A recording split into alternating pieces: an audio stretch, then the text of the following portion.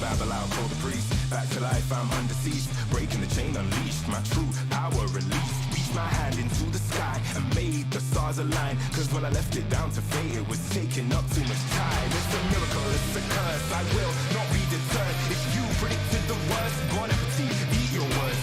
Keep my score, fire the gun. Watch me how I overcome what they said could not be done. I did it, now sing it.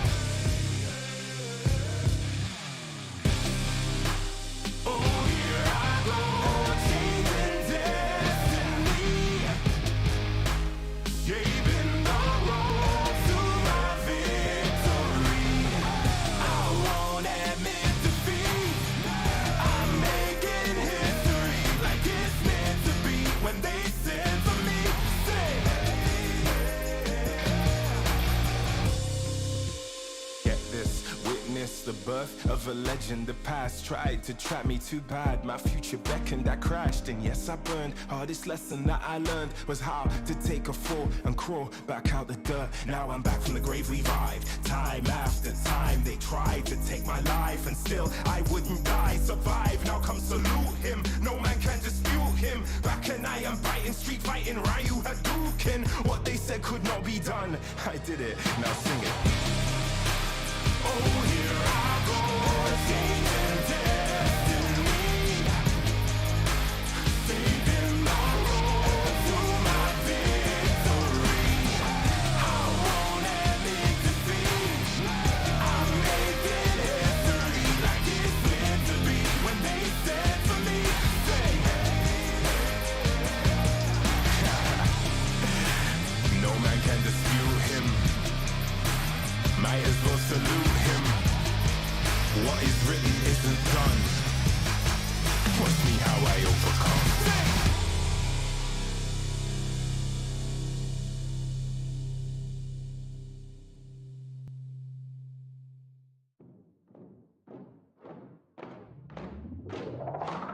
Lace up my shoes, time to get it. Put in the work, I'm with it. Paying my dues with sweat and tears. There is no weakness here. I ain't new to this, I'm a veteran. Wear my battle scars like a letterman's. I done crawled through the mud full speed, so I wouldn't underestimate me. That's a rookie move. Homeboy, I got nothing to prove. Team player, but I'm still self-made. I'm in it for the passion, not the parade. I don't need the lights or the cameras, just me and my opponent. All the work that I put in has led up to this moment. Let's go. You go hard, I go harder. You beat, I beat farther. You cannot match my speed. Cause I'm out of your league. I'm out of your league. I'm out of your league. Everybody wanna get like me, better reach for the stars, cause I'm out of your league. Game time, let's go. I hit that mark weeks ago. I'm about to laugh you up. Tell me, have you had enough? You would think I had a PhD in psychology. The way I get in your head, there is no escape. Like I said, I'm out of your league. I play fair, but show no mercy. Only give my time if it's worthy. Cause I keep my mind on a mission. And you don't fit the vision. I ain't cocky, okay, a little bit. I call it confident, but they can handle it. Don't blame me, it's just my time. So move, cause you're blocking my shine. I'm out of your league. You better go with plan B. You taking a crown, that's a fantasy. You can't step to me. I'm out of your league. Better beef up that defense. I give you an A for effort. Now hit the bench. You go hard, I go harder. You beat, I beat farther. You cannot match my speed. Cause I'm out of your league. I'm out of your league. I'm out of your league. Everybody wanna get like me, better reach for the stars, cause I'm out of your league. You go hard, I go harder. You beat, I beat farther. You cannot match my speed. Cause I'm out of your league. I'm out of your league. I'm out of your league. Everybody wanna get like me, better reach for the stars, cause I'm out of your league.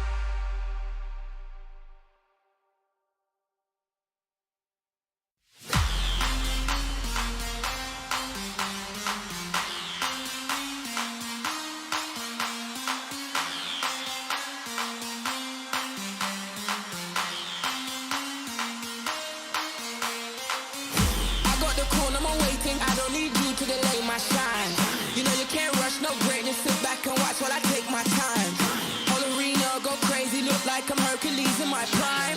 You follow me, dog, and I make it. I pump too much iron in my grind. So long I've waited to take the night. Got no more patience. I think it's time. The man of the year, show the right. I waited all my life and now it's showtime.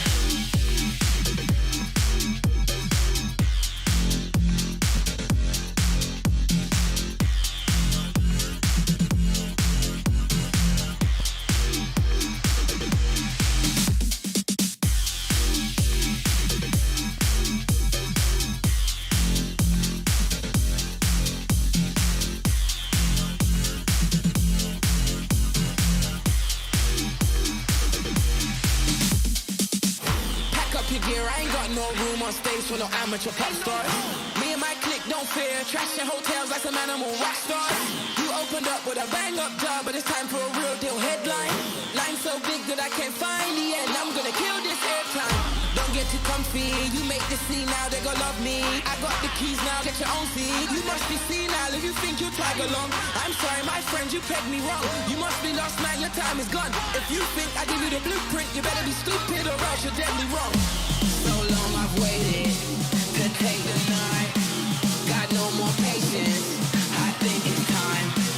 The man of the year, show the right. I waited all my life and now it's showtime.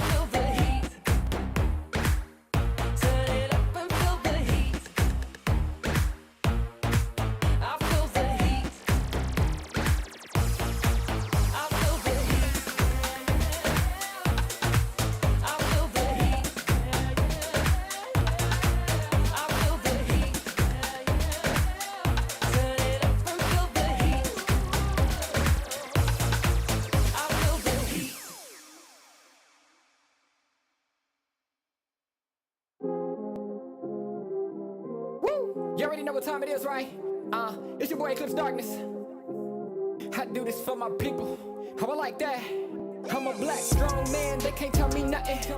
What I represent, they try to keep it from me. I done turn a lot of nothing into something. And I'm still out here pushing all they buttons. They can't hold me down, yeah, for nothing.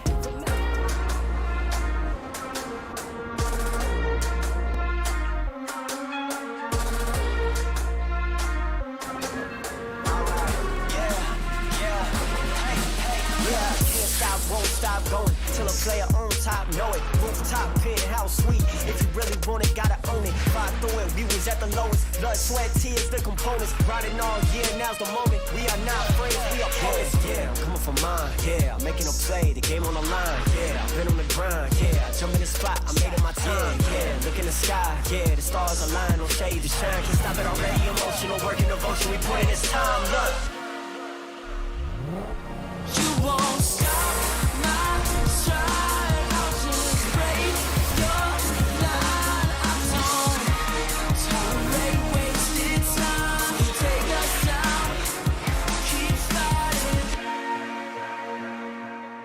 The Snapdragon Pro Series powered by Samsung Galaxy is brought to you by Snapdragon Elite Gaming, Samsung Galaxy S23 Ultra, Monster Energy, and Kachi Shop.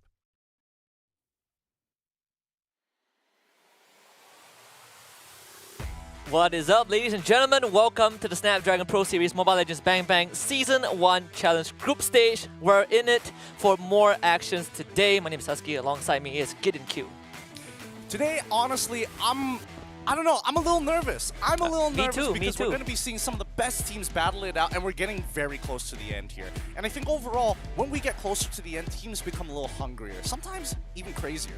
Absolutely, and you know, next week would be the challenge final, so we're getting really, really close to the top 4, and by the end of today, we would also have one team eliminated, so a lot of things it's going to be on the line. We will have 3 series today, and one of these teams will have to play 2 consecutive ones in a row, and that would be the loser of one of our upcoming series. So a lot of things have to be considered, especially for teams that have that responsibility to win. We have a couple of favorites today. I'm feeling it. I'm feeling it. I'm not even wearing a tie because I'm that nervous. My neck is feels like it's suffocating at this point. But honestly, I'm glad to see the expected teams that we were hoping for to actually make it this far, be this far. Some of them are obviously in the lower brackets, but overall, it's been looking great. It has been. We do want to show you guys some of the highlights from last week.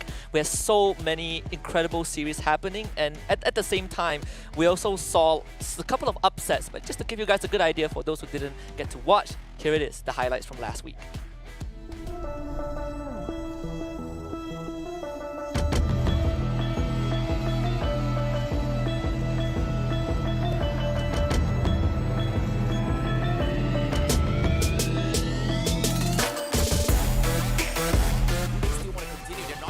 There's a Creamo! It goes for the flicker! He pulls CY! CY with the Wisdom of Nature will eventually get pulled back, and that's gonna be MHRLK losing their core strike marksman. Meanwhile, GPX, they have to think about their continuation because Daiso is kiting the land slot as long as he can, and Ray is out of position as well as MHRLK will completely shut down this land slot. The immortality comes in, the Winter Drunken swaps as well to keep him alive, and Ray! Esports, PBN strike, waiting for the moment to strike. Nearly August, going for a Numen on blast, not going to be able to do too much, and that is going to be 2 inhibitors down as they try to go for Calamity, going for the pull. They might just cancel your name. Count Alter keeps them alive. Offer trying to keep them in check. He goes for the stun, but where's the damage? Flash Run finally drops the Count Alter away, but do they have the damage? Yes, they do. Flash Run kills off the carry, and now as you can see Eugene Chenko, he is going to try and trade off, but Evo Esports, they somehow manages to defend. To extend it, but it is not going to be enough to reach him. Reset coming from now from See You Soon, but you can see Rookie hammering on the tier 3s, but now the play goes in for a jump, but where's the follow-up? Kyrie dives in, but Rookie getting free shots all the way through Trauma, looking at the wrong target. Now gonna give chase, but who are they gonna kill off? It is gonna be Teresa. LaFlame extends with the flicker, but the jungler still stands. Rookie as well, Trauma now as they try to delay the inevitable, but See You Soon, they cannot continue this fight. Well, Arrow 404 is looking for objectives here. 20 seconds left before this next Lord. They will deny the purple, but here comes the penalty zone. It connects on 3. Real world manipulation comes in, and the counter penalty zone comes in, but it's not gonna matter. They just don't have the damage. Onside will slowly pick him by, but from behind, here he comes, the Arlon. He gets the kill on Leone. He's going to continue here, but the goal away is going to be there. Offer gets a second one as well, but he's going to be kited around as the Nami is looking to finish him off. They're waiting for the right moment to try, but Offer doesn't have the money and the mana to continue with this fight, and he is going to go for it. Blood Onside gets assassinated.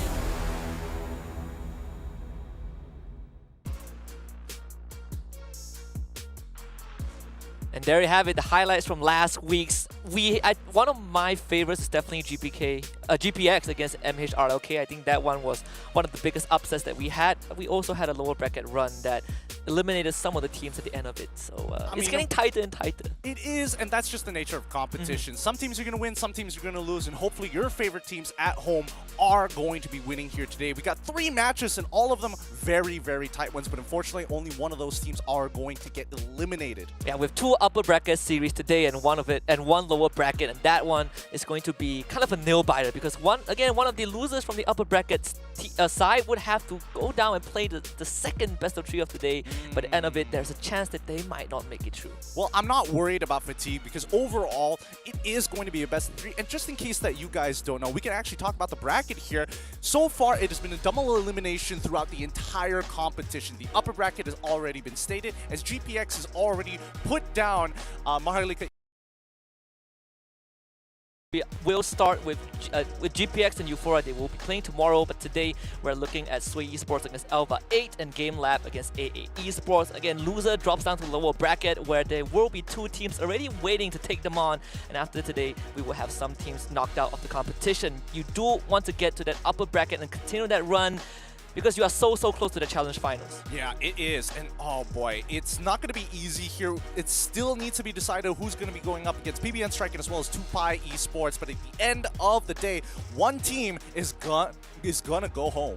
Yeah, and we talked about, ever since the very first week, we said that Malaysian representative will be eliminated. Miracle Gaming is already out in the hands of Tupai Esports, but let's focus on today's series. 3 best of 3s coming up. A8 against Gamelab to start things off, and afterwards we have Sway against AES, and finally, the loser between A8 and Gamelab will take on Tupai Esports. Both of which extremely scary here. Both A8 and Gamelab have done a phenomenal job at the upper bracket so far. The question is who is going to move on to the next round, and even among Sway as well as AES, it's not going to be easy. But what are these teams fighting for? What are they playing for? What value do they get? And it's our prize pool at first place with 20,000 USD on the line. And some of these teams qualify from the regional qualifiers, so they have already locked in 2,000.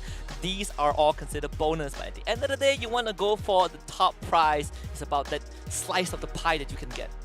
Any bit is going to be great. The higher you go, the more of the pie you get. And, well, luckily for these teams, they don't have to worry about it too much because it is a double elimination. We could see a lower bracket breakthrough towards the end, but who knows? Who knows? Yeah, the competition is getting so intense. We have basically regional favorites who are in the lower bracket as well. So if you drop down there into the gauntlet, you still have to do this very intense boss rush. I am worried for some of these teams, but there's no time for concerns because we have very important series coming up, and I would say that the Filipino fans are going to have all of their eyes on today's series. And that's why I'm so stressed today, man. Like, A8, I mean, they've been looking good, but not as good as Gamelab. And they're obviously going to be the favorites coming into this matchup. I think we can all agree there. But the question is, what is the preparation that A8 has actually applied in this best of 3 to actually take on someone like Gamelab?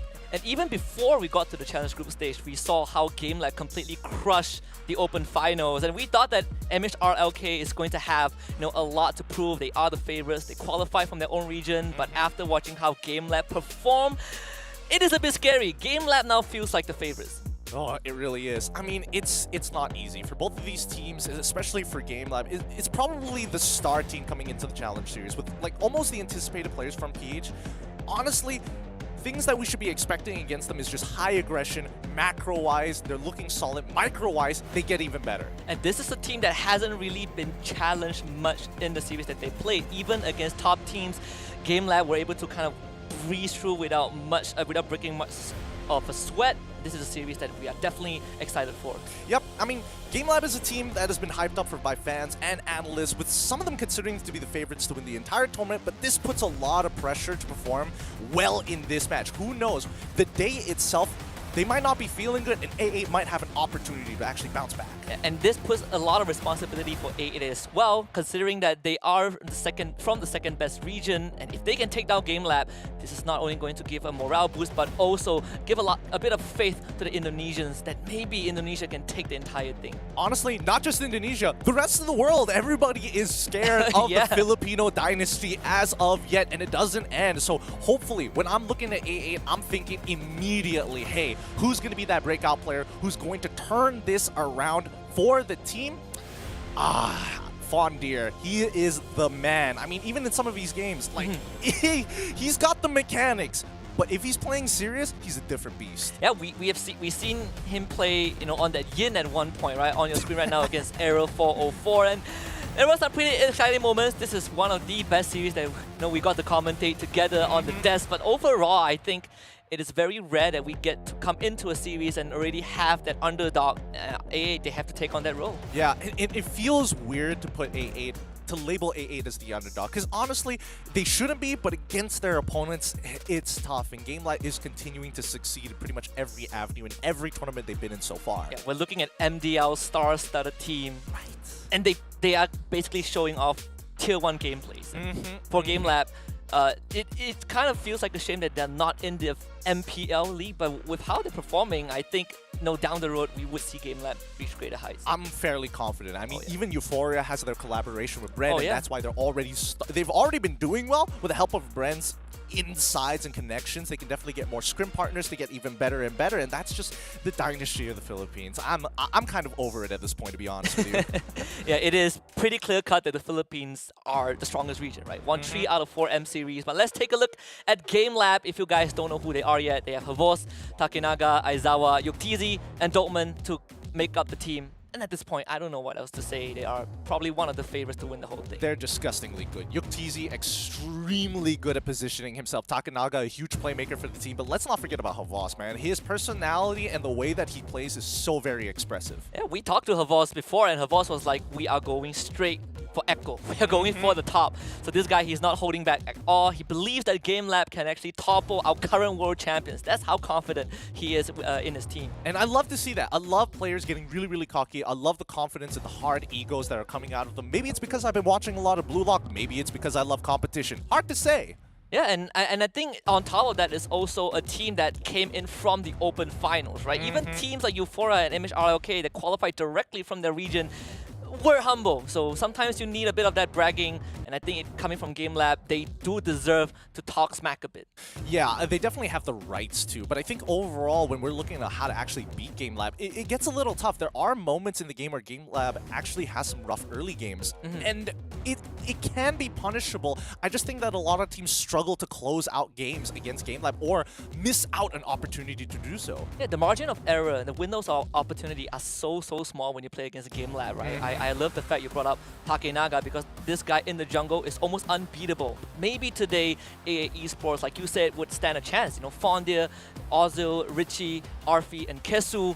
I think a lot of their attention is going to be in that XP lane. Fondir against Havos. Absolutely. And I think the one thing that AA Esports actually has over a majority of teams in the tournament so far is their macro, their decision making. At least they do it as a team. We see a lot of people kind of disconnect, or either are thinking of something else or just not in tune with the rest of their team, so they just slightly are off tempo. But A8, no matter what they do, good or bad, they will do it together. And I want to really see how A8 kicks off the first game against Gamelab, because this team has shown us some really impressive gameplays, but they've also been in situations where they have to play really scrappy. And Aero 404 was kind of the team that put them to the test. It was just constant fights, constant battles, but A8 won by macro. Now we just need to see them do it against Gamelab. Yeah, it's going to be tough. Again, as you mentioned before, the margins are very, very thin. So again, exploiting the side lanes is going to be extremely important. And not to mention, guys, it's a good time to mention it now, the new patch has dropped. So the changes to the items, the changes to the heroes, unfortunately, Mincetar will not be touched for the time being because we are using tournament rooms. So therefore, we can't touch it for at least a week or two until everything's been sorted out. But the item changes are going to be there. Yeah, we have Rose Gold Media change, we have the Sea Halberd change. Oh yeah. I'm very excited to see how these teams will itemize, and on such short notice, right? This patch just literally just dropped, and just to give more context to the Mincetar, ban. We're not going to see it for the challenge finals. Yeah, we're definitely not going to see it, and that's the unfortunate fact, because again, we've been seeing a lot of Arlet in this game, and it would have been nice to at least have an answer to it for the time being, but well, we're just going to have to wait and see. Well, some teams have been able to take down Arlet. I think that is a positive note, right? He is not invincible like we thought he would be when he was released. And we have seen different iterations of Arlot. We've seen tank Arlot, we've seen your typical damage Arlot, and so far the one that builds damage has found more success. Yes, definitely. I think especially when you're building it like a bruiser, it definitely helps. But we have to talk about the mid lane here. And so far, mid lane meta has been pretty stable for both Aizawa as well as Richie. Majority of their games being played on things like Farsa. If they don't have Farsa, they might actually opt for Yve. But Valentina, especially when you're on the blue side, so much value. Yeah, it's just a very safe pick. It doesn't really matter what your opponent has. Valentina is kind of your insurance policy. But when you look at the numbers, A8 has played in scrappier games, so obviously it's higher skewed towards Richie. And when you look at Gamelab, it's not because they're doing lesser, it's just because their games have been so much cleaner. Much cleaner as well. I mean, like, I'm looking at damage taken per minute, and you can see like a huge skew of data there. 2,361.1 compared to 1,483.8 coming in from Richie. Well, so one of these people have been taking more damage than the other. Let's put it that way. And it's also a big contrast between these two teams. On one side, we have Gamelab, who has the shortest average game time throughout the entire challenge group stage. That's true. And then you have A8, who has one of the longest average game time in the entire group stage. So that's why I'm putting an emphasis on this early game, right? I'm hoping you see, A8 kind of break out of that shell, get a little bit more aggressive, learn how to actually continue their progression rather than just letting your opponent bleed out. Put your foot on their throat a little bit. Just slowly take the life out of them. Yeah, and that is going to be very, very important for A8 to, really shut down or control Gamelab in the first few minutes. But we do have an interview with Gamelab, so we'd love to share this moment with you guys as well. Enjoy. Hello everyone, my name is Carlo and I am the coach of Gamelab from the Philippines. Watch out for us and be ready for us every time we will compete to each other.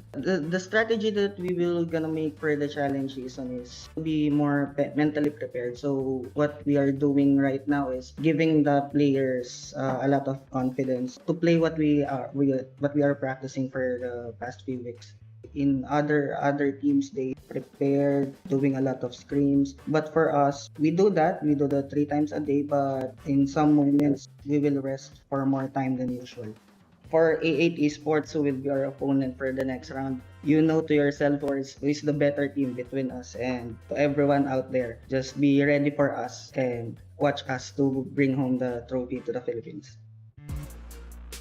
Now I know where they got the confidence from. Look, they're learning from their coach real well. I don't know if the players influence the coach or the coach is influencing the players, but everybody is of the same mind when it comes down to confidence. Yeah, if the coach is saying that he's been prepping the team in terms of mentally, I think they're more than prepared. If I'm A8 and I am watching this interview right now, I would be a bit nervous. Well, we'll see. We'll see how that's going to go. Maybe they have their own plan in place to actually look to counter them, because again, a majority of these games coming in for both Gamelab and A8 are up online and are, for review. Yeah, and at the same time, Gamelab is a team that hasn't really been put to the test. We haven't really seen them being on the back foot, but for A8, they have been in very, very scrappy situations. They've been forced to play incredibly long games and they came out on top. But I want to hear what you guys think. Drop your vote down in Twitch chat. Let us know who you think is going to win this best of 3, with it being Gamelab. But yeah. Well, it could be depending on where you're from. Quickly put and submit your votes while you still can in Twitch chat. All you got to do, whip it open. If you, again, even if you're watching on a different platform, just hop on over to Twitch, quickly whip that open, and hit which team is going to take this away. I don't know. Throughout my entire monologue there, I was thinking like, man, there's a good chance that A8 might actually whip out something crazy. One thing that I am certain is that the chat will be incredibly lively. We have Indonesia against Philippines. You know how that goes. Yeah, it's usually the Indo Pride or the Lang Malakas. Whichever side you are on, hopefully you're supporting your favorite team. And let's take a look at predictions from us. And I think it's fair to say that we both feel like Gamelab is going to take this 2-0. Statistically, Gamelab has shown us very, very clean management of every single game they've been in. Haven't really seen them on the back foot because they never really allowed that to happen. Well, to be fair, they have been on the back foot before, and that's mainly because, you know, they completely botched the early game. They realized that they're like, okay, guys, we kind of trolled a little bit. Let's pull ourselves together and came through the late game. But it really shows the flexibility, the extent of Gamelab. It doesn't matter at which area of the game it's going to be, whether it's early, whether it's late. They have good mastery over each tempo. And this is where I want to ask you. We talk a little bit about management of that early game, right? How AA needs to control those first few minutes. How are they going to do it against Gamelab? Well, all of it, and most of the time, it starts with the draft. And that's what I'm hoping to see coming in from A8. Ideally, if A8 is on red side, at least they can look to counter draft and see what exactly Gamelab is trying to actually pull off. Gamelab, we haven't seen them play for scaling comps too often, and yes, the meta is revolving around the mid lane as well as the gold lane being the majority of the carries, but who knows? Assassins in the jungle, big question mark for people, whether it's still going to be good enough. It just depends on your mechanics. And perhaps with the recent changes to the items, Assassins would come back, right?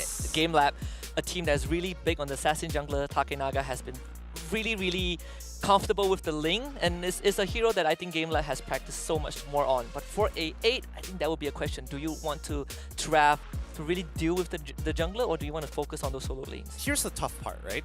If we're talking about the team's preparation for this upcoming patch, it's so difficult to say because it literally dropped today. So if they want to start innovating, they absolutely can. And there's a couple of heroes that I think is still going to be relevant nonetheless, and maybe we'll see more of their prioritization. Fredrin being one of those that has, you know, well, I would say gained a little bit of that advantage thanks to the latest patch. They removed some of his damage, but now he's a lot tougher. You know why Fredrin's so good these days? Why? Mainly because he's got a Snapdragon processor deep inside of him. And guys, just in case you were worried, Snapdragon Elite Gaming, when winning matters. That's why a lot of people have been looking to pick up Fredrin within the first phase. And similarly with Snapdragon's Elite Gaming, everyone's looking for a phone that has that type of processor in them. If you care about winning, get a Snapdragon for yourself. They've been with us for 2 seasons for certain game titles. Mobile Legends, the latest one, latest addition to the family. I have the Snapdragon processor in my phone, and I have been hitting those ranks. I've been winning games. You've been hitting skill shots as well. I have. I can close my eyes and my skill shots auto-connect. You see my snipe on Granger just now? Okay, that's a good point. That is a good point. But with the draft already starting, we are seeing A8 Esports deciding to be actually given the blue side this time, while Gamelab is going to be on red side. That's going to be a little scary here, but let's see what A8 Esports' overall composition is going to be. Kadita first ban. That's interesting. Yeah, it has been quite popular among some team, right? The Kadita roam with the Petrify, and I think A8 Esports just wants to play it safe. Though we haven't seen much of that from Gamelab, I believe. They have just been too comfortable with the choices that they've been given. Maybe towards A8 Esports, there's more of that reserve that Gamelab has. The Glue being the third hero to get taken out. I'm honestly happy that Gamelab got rid of Joy because there's changes to Joy. And I know that she has from 5 dashes to 4 dashes, but there's a lot of the micro mechanics where like sometimes she gets more damage if she hits it on the beat. She gets a shield if she hits it on the beat as well. And her ult also gives her some extra magic resistant armor. That's a lot of information that I was not ready for cast with, so I'm glad they banned it out. You would be happy to know that we haven't really seen Joy at all. That's true. So the changes don't matter as much. Overall, A8 Esports still coming through with the bans that we've seen across the entire group stage. We still get the Fanny ban, a Gamelab taking out 1-1, but I'm glad to see that there have been minor adjustments to the ban. We're seeing a lot more Kadita showing up in the ban list. Yep, a lot more Kadita. But that opens a lot more options, right? Usually I would expect to see Fredrin, I would expect to see Valentina as the first pick, usual openers for teams, especially when they're on the blue side. It's just too flexible. And there we go. Kaja, at the very least, Gamelab gets rid of. And that means that AA Esports now have to make that choice. Do I want the Fredrin? Do I want the Valentina first pick? I think statistically, we've seen more Fredrin opener compared to that Valentina, though you did say that that Valentina is good on that blue side. We'll see if AA Esports will take that. Yeah, but I mean, if you're comparing it to something like Fredrin, I think it's definitely a pick on Fredrin. Wait, actually, now that I think about it, even the patch affected Fredrin as well. Yeah. His ultimate doesn't do as much as you would like it to, especially if it's not empowered. So, and not to mention the Twilight armor change. I don't know. I don't know whether these teams are prepped for this. I know I'm not prepped for this. Maybe we'll see Rose Gold Media. We haven't seen it either for a long, long time. Dude, I'm more worried about the Sea Halberd. I think that change is really going to hurt Fredrin. I don't know whether or not it will if he decides to get Twilight armor, but it's a good time to check it out. Yeah, off broadcast, you mentioned Brody, right? That is a hero that might benefit from it. Our Brody Connoisseur isn't playing today, but we get the Farmers and Arlot on the side of Gamelab. It's kind of another version that Gamelab has shown us throughout the group stage. They are just really comfortable with these scrappy fights. Coincidentally, it's a situation that AA Esports have gone through multiple times. Yes, absolutely. So the real question is, how is A8 actually going to deal with it? Now, I've seen a couple of teams, especially all around the world, actually try to 1v1 with this Arlot. We've seen Martis in the EXP lane, which is, well, I've seen it. It's kind of strange. I do think there are better options out there. One of them is the Edith. The Edith. It's pretty decent. It's got a pretty decent matchup. The only mechanic that you have to worry about is when you're trying to do that that ground pound. He just dashes behind you and you completely whiff. That's like the only thing you have to worry about. And speaking about Edith, we haven't seen much of Edith overall, even in the group stage, right? We've seen a lot of Martis in the jungle. That has been a favorite for most teams. But for A8, just gonna go with the Melissa. You press an ultimate, you are able to push that Arlo away. But I would say the interaction is pretty much mutual. Arlo also has a method to get you out of that ultimate. But the Grok, virtually unstoppable. Yeah, and I think, Grok is a good flex pick just in case Gamelab try to, switch things up with this Arla. No matter what, Grok is always going to be a good matchup against Arla, mainly because of his anti-CC. Now, Moskov gets locked in for the side of Gamelab. That's kind of interesting, right? Because if we're talking about ways to actually push Melissa out of her ultimate, Moskov actually has an opportunity and a tool that could be very helpful for the team. Gamelab actually has 3 methods, right? With all of their starting heroes, there's a skill that allows them to displace this Melissa. And AA Esports, now they have a composition, at least with this opening pick, to protect this Melissa, to act as this brick wall. And now it's just to keep Gamelab away. I think a lot of focus is going to be on this Arlot and if he can get access to that backline. Yeah, I'm very surprised that mages were not locked in within the very first phase of the game. So now we're seeing a bit of a different draft here from what I'm usually used to. Estes, it's going to be the Yves and as well as the Xavier getting banned out for the side of Gamelab, Martis, and then the follow-up from A8 to finish things off here. What are they truly worried about? They've already locked in the Arlet for the side of Gamelab, unless they want to throw him into the jungle and lock in Lapu Lapu. That wouldn't be too bad overall, and that does shake things up against A8. Is there an Arlet jungle? I have not seen much of it. Yeah, nobody really wants to put him in the jungle. That's why I'm thinking like Gamelab. Gamelab feels like the team that if there's a team that would do it, right? It had to be. It had to be Gamelab. Probably Gamelab. Like, I don't expect Euphoria to do something like that. Yeah, we see the Lancelot ban, but that still leaves Link on the table if Gamelab really wants to commit to that full backline dive. They haven't really revealed who is going to stand in front and deal with the Fredrin and the Grok, but Gamelab so far with the Farmers and in that composition, I do expect them to have at least someone that can lead the team in that 5v5. Valentina, though, will be the pick. Okay, so that means Farmus is going to take the support position here, while Valentina is going to be the main mid laner for the team. All right, so I'm thinking about enablers, right? And the enablers, there's no immediate effect. Nothing's really standing out to me so far other than the Moskov and as well as the Valentina, both of which actually having some decent forms of CC, but I think it's going to be the Shadow Stampede into the Ghostbusters that's really going to enable someone like Takanaga to be able to jump into the middle of that fight and at least try to make a play on this Arlot, because I'm not seeing any enablers for the side of Gamelab. Unless they last pick Akai, then sure. Yeah, that's what I was thinking as well, right? They are putting so much emphasis on Takenaga's hero towards the very end.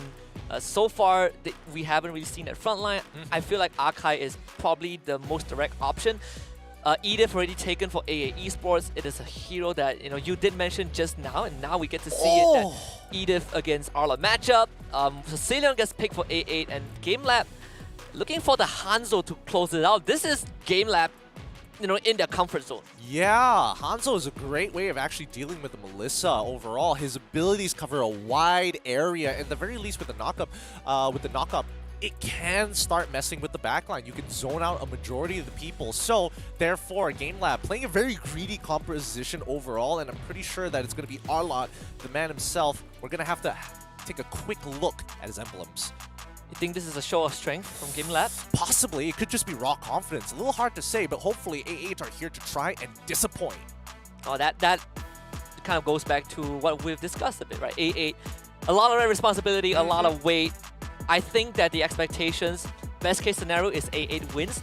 Worst case scenario is that A8 draws at least one game from Gamelab. Someone needs to show that Gamelab can bleed. No teams have been able to do it yet, and A8 Esports now, they have that torch being passed to them. Absolutely. I mean, both counterparts, whether it be GPX or A8, they want to take out the Filipino counterparts on the opposite end of their bracket. But for now, the games are starting with A8 on the blue side, Gamelab on the red.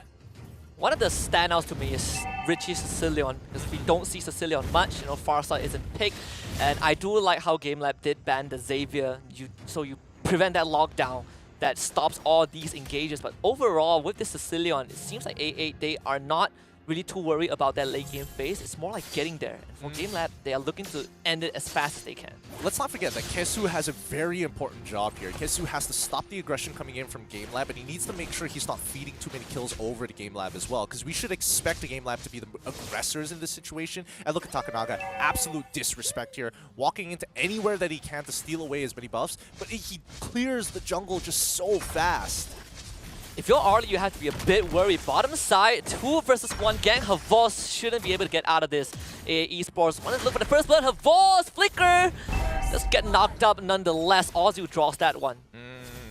Bit of disrespect coming out of Havas there. He really wanted to win that 1v1 matchup. He didn't consider the jungle pathings on either side. Or maybe he thought he could get a kill before that. But this is what I want to see from Kesu. He's making sure that these choke points and his crucial parts of the map have some form of vision.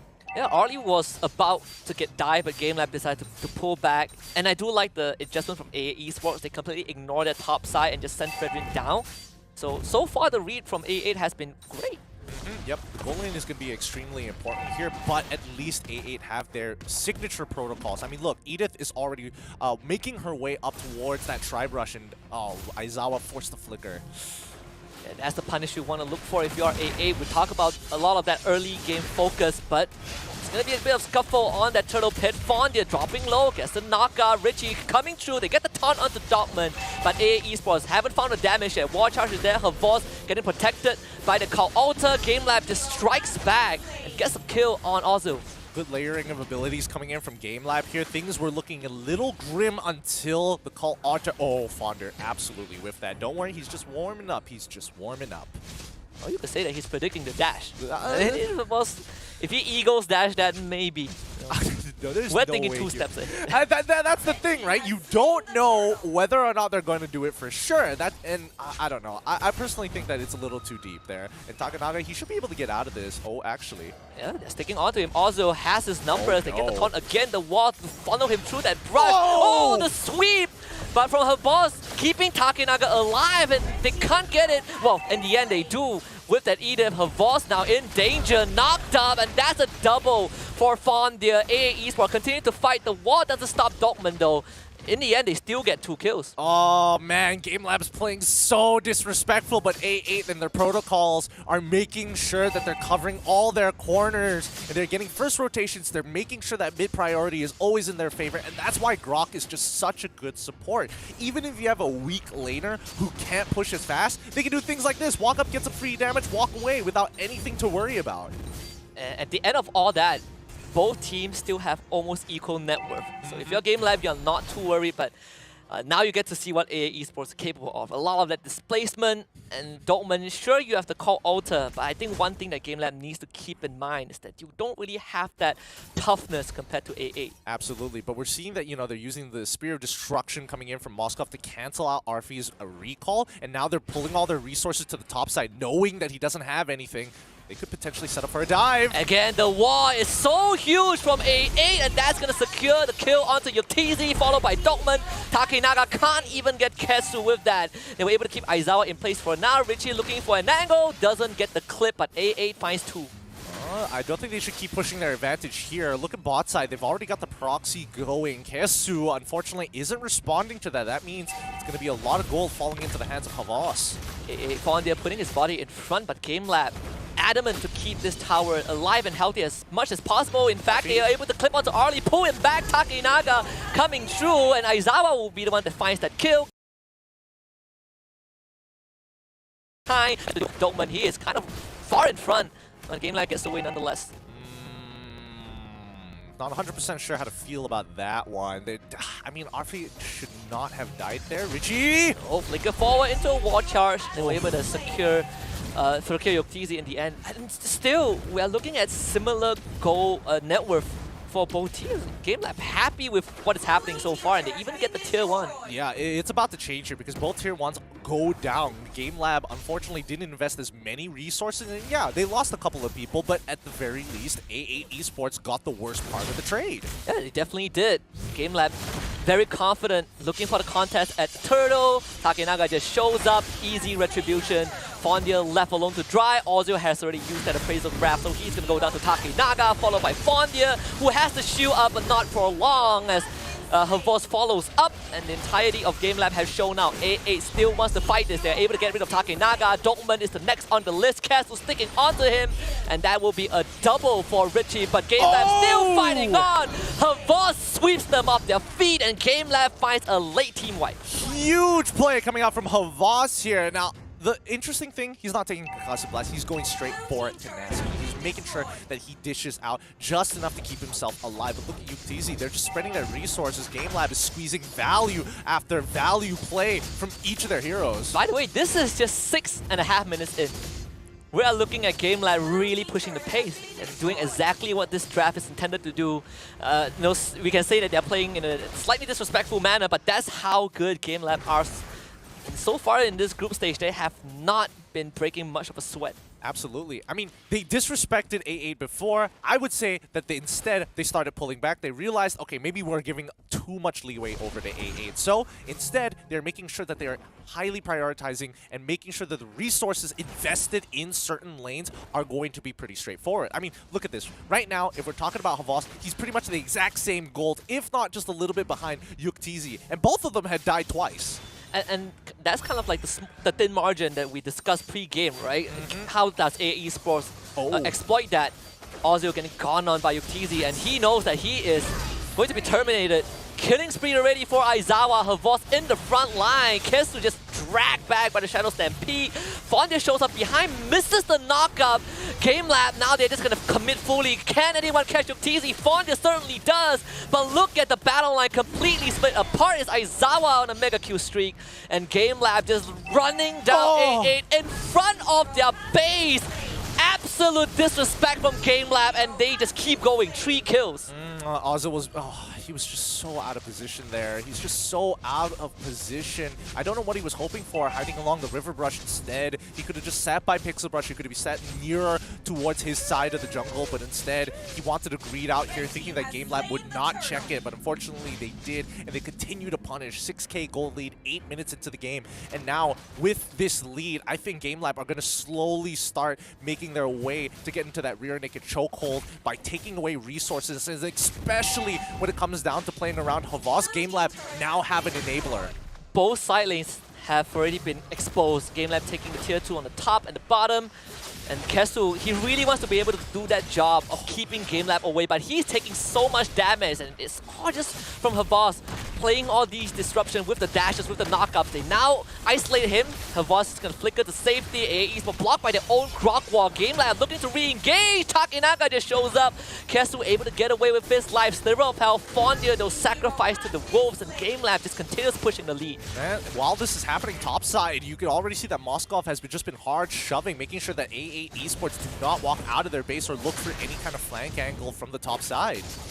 We're looking for thin margins for A8 Esports, but it seems like that window has already closed in under 10 minutes. And those arrows from UTZ just making life incredibly hard for AA to even defend the turret. Kesu, he might lose his life in the process. He's not able to put his body in front like he wanted to. AA Esports can't find a way to engage. A8 has just run out of time, and I think they have no space to breathe as well. Gamelab taking all the outer turrets, and in 35 more seconds, that's their win condition. When they have the Lord pushing down onto the side of A8, it's going to be really, really tough because Gamelab is about to hit their next item power spike here, but majority of the carries already have 3 items building into a 4th. It's just like how Aizawa even feint the recall in front of Kesu. He knows that he is untouchable. He is very ahead in this game. 7k worth of gold. He's been farming really, really hard. But if we look at the build coming in from Havas, and as expected, he is going to be the major tank for the team. This is the unstoppable force from the side of Gamelab. 10 minutes, Lord has spawned, Gamelab beeline straight towards that objective. This is how fast they are trying to close out the game. We talk about how Gamelab has played, on average, the shortest games in the entire group stage, and to do it, so deep into the bracket against a team like A8, incredibly impressive. It is. It is extremely impressive. And now, let's see how they close this out. I mean, wait. Uh-oh, they're able to stop the recall. Arlie completely trapped. Can A8 get Arlie out? Well, it seems like it's impossible. Aizawa has already gotten that kill. A8 Esports on full retreat mode, keeping Richie alive. Kesu and Ozil will do the deed. Takenaga getting chased down by Fondia, and that's a pickup on that mid lane. But Gamelab, they are still continuing to chase. Havas is so from Aizawa. They sweep Ozil deeper into that lane and finally secures that knockout with a mega kill streak for Havas. Meanwhile, UTZ had just taken the top inhibitor. Yep, once again, Havas, as I mentioned before, expressive guy. You can tell by his gameplay alone that he wants to end this quick. And even with Gamelab, they're just synchronizing their waves so well, now pushing for an inhibitor. This might be the final stand for A8. They get the knockout onto Aizawa, but you're looking for damage from the side of Arlie, and so far there hasn't been too much. Gamelab have already taken down the bottom inhibitor. Look at UTZ! It's going straight for the crystal! A8, they want to stop him. They should be able to do that. But it's taken a lot of damage in that base. The mid inhibitor also barely standing. Oh, UTZ, you dirty boy. You dirty, dirty boy. He tries to go for the back door. It's very clear that he could have killed Fondir whenever he wanted to, but decided, nah, I'm going to try for the crystal still. We said that this game is going to be kind of the opening statement. How strong of a message would Gamelab want to send? And I think it is pretty clear at this point. It's very, very clear. With an 8k gold lead 11 minutes into the game, if they wanted to end it, they absolutely could have, but or just develop it into a 10k gold lead, and at that point, A8 is basically out unless Gamelab blunder. But I don't think they're going to blunder too much at this point, considering that they've been getting away with so much. Now, previously, with... they checked the brush with the Arlo ultimate. The presence of mind that Gamelab has. We might not have much time to talk about this game, but if you're AA, what is the backup plan you're looking for? What is the way to come back? Aizawa almost hitting that ult. They pin Fondia into the wall, and yeah, that's the kill. UTZ. Well, we don't even have time to talk about backup plans at this point. UTZ just gotten that kill onto Fondia. It's do or die for AAD Esports. And Gamelab are just not giving them any opportunities as they're already pushing in. They know that Lord is on their way, but if they can bait out a fight from A8, that's already a huge win. You gotta hold on for 15 more seconds if you're 8 at Esports, just for some signs of life in this game. The wave's not really synchronized, so Gamelab only will have that mid-wave to deal with. 8 at Esports have enough methods to clear that out. Yeah, their high ground defense is pretty okay here, but you can tell that Gamelab, they want to go for this Lord, but they also don't want to let A8 out of their base. And I think this is a very good option here. At least make it seem like you're interested in this fight, that you're purposely trying to bait out this fight against them. And that way, they're a little hesitant to actually walk up to things. That's as important as a Luminous Lord. But A8 making a smart decision, walking as a full squad, checking brush by brush on the top side first, going into the lane, and then my guess is making their way through Tri-Brush into the Luminous Lord. How confident is Gamelab? So, I think Gamelab, the respect is being shown as much as they're playing aggressively. You can see that the reserve from this team. Dortmund does get pulled back, but that's pretty much it. This Lord secured by Gamelab and A8 on their final stand.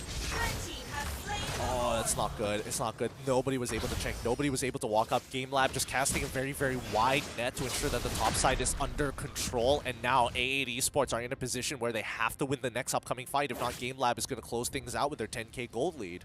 next fight only to stay in this game for a bit longer. You know, Gamelab, they have all the cards needed to close out game 1. This is their game to lose for sure. In the event that AA wins the next fight, what is the backup plan though? They have lost everything in the base. I mean, even AA is just gonna have to play it one step at a time, one pick off at a time. With the waves kind of not exactly synchronized, but let's see how Gamelab actually wants to initiate. Looking to delay the Lord as much as possible. They got the taunt out. Kestu is in the front line. Dogman falls away. Not dead yet. Fondale losing a lot of that health bar. AA Esports juggling pretty well, but they've already lost Ozo and Gamelab now. They pounce onto AA. Looking for the conclusion to game number 1. There's 33 deaths on the side of AA, but Gamelab actually not able to close the game. Richie holding on. Fondale beside him. Dolman has the immortality, but Takinaga going for the end. Can he break the crystal in time? Dolman also helping. Takinaga knocked up, but Dolman, he is doing God's work, and Gamelab pushed through 15 minutes in game 1. GG, well played. Going over to Gamelab. They're closing it out with very thin margins, but still pulling it off, showing off that Hanzo is still the pub stomper that we expect. Man, Arlie just did not have a fun time running away from Hanzo's ghost. Oh, that's gonna haunt him for a while. You say Hanzo is a pub stomper? Well, Gamelab played like it was a pub, honestly. I mean, the sheer confidence. I mean, look at this. They know they can get under the skin of AA. AA needs to have very clean, disciplined battle lines because it's a traditional front-to-front composition, but Gamelab, with the comp that they have right now, it's a little untraditional to have Hanzo. It's also untraditional to actually have your composition consisting of, well, less than 3 tanks. So Gamelab is taking matters into their own hands, making plays for themselves, but having a lot of confidence and, more importantly, a lot of faith and trust in people like Havas to set things up for the rest of the team and to cover them for some big plays. And this kind of circles back to that early game, that where you said AA, they're getting decent trades, they're stopping Gamelab, but when you look at the bigger picture, Gamelab are actually getting more out of these trades, they're getting more out of these rotations. The numbers might not tell you the full story, but just you'll be safe, you'll be happy to know as a Gamelab fan that this was just complete dominance. Yep, it was. And I think, you know, the biggest takeaway for AH that Gamelab did superbly well in this matchup was just resource management, right? We saw that AA was having these huge rotations, 5-man over to the top side, while Gamelab kind of split up their resources, understanding that, hey, as long as we trade 1 for 1, we're not really losing too much. We're getting pretty much every tier 1 at this point. And if they keep on committed to one side of the map, even better. That just means we have Moskov on the other, scaling up faster than the entire team of A8. This does feel like the rock, paper, scissors scenario, right? Team fight comp against a comp that just wants to run around the map. Gamelab is really understanding that A8, they can't fight without the full squad, so Gamelab just decides that they do their own thing. Yeah, they're doing their own thing for sure. And I don't know how to categorize the composition so far. I want to say that it's a team fight composition, but also kind of a skirmishing composition at the same time. It's rather interesting and something to keep in mind for future leagues. But for now, it's 0-1 in favor of Gamelab. It really feels like we just warmed up for the first series, and Gamelab is already prepared to go have early dinner. It's not even 7 yet. It's not even Gamelab really speedrunning the upper bracket. Holy! They're doing such a good job here. And unfortunately for A8, they didn't get to that breaking point. I mean, we could definitely see that Richie, he was trying to clutch it as hard as he possibly could. He's been getting so many stacks on Sicilian the entire game, realizing that this just isn't enough. I'm pretty sure that picture is Carmilla, but never mind. Kesu, on the other hand, I think he did a really good job in the early game. Like, he knew how to cover. He knew exactly where to cover for specifically Melissa in this game. But Gamelab, I think they identified it. They started reading habits and noticing the movements coming in from AA were definitely around the gold lane, which means that other parts of the map were exposed. They just needed to find where the holes were. And they were able to find it at the first turtle fight, right? Everything trickled down to that bottom lane, and when AA started putting more resources down there, that's where we saw UTZ take top tier 2 and really just farming up a storm. The numbers aren't even close. Well, we have UTZ having the most gold per minute, but if you look across the board, this is a Gamelab game. It is. It really is. And even though Richie was able to get like the highest damage per minute at 4,902, it just isn't enough with just the raw fighting power that Gamelab actually has. And Hanzo in particular, really annoying to deal with, right? As much as you want to go for the body, and you can tell that Richie was trying to make an active decision. Do I bat Impact because I'm running out of mana, the Ghost or the body? Because right now the minions are pushing in and I can't do both. And on top of that, we also saw how Havas, not only is he building full tank on the R-Lot, but the prioritization from Gamelab to isolate, to split the tanks from the cores was just impeccable. We saw how the Farmist was constantly using Shadow Stampede to pull Kesu out of position. We see the R-Lot's ultimate sweep just sweeping Ozu away. It's, like you said, not a fun game for the Melissa. Yeah, it really isn't, especially when you have your Kevlar armor being peeled back bit by bit, just like old leather. It just starts to crumble and it kind of gets everywhere and it's really messy, but Gamelab, they know how to still somewhat keep it organized. There is logic behind the madness. And with how decisive Game 1 is, this is where I think if you're on AA, it's time to put that brain into good use. What do they do for Game 2? I think for game number 2, they have to understand the amount of resources they have on the map. It feels like they're pressing their advantage too much to the point where they're losing pressure points across the map. And they start bleeding out gold when honestly they shouldn't, right? They should maintain their lead, make sure they wait for their opponent to make that initial mistake like their protocols have been set in the very beginning of the game, where we did see a large majority of the kills falling into the hands of AA. Yeah, but that also was where we saw, even though AA got the kills, there was still no-go advantage at the end of the day. And to Gamelab's credit, they're good at recovering from it. I think their farming power, and especially with Yuktisi actually maintaining a majority of gold with his last hits and also winning the lane against Melissa, rather surprising. I would have expected Melissa to actually get ahead in that matchup, but hey, what can I really say here? Yeah, and I believe that, you know, with how much Gamelab understood A8's pacing, they were just able to run so far ahead of A8 that there was never space for them to breathe. Aizawa being the MVP of match 1, 6-1 on the Valentina. Overall, I would say this is a team effort, and Aizawa just happened to get so much of their resources as the Valentina.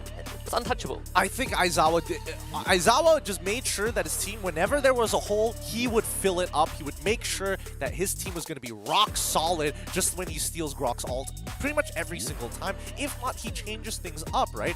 You expect someone like Aizawa to be able to kind of identify when to engage for the rest of his team, but he's just as hungry as everybody else, and that's why he is our MVP of the match. Yeah, this guy becomes becomes Grok. I mean, he turns into the Grok and just wall charge forward for the kills. Gamelab off to an amazing and extremely fast opening, but you know what else is fast? The chips that you have in your phone, courtesy of one of our partners, Snapdragon Elite Gaming. When winning matters. That's right, your phones are powered by the Snapdragon microchip, and this is why you are playing as fast and as swift as Aizawa. Yeah, and if you want to get even better, let's take it up a step further, because if you're looking for a product to get yourself to elevate your game, check out the new Samsung Galaxy S23 Ultra. And make sure you can share that epic and level up your own gameplay. Maybe you have some friends who are like, maybe I need a new camera and I want to level up my gameplay. You know what to recommend. And on top of that, if you want more speed and more power, well, we have just the boost for you. It's Monster Energy, unleashing the beast within everyone. Take a swig and you will be in Mythic in no time. Just keep that energy pumping. Check them out, www.monsterenergy.com/gaming. Wow, it's that easy? A single Monster Energy drink is enough to get what you need? Then, same goes for your diamonds. Kashi Shop has got great deals, and make sure you top up with Kashi Shop because they've got some of the greatest deals, the greatest discounts, especially if you're thinking about Mobile Legends. You want to get a new hero, maybe you want to try some of the new things in the patches. You might want a new skin. Kashi Shop has got you covered. Absolutely. And well, we talk about how dominant Gamelab was in game number 1, but they are not done with flaunting their confidence. Here's another video courtesy of Gamelab. Enjoy. Hello, my name is Carlo from Team Gamelab of the Philippines, and today I'm going to react to our matches in week 1.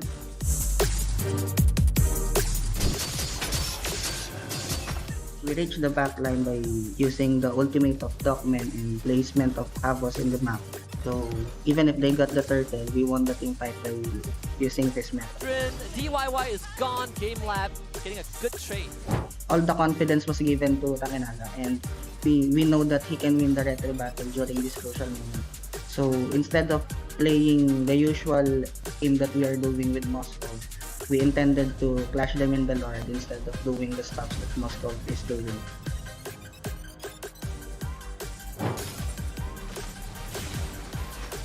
During this clip, we know they're winning conditions to play it late. So at this time, we are trying to play consistently and not to throw the game and end it. Top Takenaga still in the front line, still holding on to that out, doesn't even need it. He is just showing Egoist that he doesn't even need to do too much. J-Hay taking the full brunt of Gamelab. Thank you for watching. I hope you guys like our gameplay. I love the gameplay. In Yeah. fact, let me tell you a fun fact. So recently, I've been getting into RPGs. You know, you create your characters. Yeah. And I named my character after Takenaga. I thought you just named. I just thought you just took his IGN straight up. Just didn't even. No, he has a first name, but the surname is Takenaga. Okay, fair enough. I can respect that. And I think with overall Gamelab's gameplay, it makes sense. It's very simple. It's very straight to the point. They make good decisions. Even if it's bad, they make sure that the whole team is together on the call. And again, a lot of confidence given over to a lot of the teammates. Like, how much blind faith do you have in winning a Red Tree battle like that? They know he could do it, and that's why they played the way they did. And on paper, it looks incredibly simple, but when you look at the composition, it is very complicated to even execute it, and not many teams can do so as smoothly as Gamelab did. Yep, great game instincts all across the board. And it's tough. As much as we like to praise Gamelab, somebody's got to knock them down. Somebody has to be able to make them bleed, and we're hoping that A8 in game number 2 is going to do that a little bit better, because I don't know whether it shows a lack of confidence having that many people rotate to the same side of the map, or whether they just want to ensure that whatever they do, they can do no wrong. And perhaps it right, how you did brought up the resource management part from AA, and this is where I want to talk about it just a little bit more. Sure thing. Are we going to see that from the draft? Do you fight fire with fire? Do you play as fast as Gamelab? I think you don't need to play as fast as Gamelab. I definitely think A8 had the right calls. They had the right protocols set in place. And what I mean by protocols is if you see X person show up on this side of the map, what is your response as a team? Not just one person, but we're talking about how does Grok move to kind of cover that angle? How does mid lane start pushing the wave? Or can he even take the trade against his opponent? There's so many little small attributes that need to be made that A8 does really well. However, once they lose the tempo and Gamelab gets under their skin, it becomes really hard to actually recover from it because you're always scrambling to get back on time. And it's safe to say that A8 were actually playing on the clock, right? Because in game 1, by the 6-minute mark, Gamelab have seemingly taken over the entire game. Yeah, and not to mention, if A8 was able to actually pull off that base defense, there was a good chance they could win the entire game. Yeah, but unfortunately they weren't, right? Gamelab just went straight for the crystal. It's just so much intricate things that A8 have to take into consideration. And if you look at Gamelab, it's safe to say that they are just taking this as just another day in the office. Yep, another day in the office. They probably had like a bunch of scrims that they had to play today. They're looking a little tired, but it doesn't matter if they can just end this quick against A8. So, A8, you've got your leg up on them. Give it your best shot as we jump right into the draft here. Gamelab on blue side, A8 Esports on the red. It's good to see that A8 are still in high spirit, because at the end of this series, the loser has to play against Tupai Esports in an elimination best of 3. So the pressure is definitely on A8, but the drafts, well, so far the bans have been similar.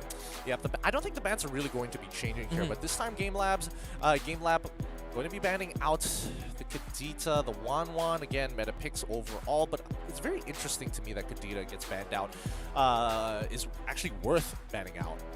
I guess for Gamelab, they are, with how fast they're playing, you don't want to just get screwed over by petrified Kadita, right? And I mean, they kind of do the same thing, where essentially they set a strategy, or they just really don't like pickoffs. We did see them ban out Kaja previously when they were on the red side. And that's, I believe throughout the entirety of the Challenge Group stage, or even the Open Finals, Kaja has been on the ban list for Gamelab. Oh, for We sure. just want to enable Takenaga, right? We want to be able to play fast and not worry about having someone kidnapped by our enemies. In this game, they decided to ban out ALVA. Okay, so Gamelab's It's interesting. They ban out Kadita, and they're like, you know what? Arlott, as well as Valentina, are also kind of good. Those two heroes were picked by Gamelab in Game 1. Yeah, no, it continues to develop my ongoing conspiracy theory. I honestly, I don't think it's a conspiracy theory. It's just like maybe a psychological thing that teams always ban out what they think is good, and they pick it up for themselves later on because they think it's great. And I think in Gamelab's case, it is just kind of that subtle message, right? We ban out the heroes that we used in Game 1, we're going to crush you with another composition.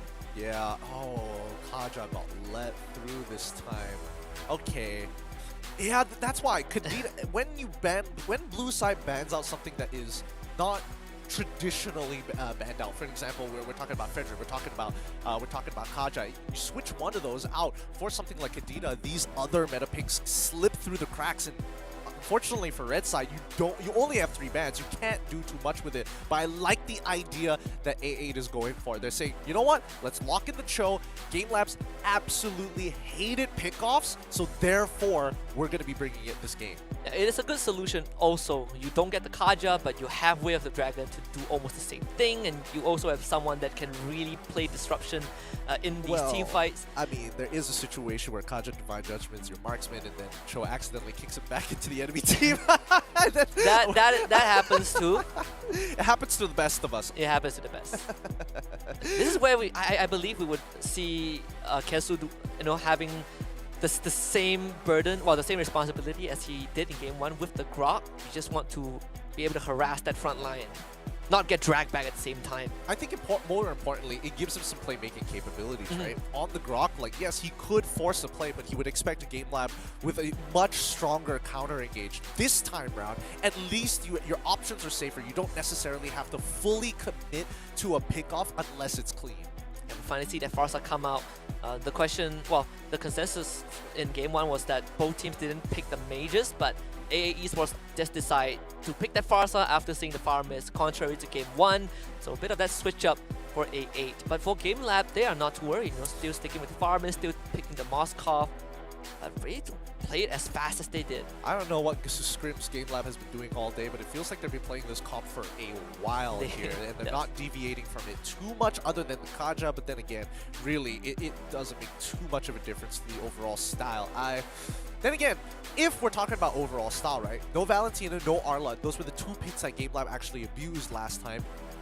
Are there any replacements for it? I feel like in terms of mages, not really, but then again, I could be wrong about this. The Eve?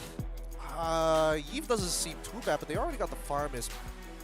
They could put Fire Mist into the support position once again. That should be something to consider, but I don't know. Then where does Kaja go? Don't tell me that they're going to try and pull off like a blacklisting where they're going to give Kaja Retribution instead of Flicker. Well, they banned the Yuzhong, which we don't see that much. A8 following up with the glue ban. I was looking at Gamelab and I was wondering, are they keeping Takenaga's hero for last? Well, they don't have the last pick, but that's what Gamelab have been prioritizing for most of the series that they play. Yes, they have been prioritizing Takenaga at the very least. I don't know. This draft is starting to look very strange here. Gamelab banning out Yuzong, kind of odd. A8 Esports, they get rid of the glue, they get rid of the Martis. Okay, I can absolutely respect that. I think as of right now, A8 have the stronger draft on their side, but it's on condition, right? We still don't know who the gold laner is for A8.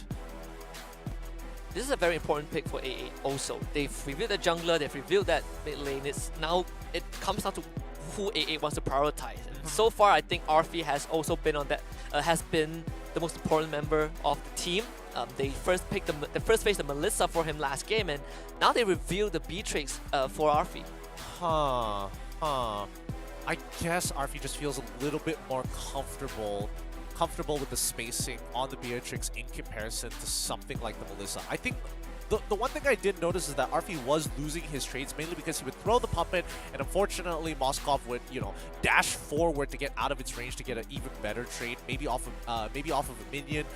But most of the time, he was just winning out that lane. So the fact that he's taking the Beatrix, it's safe, I would have preferred to see the Claude if they really wanted to play it safe, but I think it's all right. I guess it's also because they saw the Moskov getting picked so early by Gamelab, right? So you get to hide that XP laner for last. But this is a hero that AA Esports banned in Game 1. Now it's coming true. We not only see the Lancelot for Takinaga, we also see the Masha. Dude, I feel so bad for RP. He's just gonna get run down every single time. This is a pure dive comp coming in from Gamelab. A more traditional style of dive comp, but again, with tanks a lot, it's already hard to take him out. The Masha disarms you and could pretty much one-shot you with enough Sky Guardian's Helm, so I don't know. I feel like A8 Esports, this Farsight has a lot of work on her hands, but even if the Farsight gets ahead, there's a majority of targets who either have iframes or are just too tanky to deal with. And it also makes the life of the job, for Kesu a bit harder, right? Who do you kick away? There are, like you mentioned, there are iframes that you can avoid at the Will of the Dragon when you time it correctly. I think it has to be Masha here, right? It has to be Masha. Wait.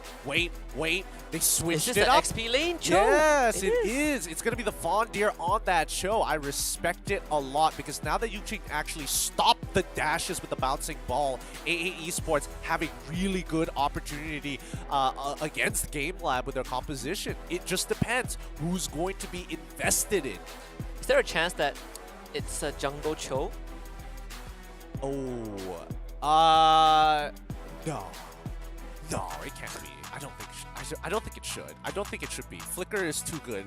Again, when you have such a powerful ultimate like Way of the Dragon and as well as the Divine Judgment, Flicker is your best resource. It's your big enabler to make these heroes actually worth playing. I'm gonna just, say out loud, I think it's just AA playing the mind game, right? Put the Cho on Ozil first, we'll switch it last second. I mean, it's definitely a flex pick for sure, but currently with the score being 1-love to Gamelab, A8 Esports look to tie it up as Gamelab going to be on blue side. It actually is a jungle Cho. No, I can't believe it. All right, fair enough. Fondir, you play what you want. Concussive Blast on the Fredrin.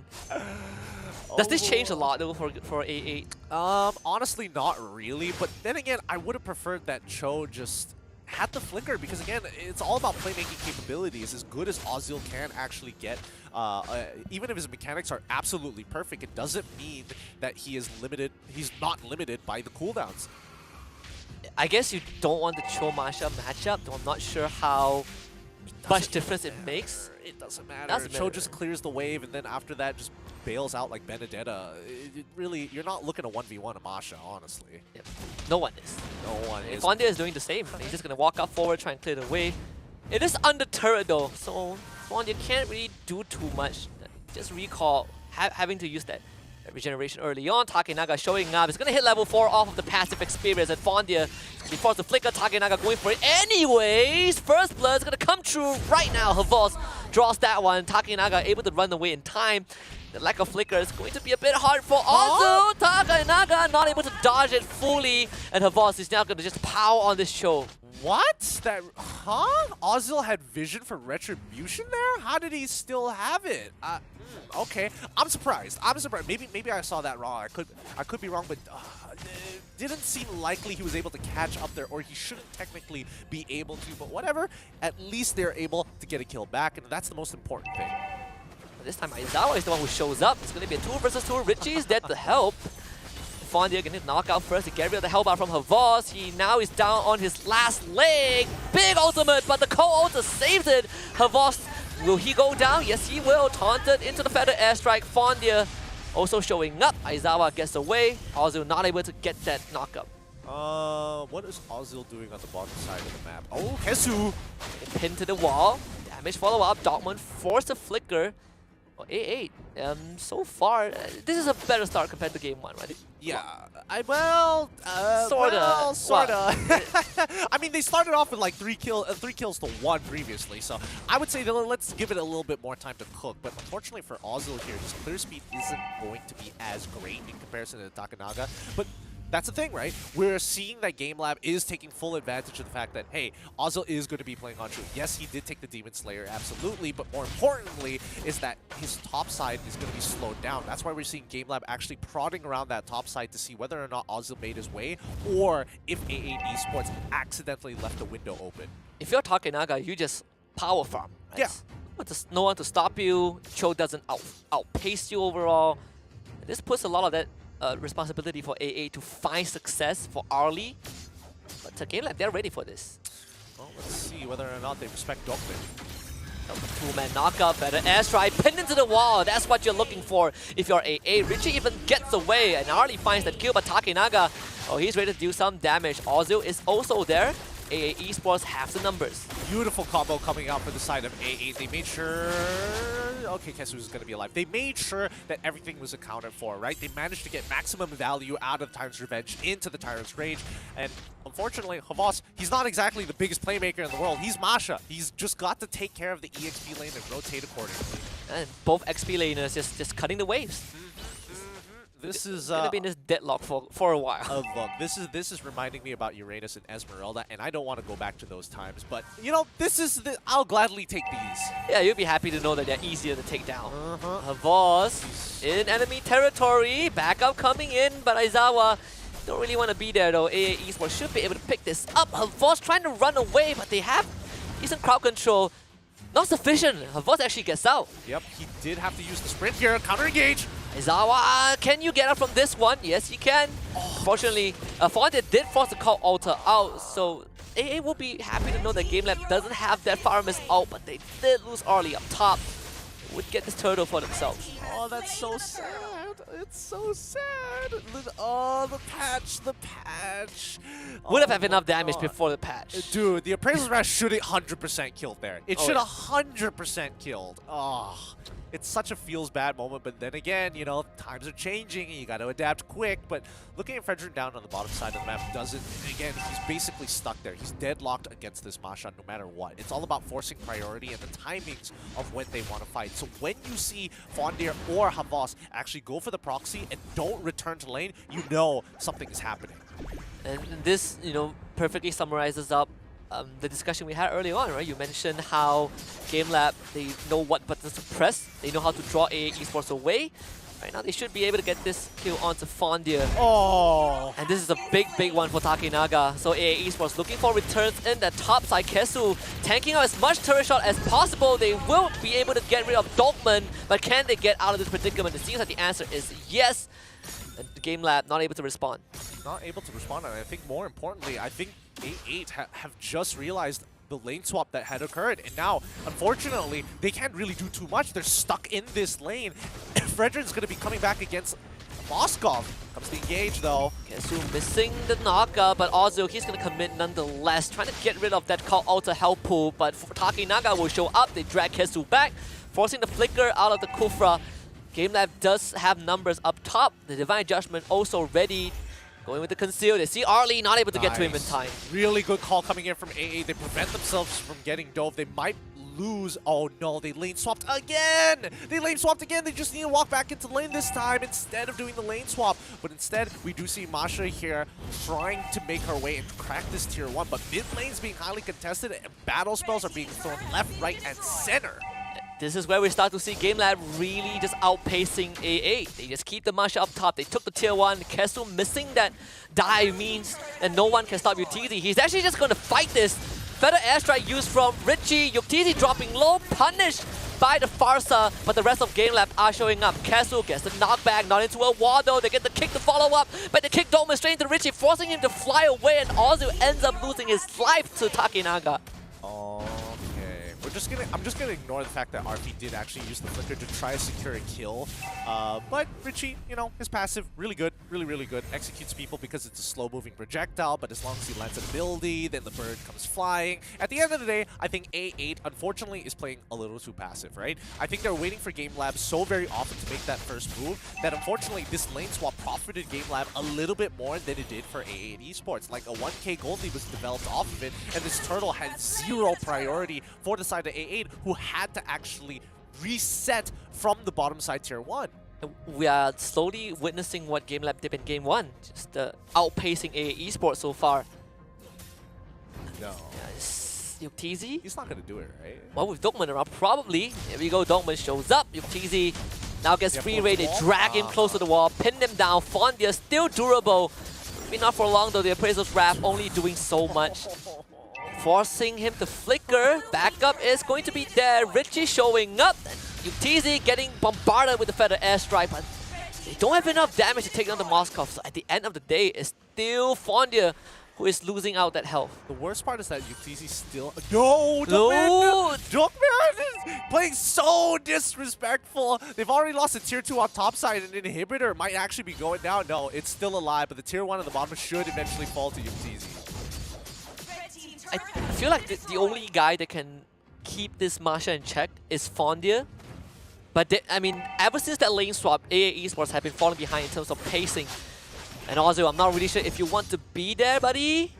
He should be fine. He still has the Shinpo. Shinpo still has high value here, but Fondia and as well as Arfi sick of the lane swaps going on to Havas at the same time. And the disarm buying some time for Havas. Backup isn't coming anytime soon. Fondia just needs to stick onto him. The taunt is good, but does he have enough though? I don't think he has enough. Gets Havas back. They've already lost Kesu. They need to get Havas. Finally clips him underneath the turret. Well, that's actually not that bad. Kesu ends up dying, but buys a lot of time. Oh, they're dead. Yeah, recall cancel. Oh! Maybe they can get a return. They do. The Divine Judgment is going to be there on Arlie, and Fondia won't be able to save his fellow core. This time, maybe Ozio can arrive. Fondia just needs to buy some time. No other for Fondia.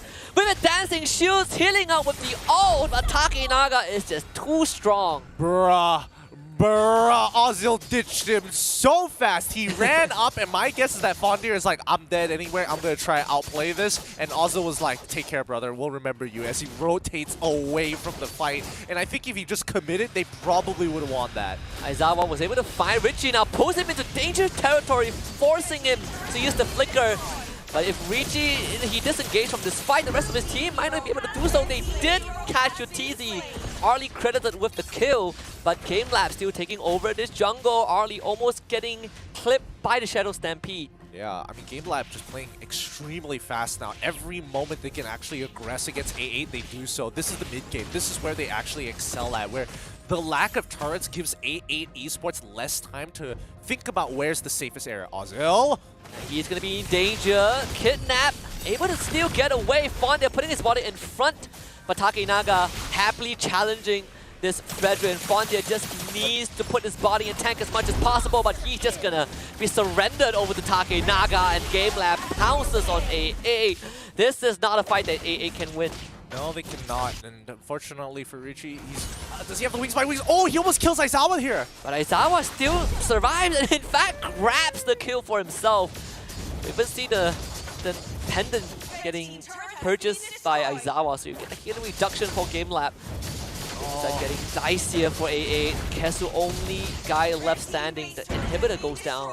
Oh, they get an inhibitor without the Lord as well, so now they're just getting so much value out of here. 9k gold lead in Gamelab. When they're pouring gasoline on this fire that they're creating under A8 Esports, it is burning ablaze. Like, A8 are just suffocating right now.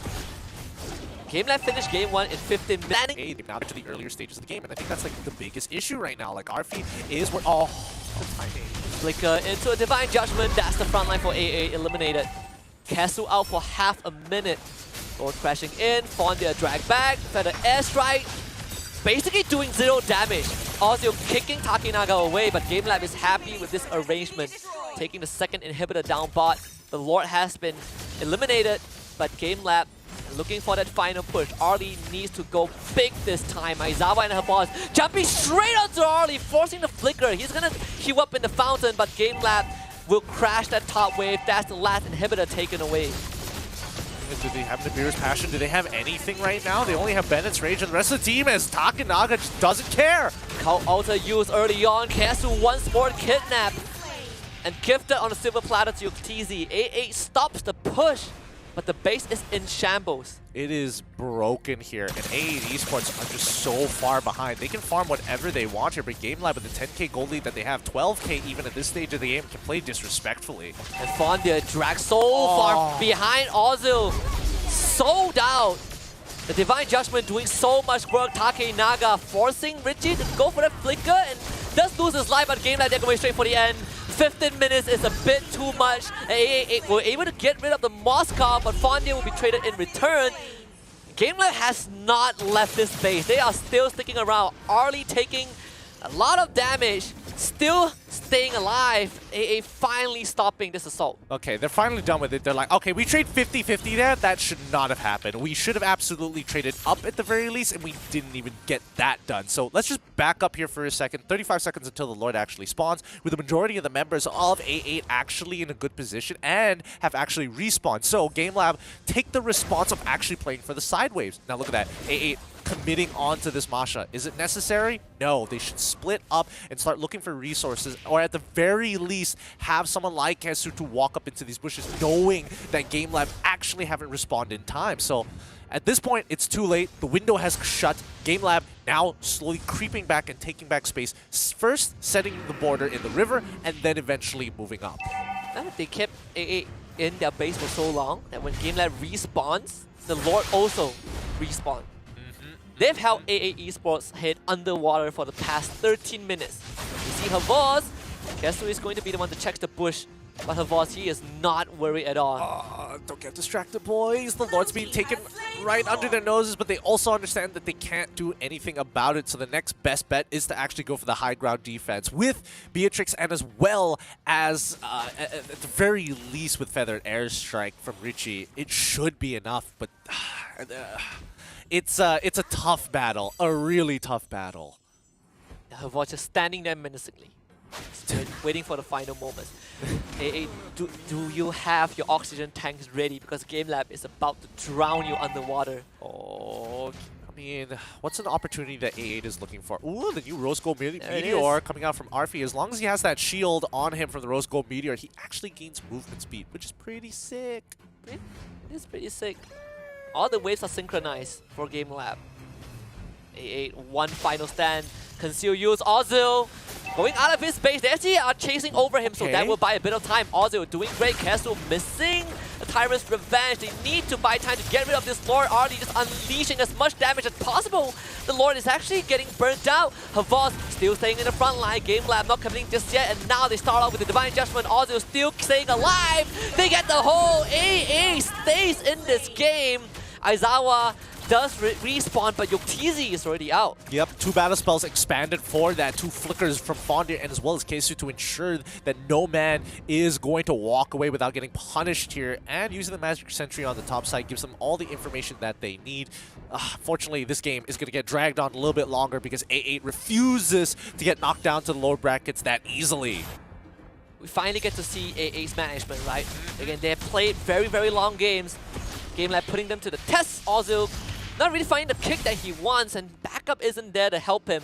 But they do have some time. Takenaga straight to the back line. Can they get rid of this Lancelot? Havaz also showing up. Richie already running away, but they got the kidnap onto Arlie. That is the member that had to stay alive, but is no longer in this game. 38 seconds for the Beatrix to come back, but Gamelab is not going to give AA Esports that time. It's a slow and suffocating death.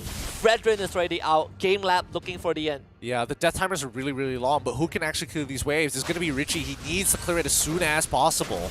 Doltman is drawing attention from A8 away. Keep your eyes on the prize. Havaz will kill back up. The waves are still not in just yet, but Ozil felt like he needed to buy space. But Arlie will come back in 5, but I'm not sure if 5 seconds is enough though. Better airstrike used, Doltman just walks on forward. Richie dives on, using the Winter Trunket, but still executed nonetheless. Gamelab finishing the first series in just half an hour.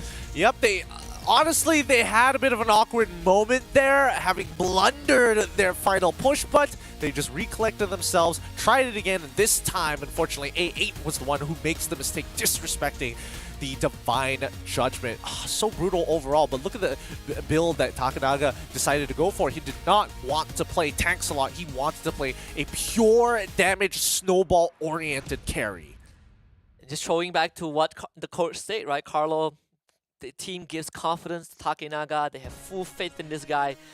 No one has been able to stop this assassin player yet. No one just yet. And even his teammates are just handing them off, handing their hats over to Takenaga, giving him those likes. Absolutely deserves it so far. But yeah, even with what we're seeing, even what we're seeing in the game, right? The combinations have been looking kind of clean. But I would say that RF just again getting punished again and again and again and again. Gamelab just prying A8 open just to get their valuable resources, and more importantly, making sure that the tempo was set very early on. And because of that early game snowball, it made it really difficult for A8 to actually walk out of their base. They lose so much value protecting the mid lane that their side lanes no tier 1s or tier 2s. And we saw how in that final moment, A8 wanted to at least get a mid-tier 2, but Gamelab just knew which buttons to press. They separate A8's battle lines and somehow got the Divine Judgment onto Arfi, of all people. Yeah, I don't know. Arfi, it's really difficult to be a Beatrix in this particular game, especially since everybody else can't really stop the Masha from running at you. Masha, especially with the disarm, for someone who is limited in your auto attacks, having a reload mechanic is kind of annoying, but to be disarmed for that long, it's so pivotal for Gamelab to punish them when it occurs. Well, the day has ended for Gamelab. They can rest assured that they are now guaranteed at least a top 6 finish. Job is not done for A8 though. They still have a lower bracket run, and that one is going to be up against Malaysia's Tupai Esports, which will be happening later on. They will be able to get a bit of break, but this is a brutal beatdown from Gamelab. Yep, Gamelab showing truly that they entered from another world, isekai'd into reality and thought, hey, life is an anime, let's play like one. Ruthless. Oh. This is Blue Lock. Is Blue Lock like this? I haven't watched the anime yet. Look, there's a lot of devouring going on, but I would say that Gamelab, they did a good job in devouring A8 Esports at this point of time. You should check it out. It's good anime. Yeah, you said that let Gamelab cook, but they ate A8 raw. This is straight up domination. Oh boy. I don't know. I don't know if any team can take on Gamelab just yet other than maybe Euphoria, but even then, Gamelab is gunning for their other Filipino counterparts right now. It's just looking so dominant. And like Kesu lost so much of his impact, and I think Gamelab adapted very, very well to the protocols, but that's the thing. A8 Esports were just very straightforward with what they wanted to do, that they didn't know how to adapt when Gamelab kept on changing the tempo, the lane swaps, the way that they actually managed the mid lane, the way they managed their resources. A8 just did not have the same level of confidence. Even when we discussed about those small margins, those openings that A8s can take, it felt so tight that they couldn't really take advantage of it. And that's why Gamelab feels very suffocating, right? Yeah. When you think it's like, oh, usually this window lasts for at least, 10 seconds. Gamelab speeds it up, turns it into 5, turns it into 4, turns it into 2 before it already is too late. You enter the bush 1 second late and the window is closed. Yeah, and that's like the worst part of it all, right? Gamelab are so fast on their fingers. They're really good with their communication overall, and unfortunately, they are going to be better at it than A8. Honestly, it feels suffocating because I also feel that I'm suffocated and I'm not even playing the game. You just feel the presence. I feel out of breath, yes. Right? It's the presence, the aura that comes out of Gamelab, and especially with their very expressive play style, they like to get messy. They like to separate and split up these fights. They like to isolate and actually try and ego challenge you 1v1 just because they can, which is extremely demoralizing. And they use and they draft compositions that usually you don't expect to do that, right? They just go up in your face for composition that you don't normally see, and they just put your head underwater. They do. They do. And it's really difficult to get your head back up, and by the time you do it, all you see is your crystal blowing up in your face. Yeah, tough series for A8. Oh. I think for a lot of fans, especially Gamelab supporters, this is the expected result. It's a matter of how fast this best of 3 ends so that they can go have their dinner. But if you're A8, you would be very, very happy to know that they are not out of the tournament just yet. Yep. But because of Gamelab, they are forced to walk the plank. This is their last chance, which will happen later on. Honestly, I'm going to admit it right now. A8 got done dirty. They got done so dirty by the patch. And Aizawa continues to dominate with his 71.9% kill participation and a 10.8 KD. He is just farming stats. Yeah, this guy went from Valentina to Farmis. Huge switch up, but one thing that's consistent is that he is so impactful. This guy plays Farmis like Farmis an assassin. Yeah, no, he knows how to press an advantage. He certainly does. And at Gamelab, so ahead of everyone else, it really felt like they could do no wrong. Whatever Gamelab does is the correct way. Unless you're Havas. Unless you're Havas where your ego challenge a little too hard, die once and be like, okay, that's my death. That's my bad, guys. My bad. Doesn't need a clean KD. No, he doesn't need a clean KD. It is the scariest players are those who just keep running in your face. Even after you kill them. Zero hesitation. Zero hesitation. Zero hesitation as well. You know what? I'm going to go back to my point. I think AA got really done dirty by the patch. Like, Fredrin should have killed Yuktizzi a good number of times there. Like, there's a good number of times where he should have gotten one shot if it was the old Fredrin with his ultimate. He had so much gray health. There's no way he would come back from that. But hit by a wet noodle. Hit by a really wet noodle now. Really? He is so much more of a tank than he is a bruiser. I guess that's how Fredrin is intended to be in the game. You know, they finally found his identity. You know, for Fredrin overall, just a very, very tough series for A8. But the day has just begun. Yep. Well, I can't believe I'm saying this. The day has just begun.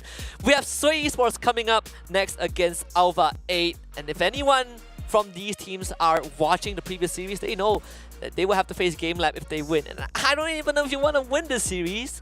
Look, winning just means that you get a higher placement, which means you get a bigger piece of the pie. So they have incentive. The question is, how much drive do they have to beat their opponents and continue on looking at the face of a mountain? Yeah, they already know who they will be up against, but now Gamelab isn't at the front thought, right? They have to consider who their opponent is, and I think it's safe to say that Sway Esports is probably the favorite coming into this best of 3. Again, the onus is on the Indonesian representatives to show that they can draw blood from Philippines. That will happen in just a bit. We'll hit for a short break, and we will come back for the next best of 3 of this evening. We'll see you guys there. The Snapdragon Pro Series powered by Samsung Galaxy is brought to you by Snapdragon Elite Gaming, Samsung Galaxy S23 Ultra, Monster Energy, and Kachi Shop. La la la la la la la la la la. Bin immer happy auf Fotos, doch im Blitzlicht der Strobo. Frag ich mich schon, wo du jetzt bist und vermisst dich so. 1000 Augen auf mir und ich schein immer zu lächeln und glücklich zu sein. Doch ohne dich fühle ich mich zwischen tausenden Leuten allein. Nur mit dir kann ich sein, wie ich bin, nur mit dir. Wir tanzen so, als ob keiner zusieht, ganz egal wo.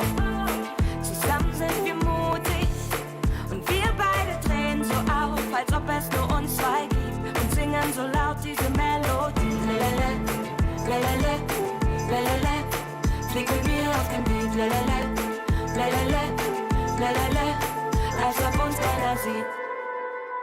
Du bist mein Dojo, ohne dich bin ich solo. Zwischen Tokio und Soho denk ich an dich und die Sehnsucht ist so groß. Denn mit dir kann ich Luftschlösser bauen. Wir zwei sind immer ein bisschen zu laut. Ganz ohne Ziel, ganz ohne Plan. Mit dir durchzudrehen hab ich so sehr gebraucht. Nur mit dir kann ich sein, wie ich bin. Nur mit dir. Wir tanzen so, als ob keiner zusieht. Ganz egal wo. Zusammen sind wir mutig und wir beide drehen so auf, als ob es nur uns zwei gibt und singen so laut diese Melodie. Lalala, lalala, lalala, flieg mit dir auf den Beat. Lalala, lalala, lalala, immer wieder repeat. Lalala, lalala, lalala, flieg mit mir auf den Beat. Lalala, lalala, lalala, als ob uns keiner sieht. Mit dir kann ich sein, wie ich bin. Nur mit dir La la la, la la la, la la la, la la la, la la la, la la la. Denn wir tanzen so, als ob keiner zusieht. Ganz egal wo, zusammen sind wir mutig. Und wir beide drehen so auf, als ob es nur uns zwei gibt. Und singen so laut diese Melodie. La la la, la la la, flieg mit dir auf den Beat. La la la, la la la, la la la, immer wieder repeat. La la la, la la la, la la la, flieg mit mir auf den Beat. La la la, la la la, la la la, als ob uns keiner sieht.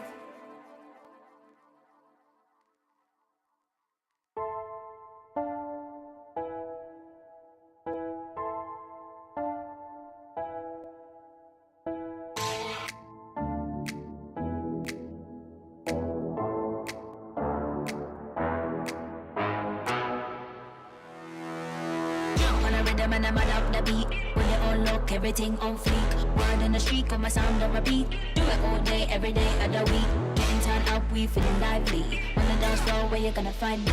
Here comes the drop, it's time to party. Here comes the drop, it's time to party.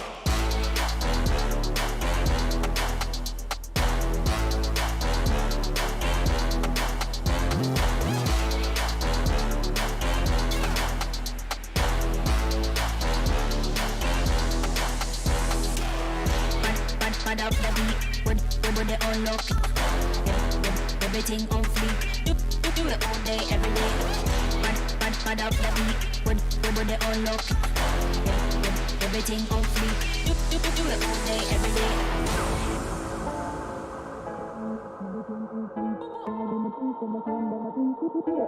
Every day of the week, getting time out, we feeling lively. On the dance floor, where you gonna find me? Here comes the drop, it's time to party. Here comes the drop, it's time to party.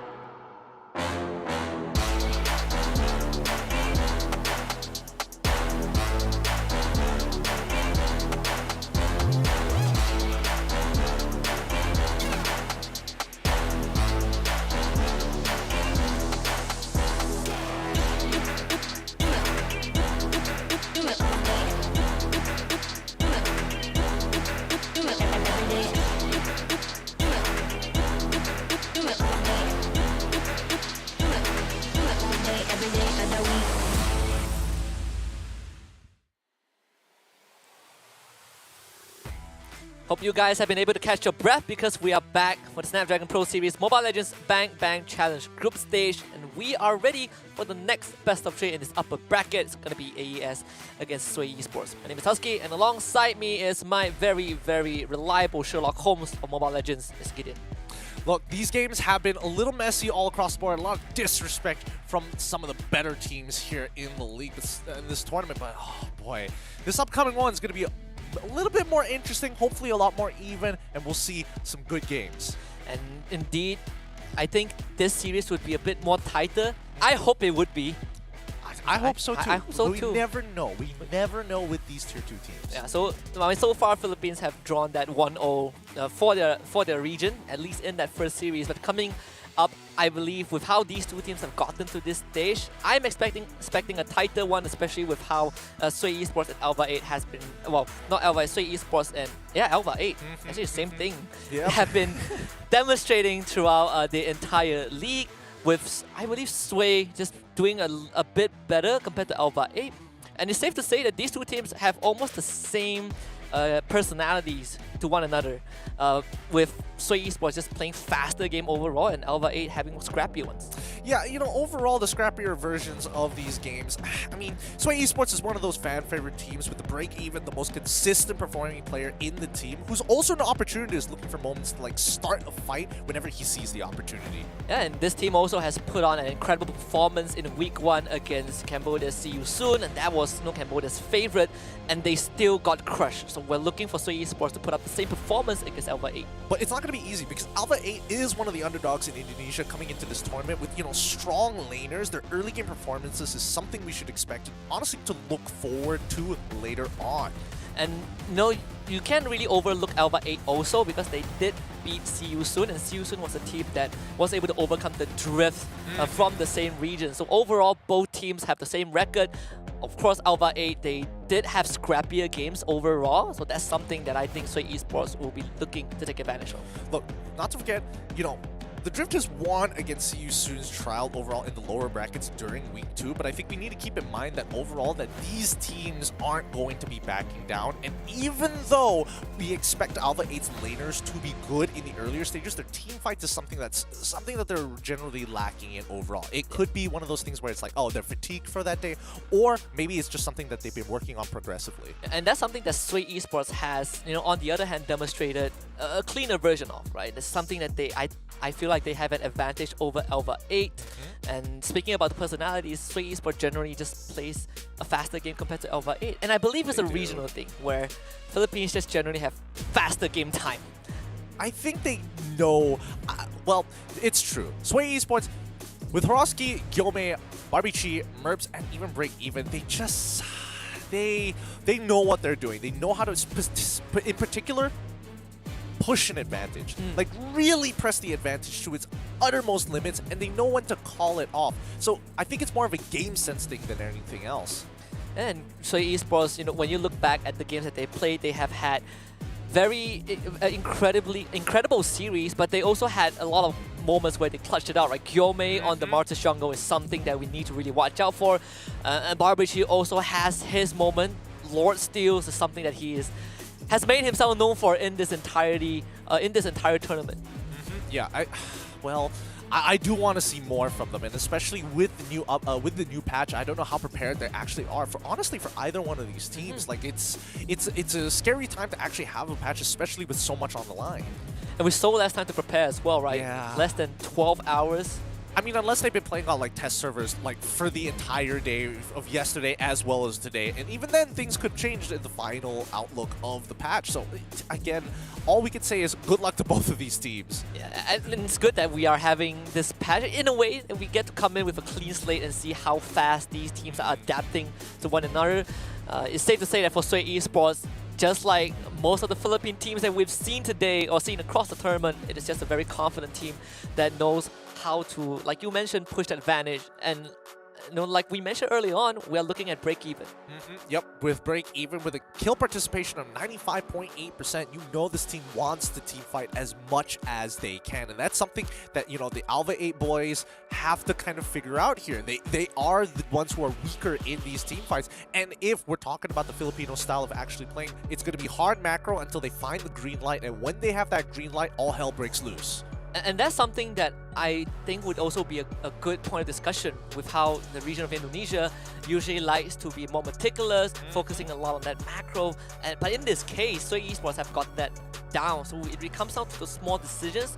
It's Sway Esports, they do have the advantage. That's true, but there's also the denial of that green light, taking away enablers, taking away the tools, and it really boils down to whether or not the draft is going to be, in a particular style that actually works for them, especially when we're introducing ALVA 8. This is a team that also has a lot of highlight moments that can be made into a great montage. We have Jirachi, Zion, Eliora, Aaron Shiki, and Vince Smoke. If we say that Barbichi has had Lord Steel highlights, Eliora also has a couple. So in ALVA 8, they faced up against Sway Esports before, and they put out a pretty impressive fight against Sway Esports overall. So this is a very important rematch for both teams. Eliora, especially in this moment, was able to take down Sway Esports off of one Lord Steel. We're looking to see if ALVA 8 can do it again. Yeah, and I've been very excited to see and actually watch some of these ALVA 8 games, because again, I've been keeping an eye on specifically Vince Smoke, who previously had played under a banner in Malaysia in the MPL. Unfortunately, didn't get a lot of game time, and now that he's coming back, he's making sure that the Tier 2 scene understands that even if he's gone for a little bit, he still has the same amount of impact. So again, I'm expecting the Natalias, those heavy engagers overall for the side of ALVA 8. And ALVA 8 is a team that was sent down to a lower bracket very early. Well, not lower bracket, but was, I believe, one of the first team and the only team that's gotten a Savage so far. Yes. On their carry.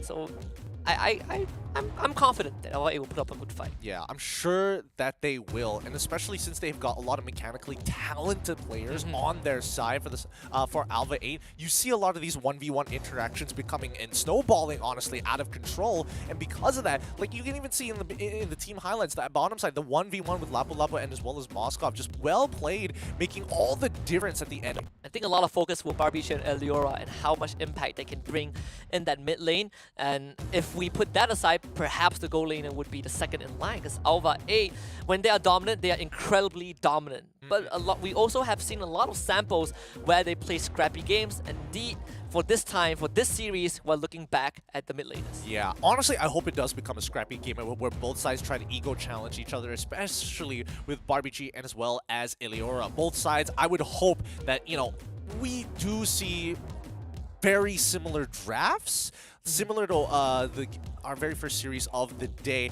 And I just want to see non-meta mid laners, right? Again, I hope they start off with the Kadita ban. I hope that we don't have to see Farsar or Farmis. I do hope that Valentina is going to be a very big option for Eliora, something that we haven't seen Barbichi abuse too much just yet, sticking with the traditional meta stuff. But things are changing slowly. Items are changing as well. Fleeting time's a thing as well. So yeah, let's see who can adapt faster. And both these mid laners have very similar hero pools in the mid lane, right? I think Eliora has picked more Eve than Valentina in general, so maybe we would see that trade come out in the middle lane.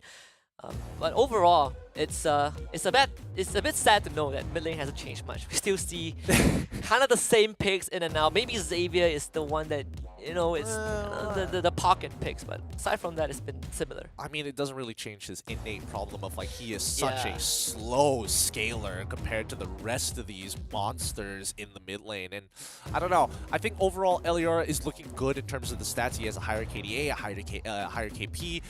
DPM as well, but that could be, you know, accustomed to the fact that Sway Esports has been closing out their games, just having cleaner interactions overall. Yeah, this is a very important rematch. Last time these two teams met, it was it was ALVA 8 that won the series 2-1. Yep. But the stakes are higher in this series. Whoever wins proceeds through the upper bracket, faces against Gamelab, and the loser drops to the lower bracket. We do have an interview with Sway Esports, so let's take a look at what they have to say. Hello guys, we're Sway Esports from Philippines. I'm Gomi.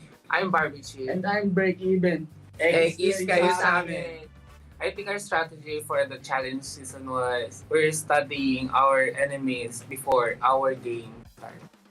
As a player, I admire Blacklist International because of my Venus, and he or she is my inspiration why I'm here. Yes, I will show more hero and more nasty move. Break-Even wants to be nasty in the series. That's it. That's all he said. It's just like, I'm just going to show more heroes. I'm just going to be nastier. I'm just going to own, man. That's all he's in for. Yeah. This is how he scares people without revealing much. Yeah, just keywords. Kills, money, not going to feed. That's it. That's all he needs to stick to make his point. And I think it's a very good way to approach this series, considering how there's a bit of a grudge match between these two teams, right? If anything, Sway Esports, they're back for vengeance. And seeing how Gamelab has performed, you would feel a bit of that pressure.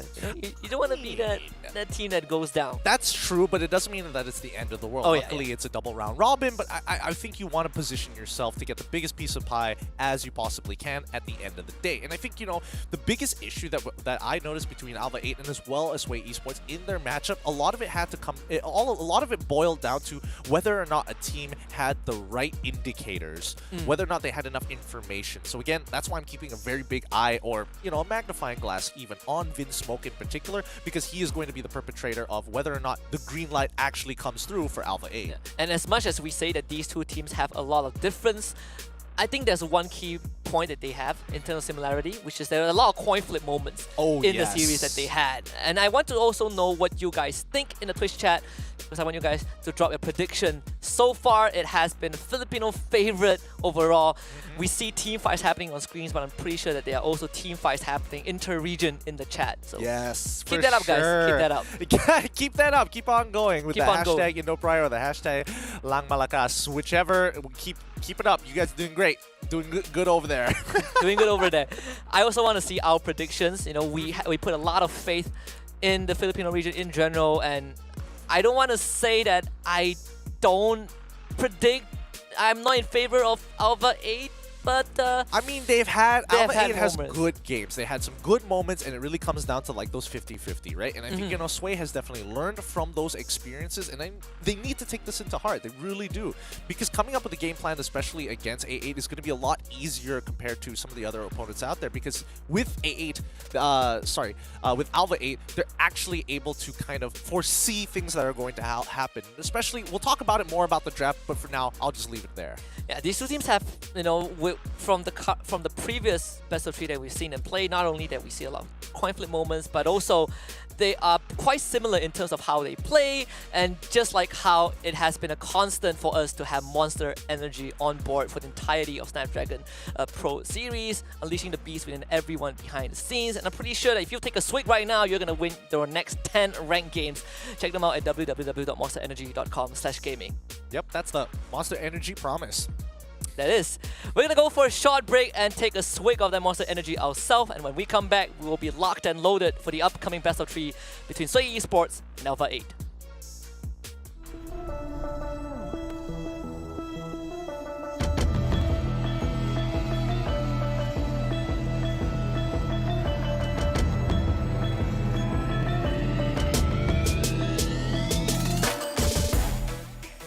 The rest of the members of Euphoria are just positioned perfectly around the area. Oh no, just carry on. He's gonna get the first initial kick, but now you see the rest of them actually go on in. Julian tries to get on out of there with the enhanced swords, but the Benedetto's electro final blow is just too much damage. Period is already dead. Glue is next to die. Head God continuing to just run them down. When does he stop? Finally does. First 8 teams. So they'll get gone on. Oh, okay, I mean, JH just steals it. Domino Blast on the back line. They're gonna pounce you. Easy doing a lot of damage with those piercing arrows. Takinaga is unstoppable. They get rid of the Fedrin. DYY is gone. Gamelab getting a good trade. Can Sway Esports hold on? Break even is back. Yome able to go on to 3 members of CU soon. They're running out of health. Yome able to get the immortality, and now Barbie G comes in with the ultimate, shuts down the Melissa. Kyrie is isolated. The Lord is pushing into the base. CU soon, your base is in imminent danger. Can Ashley clear it out? He's just a savior. No, he cannot do it. The Lord has done it. Sway Esports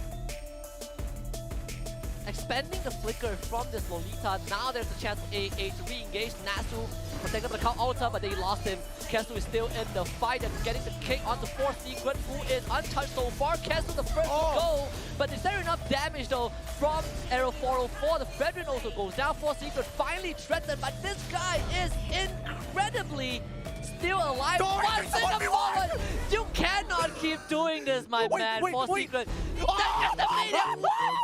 Stop him! Stop him! Somebody stop him! Lord still very healthy, and now Break Even engages again. Sway Esports going for the jugular. All the spells thrown at the Crystal, at the Pat, at KD. They get rid of Mirth, but the Crystal is still in danger. The Lord not dead yet. Can see you soon. Hold on. They do. Barbie G, they need a bit of finishing time. But no, see you soon. Are you kidding me? They just would not go down.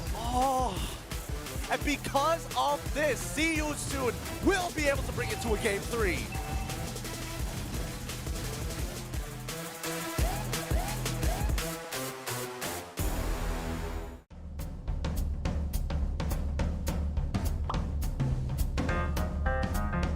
Chocolate flavor poop. Both, because they are both poop. Poop flavor chocolate. At least it's still a chocolate. I'm gonna choose the chocolate flavor proof, the second one. The second one, yeah, the second one. I think that chocolate flavored poop. I don't think I can eat that texture of a poop. Chocolate flavored poop. Yeah, for the gamer, we can no shower for a month, but we cannot no internet for a month. No shower for a month. I think I already doing the no shower for a month lah. So like I think no internet would be good. I better no shower for a month, better than no internet for a month. I go to no shower for a month. break my legs so I can still play ML. Break my leg.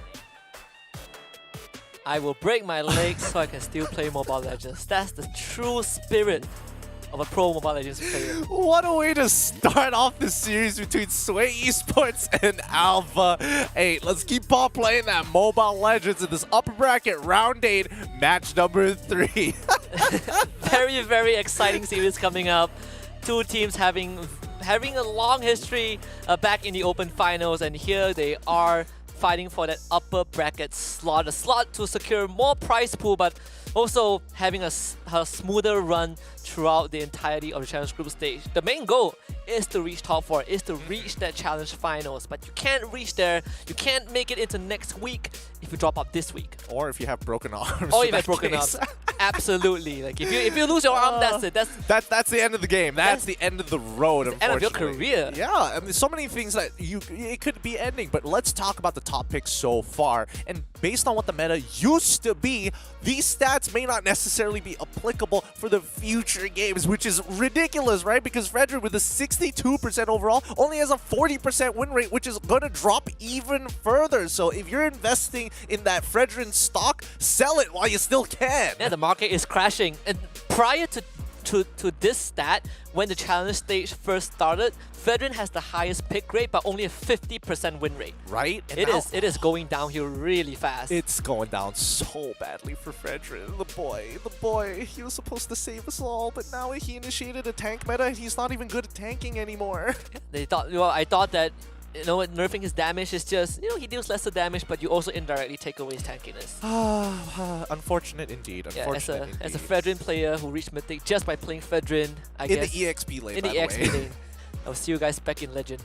See you guys back in... Don't worry, you'll find something else to invest in. How about Kaja? Because Kaja hasn't really gotten too many changes, and also Fleeting Time has been looking really, really good these days. But for this upcoming match, I don't know whether or not these teams are actually very comfortable or actually took it into account that the patch was happening in today. So we'll see. Maybe we could see some theory crafting in game number 1, and then when things get a little bit dicey, maybe in game 3 as well. Yeah, perhaps we would still see some Fredrin getting picked throughout the rest of the day, and maybe that would fall off when the challenge final rolls around. But for now, I think Fredrin will still be a constant. Kaja has always been there. I'm just surprised that we're not seeing much Glue getting picked. Well, I think Glue's in a bit of an awkward spot where his laning phase isn't as strong as it used to be, and considering especially if we're considering Arlot as well as just the weirder picks we've seen overall in the tournament in the EXP lane, I think it's fair. I think it's understandable that, like, oh, if I want to have a winning lane, Glue's a pretty easy way to go. Yeah, it's just, it doesn't really get killed in lane. Does the same amount of damage, has sustain, is tanky. Sounds like Fredrin before the nerf. Well, at least he didn't have like a big executability based on the amount of health he has. That would have been the game-breaking mechanic. that definitely would have been. And you know, we're gonna have the draft for game 1 up right now. This is where we get to see where, you know, how much preparation both teams have done. Again, it's a game of adaptation with how recent the patch drop was. So Esports starting off with the Valentina ban and just prioritizing that mid lane. I do like this approach. Both mid laners have very similar hero pools. Yeah, and I think that's going to be a really big point of contention. But then again, there's a lot of meta heroes that are still extremely relevant. Joy, Kaja, Wanwan, Valentina all included. Ooh. Bit of a deviation here from Sway, getting rid of Brody so early on. And it's not a hero that Arashiki plays much in the group stage, in the Open Finals as well. So this is definitely a deviation. This could be an indication that they don't want certain things to be abused. For example, the Blade of Heptases in this particular case now having a extra effect. You Isn't guys it check Sea that out. Sea Halberd? It's Sea Halberd. It's Sea Halberd, my bad. Yeah, with the early item Sea Halberd, really cost efficient, gives you that early bit of damage, and more importantly, gives you a secondary ability, a unique passive that I wouldn't have expected to actually happen. But, well, we'll see if it actually occurs in the game with maybe a different marksman. Arlot, the follow-up ban from ALVA 8. So far, just common bans, maybe except for the Brody. We still have Kaja, Kadita, we have the Joy, Glue, couple more choices on the board. Only 2 bans left. We might see some of that slip through. Yeah, I do hope that the Joy actually gets let through by ALVA 8. I don't think Sway Esports is going to touch it right now. Most likely. Okay. I was expecting There's a high chance it goes through. Yeah, but you never know with these teams because so far Joy has not been touched throughout the tournament, and you know, I'm not even sure whether they're aware of the changes. I'm pretty sure they are aware of the changes, but don't know how much of an impact it actually provides. So this is a good testing ground. I feel like if ALVA 8 wants to give it up, sure, because you still have options like Franco as well as Kaja to actually counter the Joy later on into the game or whenever they get into a team fight. You know, one of the reasons we didn't get to see the Joy was also because she was perma-banned. And ALVA 8, they're thinking really hard about this. Do we take out the Joy, Kadita, Kaja? A lot of these priority picks are going to go through for Sway Esports. In this case, it feels like the Kaja is probably the juiciest one if you want a first pick for Sway. ALVA 8 banning out the fire missile. All the cards are now on the board, on the table. That's a good ban. That's a good ban. Taking away the Farmers means that Sway Esports has to really commit to these team fights. They don't have a get out of jail card for free. And there we go. First pick Joy. This was what they were setting up for. ALVA 8 looking to get Kaja at the very least. You need some form of suppression. You know, Kaja is probably the easiest one to do so. And I believe that Joy now has one less dash. Yes. So it's a bit easier to catch her, and ALVA 8 instantly locks in the Kaja. It's a decent trade that both teams are going for. And I think if you're on Sway's side, you can also go for Kaja first, depending on how you want to approach the game. That's the thing. No matter what, I feel like whoever gets Kaja in this position is going to be the stronger one, right? Yeah. Sway, they wanted to get the Joy. Let's see how much it actually is able to provide now that it has a little bit of, you know, magic resist as well as armor after you use the ult. And I'm curious to see how much the shield and as well as the damage changes to the hero itself makes a difference. Like, will someone die in 2 dashes? I don't know, man. I have no clue. They just changed it today. I guess overall, Joy still gets to do what Joy does best. You have the vengeance. It's generally hard to kill her already, and now you get the extra resistance. But still can still expect kind of the same disruption from Joy. But we also have Ling and Carry, and now Sway building up a draft that has the ability to just instantly dive the backline. I like it a lot. I like it a lot because now when you see Kaja, it's like, okay, if you only send one person to the backline, they're going to get Divine Judgment straight away. Now that you have your kill threat in Ling, if there's enough damage done by the Joy, Ling can just clean up the mess and he doesn't have to worry about the Divine Judgment. I like it. Fredrin gets locked in, and then after that we see the carry for the side of Sway Esports. So again, a lot of respect, both sides really taking into account the different weapons and different attributes of the heroes. And I also want to say that ALVA 8 picking out the Claude, it is a point you brought up in the earlier series. When you have so much dive, instead of the Melissa, the Claude is also not too bad of an option, right? You have that get out of jail card. Battle Mirror Image, still a good ability, very reliable, but okay, Lolita ban for the side of ALVA 8. They want to make sure that Sway Esports don't have any form of setup here. I still think Sway needs a way to kind of hard dive or kind of get access, but how would they do that? I mean, High Loss probably is by far the worst. Even though the Glorious Pathway is great, Hayabusa gets banned out, so Sway Esports are genuinely worried about their backline. It might give an indication that their supports aren't going to be as tanky. Is Grok an option for Sway Esports in this scenario? Still have that roamer that they haven't picked up, right? Okay, I think it's more valuable for ALVA 8 in particular, but there's always the issue of carry, right? Right. Because at the end of the day, it boils down to whether or not you can actually deal with that carry. And once carry gets 3 items, she's going to be very, very relevant in the game. And not to mention with changes to certain items, it could get even better. But ALVA 8, they manage to axe it out. Grok is gone, and now their backline is generally quite safe. Yeah, and that was a hero I was looking for Sway overall.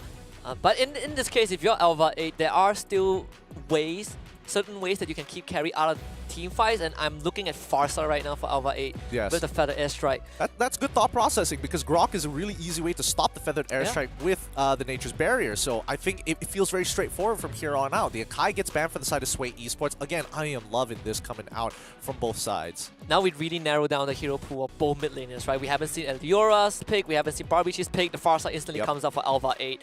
And maybe Barbichi is going to lock in that Eve. That has been the exchange that we've been seeing in the open finals between these two mid laners. Okay, is there anything else? Anything else that could pose a potential threat? Kadita is still going to be quite relevant. And I think Kadita actually works well with the composition because overall it's about diving the enemy team, right? And then I'm guessing only the support is going to be the one babysitting the carry at the end of the day. What support is going to be? Tough call. Okay, we're seeing the Yve coming up from Sway Esports. They want a little bit of both. They want to be able to peel. They want to be able to kind of set up a domain so that the rest of the members of Sway Esports can actually access the backline within a specific space. Sway Esports looking for the roamer or break even. It's going to be the Franco.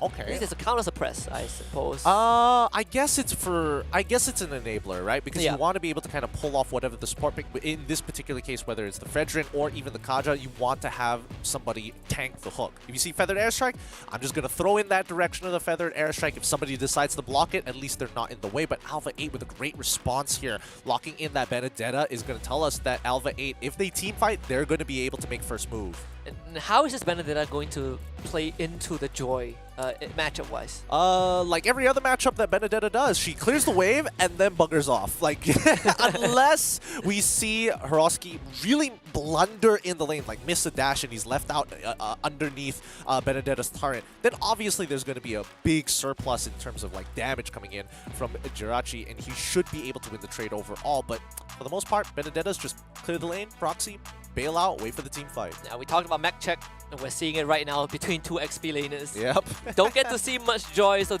this is one of the rare moments that Joy is picked for the series. That itself, I think, would make this very, very interesting. We get to witness the change, and we get to witness how much impact Joy can bring.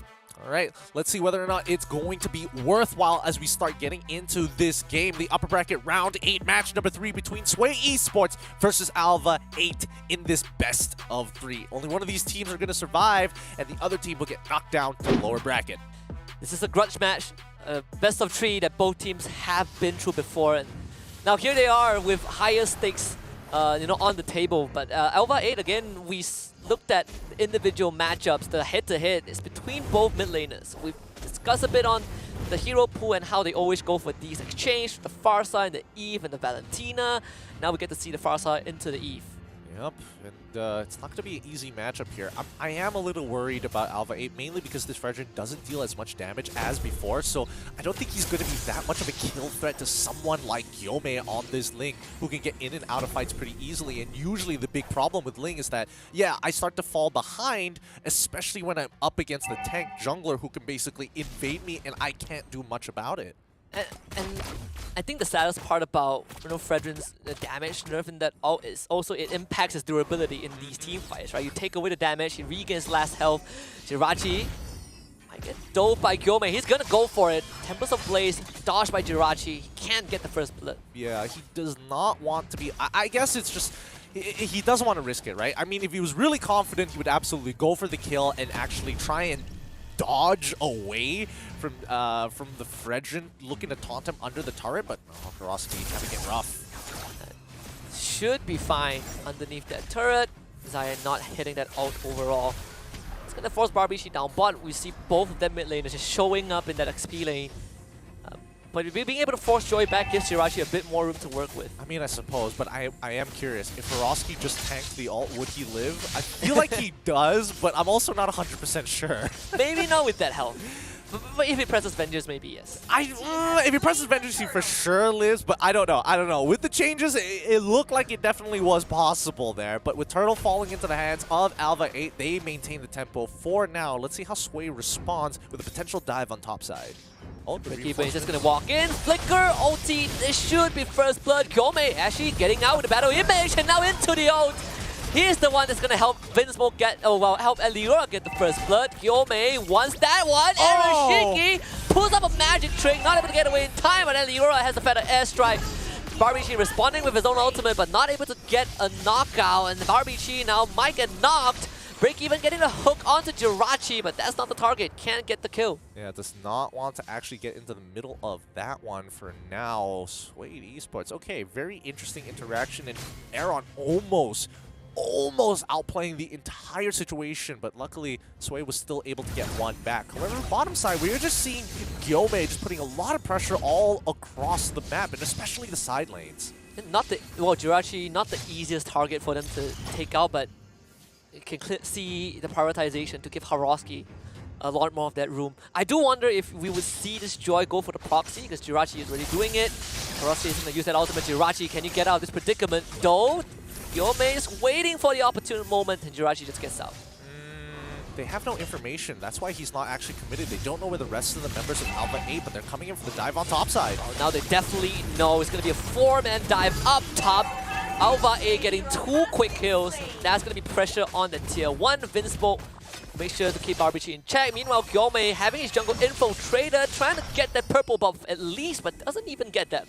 Yeah, unfortunate for him, and I think now the snowball begins for ALVA 8. Again, they're using their lane priority and being able to force it very effectively with this Benedetta. It's working wonders, right? Because it feels like ALVA 8 are always one step ahead of Sway. They're able to dictate when play is going to happen in comparison to Sway, where it feels like they're being a little bit more responsive. And compared to the last series that these two teams faced up against each other, ALVA 8 so much cleaner. So much more control in the early stage, get the second turtle off the game for themselves as well. They definitely are prepared, but Jirachi is going to get ganked once more. Hiroski and Gyomei, this is attempt number 3 onto Jirachi. Still can't find it, but Gyomei, surely you will get that kill. Oh, okay. He's able to get it at least and get out with his life. Eliora not able to trade. Okay. I'm surprised that Hiroski didn't decide to fully commit there, but then again, he is running out of dashes overall. We're seeing that Vinsmoke, I'm pretty certain, yeah, he knows. Yep. They're gonna lose Eliora. Who surprisingly was standing in that rush. So Vinsmoke now has to defend this turret. Real world manipulation is out. Zion just casually walks in. Vinsmoke getting the drag onto Gyomei, but he does have the Tempest of Blade. Getting the kill on the Kaja. They did end up losing the carry though. Break even also not healthy. Both teams trading 1-for-1, but Hiroski will be able to get that bot tier 1. Yes, the bot tier 1 is going to open up so many avenues for Sway Esports. Again, Sway Esports just really good at punishing an opponent, especially when they find an advantage. But ALVA 8 right now, systematic. Arashiki so aware. Zion wants the purple buff, but actually ends up resetting the buff. Hiroski, he's just going to go for that ultimate. Zion gets the buff again. Nah, he can't do anything about it. Again, Zion, unfortunately, he's a level up, 2 levels up on Gyomei. No matter what Gyomei does, his retribution is always going to be smaller than Xian's at this stage of the game. Even though he's got 3 kills under his belt, the gold is great, but EXP would be more ideal. It's just so much emphasis on punishing this lane. And Jirachi is also infiltrating the jungle. That's going to allow ALVA 8 to take this big tier 1. Wait, are they just going to leave Fredrin? Yeah, wow. He just went into the grocer and was just picking out what he wanted. Like, he was not punished for that. A majority of the ALVA 8 members were on the top side. Sway Esports said, you know what? This just isn't worth it. Vinsmoke getting rooted down, forced to flicker away. Well, at least for Gyomei, he now gets access to ALVA 8 jungle, right? He gets that purple buff somewhere and should be able to get out of this. They see him leap away, but don't have a way to stop him though. Third turtle of the game, ALVA 8 on the objective. Yeah, 4K ahead for now. But again, I don't think Sway Esports is even going to bother to try and contest this. The most they can do is look for a pick, but... Go, Jirachi with the Electro Final Blow. He's going to zone off the Franco. Break even goes down.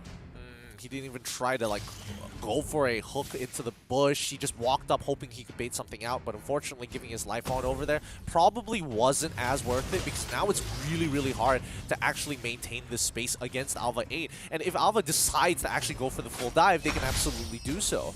Yeah, Gyomei just trying to secure as much XP for himself as possible.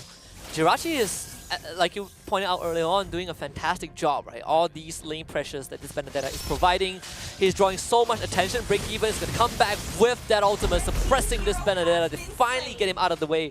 But that means that the mid lane is going to be under assault. ALVA 8 attempting to take this turret. Barbichi forced to cancel his own ult. Nicely done by Barbichi, recognizing that yes, that the Divine Judgment will pull you out of the real world manipulation. It is not worth dying there, just let the tier 2 go. But ALVA 8 consistently, systematically just cutting away at the objectives, making sure that the towers are falling into their hand. Now with a clean 5k goal lead, this is what I was expecting from ALVA 8. This cascading effect really started with ALVA 8 being able to put Gyomei on the back foot. This major setback. Can't win objective, can't win those retribution fights, and he's just not able to provide the early game impact that Sway Esports wanted. It seems like Sway Esports now are in damage control. They're waiting for Merps to scale up. They're waiting for Gyome to scale back up. Yeah, but do they have enough time here? I mean, we don't even see the DHS coming out or even the Golden Staff coming out of Merps just yet, and he needs both of those items in this particular situation, right? ALVA 8, they've got a lot of tanky members in Zion as well as Vinsmo, who will eventually be building into that full tank, right? As of yet, he's already got the Radiant Armor. We are seeing, wow, oh, Aaron deciding to already having the Wind Talker in his hands. Didn't even realize, but the man is 3 items into the game. He is so far ahead. He's almost 3,000 net worth ahead of the carry. Yeah, so I guess that's where the gold lead is coming from. Arashiki just goes for it. What a madman, forcing the Tempest of Blade out of Gyome. Oh, and now they're coming for it. Actually, Arashiki ends up going down. Break even traces life back. Not too bad of a trade for Sui. Okay, all right. Not that bad. I really thought Arashiki was going to live there, but it's just the turret projectiles just being super slow. It followed him all the way back to his body, past the battle mirror image, almost towards Lord's side. And did, oh, they also... Oh, Hiroski, no, not that.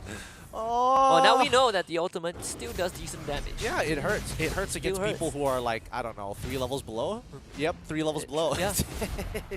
This is not going to be an easy game to come back, especially for Sway, because in terms of timing, a 4K gold lead in this particular case is great, but notice that the majority of the members from Sway Esports are only completing their second items, while people like Arashiki, if he just wants to be part of these fights, is more than enough to get the advantage in full 5v5s. And just the level discrepancy between these two teams. You know, Vinsmoke has the same level as Hiroski. Ooh, that's so brutal. It's so brutal. Like the other members, unless you are Ling, Gyome is the only one having fun here. Sort of, right? Sort of, right? Sort of. It's conditional to all of it. Well, he's not gonna have fun for much longer. Not with this Flicker Divine Judgment. Playtime is done. 30 seconds without the Ling. Oh, what a terrible time. The poor man knew it was going to happen and he just didn't want to react to it. He should have just tried to clear that wave, but now... Hiroski uses an ulti, forced to press the Vengeance just to mitigate some of that damage. They take care of the Lord, but they will lose this mid inhibitor turret. Arashiki is working on it, almost taking it down. The backdoor protection is there for Sway. That turret has taken major damage and Vinsmoke will finish the job. Yep, these inhibitors are falling down super quickly. ALVA 8 wants to end this as quickly as possible so that Sway doesn't have enough time to actually scale up in this match. With 105 more seconds until the next Lord appears, ALVA 8 will now develop it into at least, if they can get a 10k lead off of this from Sway Esports and ensure that they don't touch the wave. Oh, whoa. Oh, they get the spread, the bloody hunt onto Benedetta. Jirachi falls. Zion just flicker in. Arashiki once more. Right into the enemy base! Oh, he gets the kill onto Merps! Can they get Arashiki back? Gyome finds him! Get the hook onto Vinsmoke. 2-for-2 trade so far, but ALVA 8, they still have some damage to keep working on things. Oh my god. Oh, you hate to see it. They shouldn't be trading 2-for-2, especially since they're ahead, but if they get one more inhibitor, it's worthwhile. But look at that! Hiroski wants to run into Furen. Unfortunately, gets sniped by Eliora. You do not mess with this man. ALVA 8 getting the better end of that trade. I gotta give it to Hiroski. He tried. He really tried there. And he was so close to escaping at the same time. Yeah. If it wasn't for this meddling bird and her friends. This guy is... He's a madman. He really is. He really is. I think he understands that nobody really poses a threat, especially since, you know, if the Bloody Hunt has already been used, if the Iron Hook is already gone, Gyome is going to have to alter something or something, and even then he can still just take his Battle Mirror image back. Like, there's not a lot of conditions, or in this case, not a lot of CC that Sway actually has to stop Arashiki from going in with the Blazing Duet. And now he has the Malefic Roar as well. Ooh. Get ready to have your health bar absolutely shredded. By the way, 93% in favor of Sway Esports. I think it's understandable. It is understandable. Yeah, especially with the you know, the PH Dynasty, but ALVA 8 might prove us wrong here. I mean, Claude. Oh, wait, is that a? Yeah, he is pretty much full build at this point. One more item. Yeah, one more item, but he's got everything he absolutely needs. Fredrin is coming at 3 items at the same time. Looking at... Oh, interesting movements coming out from Sway Esports. They're covering the top side. They know they're on Lord, but they're hoping that ALVA 8 actually has some stragglers. Unfortunately, they will not find any from ALVA 8. This is a team that... so much cleaner from the last time we saw these two teams face up against each other. Absolutely. I would say that Sway probably not exactly playing the best they could be compared to the last time we've seen them. It could be just like warming up to it all, but ALVA 8, you got to give it to them. They've improved significantly from the last time I saw them. Oh, definitely. In the driver's seat from the very first minute of the game. Vinsmoke just got the immortality, so Sway Esports now will have another layer of cash that they need to go through.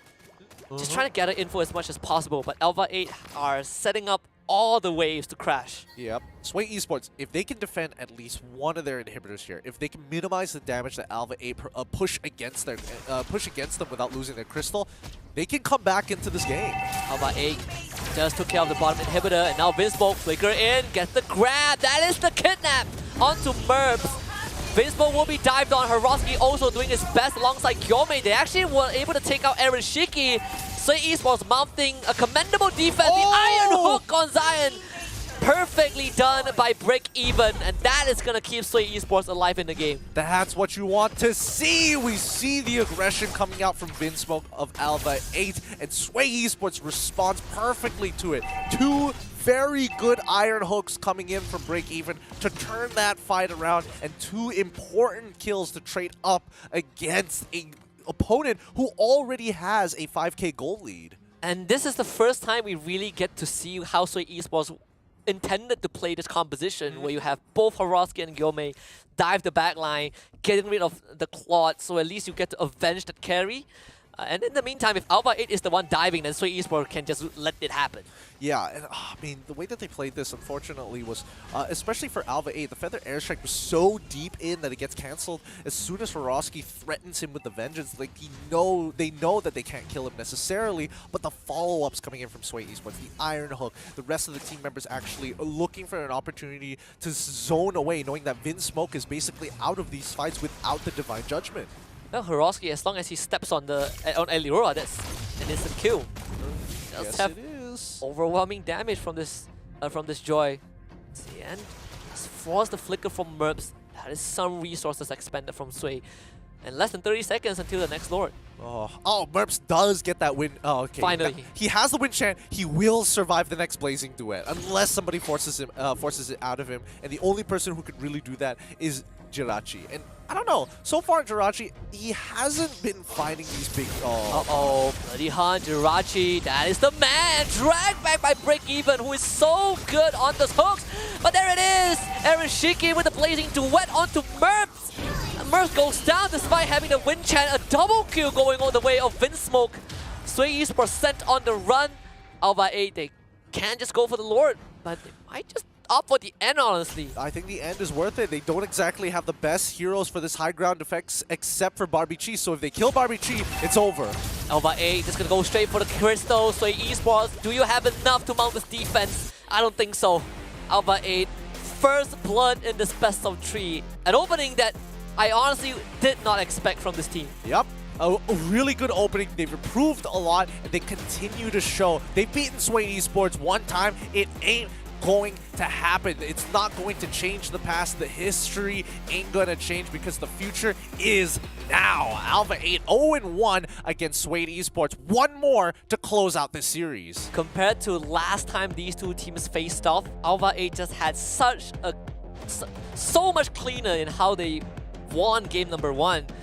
Not much scrappy moments. We did see Sway Esports hit back, Break Even really accurate on those crucial Iron Hooks, but ALVA 8 was just too far ahead that they can do something like this. Yep, I mean, it really came down to just the jungle pressure, right? ALVA 8 were able to suffocate Gyome in the earlier stages of the game to minimize how much he could actually provide for his entire team, while ALVA 8, once they had crippled the jungle, they continued to just set the tempo, attack the side lanes, decide on dives, and more importantly, neutral objectives were basically always in the hands of ALVA 8, while Sway Esports had to climb up a cliff just to get close.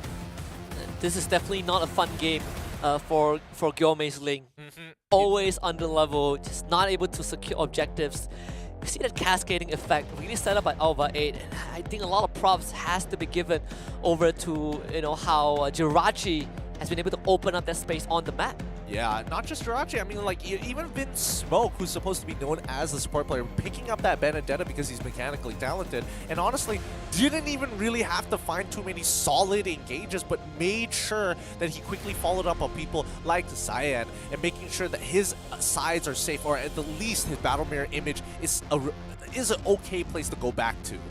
I just want to let our audience watching that this is definitely not the hero arrangement for the player. Jirachi. What are you talking about? I totally saw Vince Smoke walk into that bush and instantly get bloody hunted by Break Even. Pretty sure Jirachi was a jungler, 100%. But yeah. I mean, case in point, it's just the early pressure from ALVA 8, and you also made the point whoever has the Kaja on their side just had that innate advantage, and we saw how much Vince Smoke did with that Divine Judgment. Just so much aggression.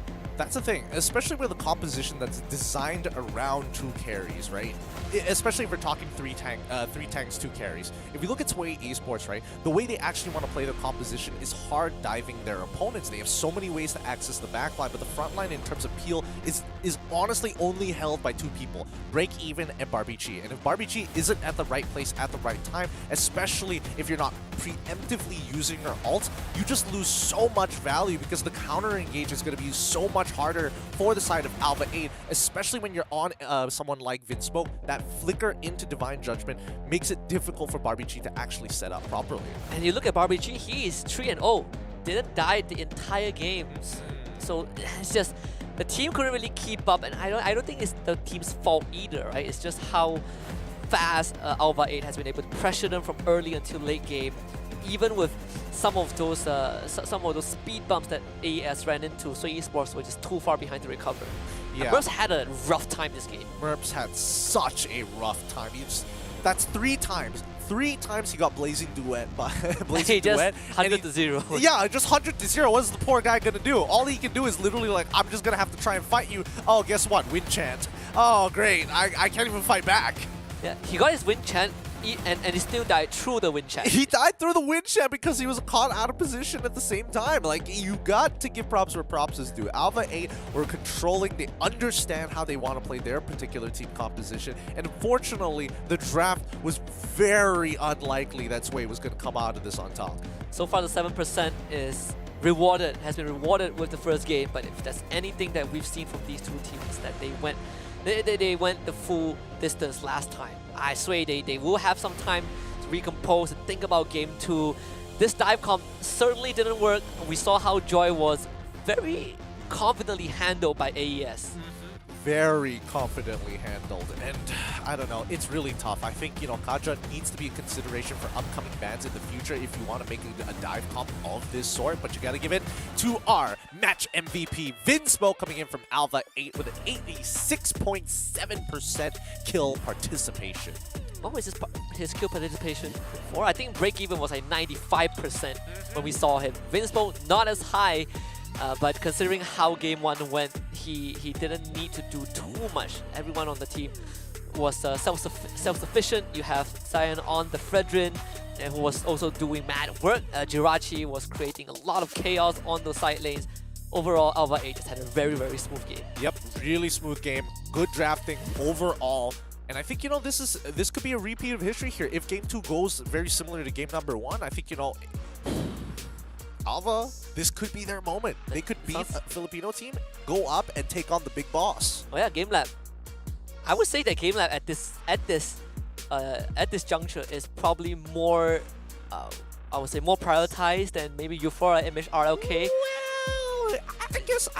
I think there could be an argument that could be there. There definitely could be an argument, because if we're talking about some of the best teams here, right? All of them, they all have one thing in common, and that's because they have the Snapdragon Elite Gaming, because they want to elevate their own, especially when winning matters. Absolutely, and because of the Snapdragon chip in their phones, they're able to give us one of the best Mobile Legends display in terms of gameplay and mechanics. But it's not just the microchip, they also have the best device to go with it. One of our partners, Samsung Galaxy, for being with us on this journey. You know, we have the latest S23 Ultra. That is something that gave these players just top-notch performance. Yep, share the epic and level up your own gameplay, because you don't want to miss those beats. You don't want to have your screen tearing. You want to make sure you have the best of the best, the top of the line, so that you guys could unleash the beast with Monster Energy. In case you guys are wondering, grab yourself a Monster Energy drink if you're falling asleep, or if you just need that bit of energy, a bit of charisma to get over that finish line. Yeah, we have Monster Energy to juice up your body, but we also have Kaji Shop to juice up that diamond vault that you have in your Mobile Legends account. So check out kajishop.com for the best top-ups in terms of getting your diamonds. Check out for some of the greatest deals. You can go straight up to Kaji Shop. But for our upcoming matchup, ALVA currently in a really good position. Match point against Sway. And I don't know, Sway, they need to bounce back from this. They need to start thinking which side of the draft do they want to be on. Because in most situations, teams go, hey, we've lost it on this side. Let's hop over to the red side. Maybe we can change it up. And it's also partly because of how accurate ALVA 8 has been reading Sway Esports draft, right? We saw the opening 3 picks from Sway Esports and ALVA 8. They got just the perfect ban to not only enable Eliora in that mid lane, but also really stopping Sway from pushing the tempo early on. Yeah, I mean, mid lane priority is just so very important in the meta right now, because the side lanes are basically kind of dead in the water. They just kind of sit there for a long period of time, and the only people who really affect the lane are the supports, mid laners, as well as the junglers, right? These are the 3 factors that you always have to consider. They can divide and conquer. They can set mid lane and support into one side while the jungler ends up on the other side. It's all about pushing and pulling until you find that opening to get a little bit of an advantage, whether it be gold, EXP, maybe a kill. So far, ALVA 8 has been really showing up huge with the homework that they've done on Sway Esports. But like you said, Sway Esports will take that side switch going onto Rit, and that means that ALVA 8 will have to kind of go for that first pick. But seeing how they have really prioritized the Kaja, it does make me wonder, will Joy still be let through? I don't think Joy is going to be... well, okay, it depends. It really, really depends whether Kaja is still available. But again, as mentioned before, teams who like to play a particular type of hero or think it's strong usually ban them out on the opposite side. Yeah, so Esports just taking out that Joy, but I don't think ALVA 8 cares too much, right? They have been banning the farmers in that game number 1. They've let a lot of crucial picks through, but in this case, with how the latest patch has been, I think Fredrin will also go through the bans. Maybe ALVA 8 will trade Kaja for the Fredrin. Or they still ban out the Brody. You know, that was like the one pick that I thought was kind of odd overall from Sway. I think it was Sway, right? Yeah, it was very, very odd and oddly specific. Okay, so the expected farmers came out. Now let's see Sway. Do they get rid of it? And I don't think Brody is first pick for his ban for sure, but I'm very curious to see. And it's not a hero that ALVA 8 generally picks anyways. Yeah, that's the thing. And so I don't know. It could be lack of information. It could be just going based on the assumption. But all right, Valentina gets taken away. They don't mind giving over Fredrin unless they ban Fredrin too. And ALVA 8, I think they banned the Martyrs in the previous game. Yes, they did. It's a hero that has been very popular. I think Yome also has had a lot of success on the Martyrs, but they actually banned the Kaja. Okay, all right. As expected here, Sway Esports probably could have held off on that Joy ban a little bit longer, because they are going to be the last people who ban in this phase before we get into the picks. So, Brody, are they still going to commit their blue side strategy to red side? I don't think so. Maybe the Kadita? Or the Martyrs, right? Martyrs is still left open. That's true. Arlon. Oh, yeah, that's Arlon also. Fair enough. But a lot of meta picks still. Well, I say meta, but then again, it's the patch. You'll guys get used. You'll get used to it. We'll get used to it. Yeah, we'll get used to it. So, Fredrin first pick, yay or nay? So far, it's a yay. So far, it has been a yay. Has been a yay. Come on, ALVA.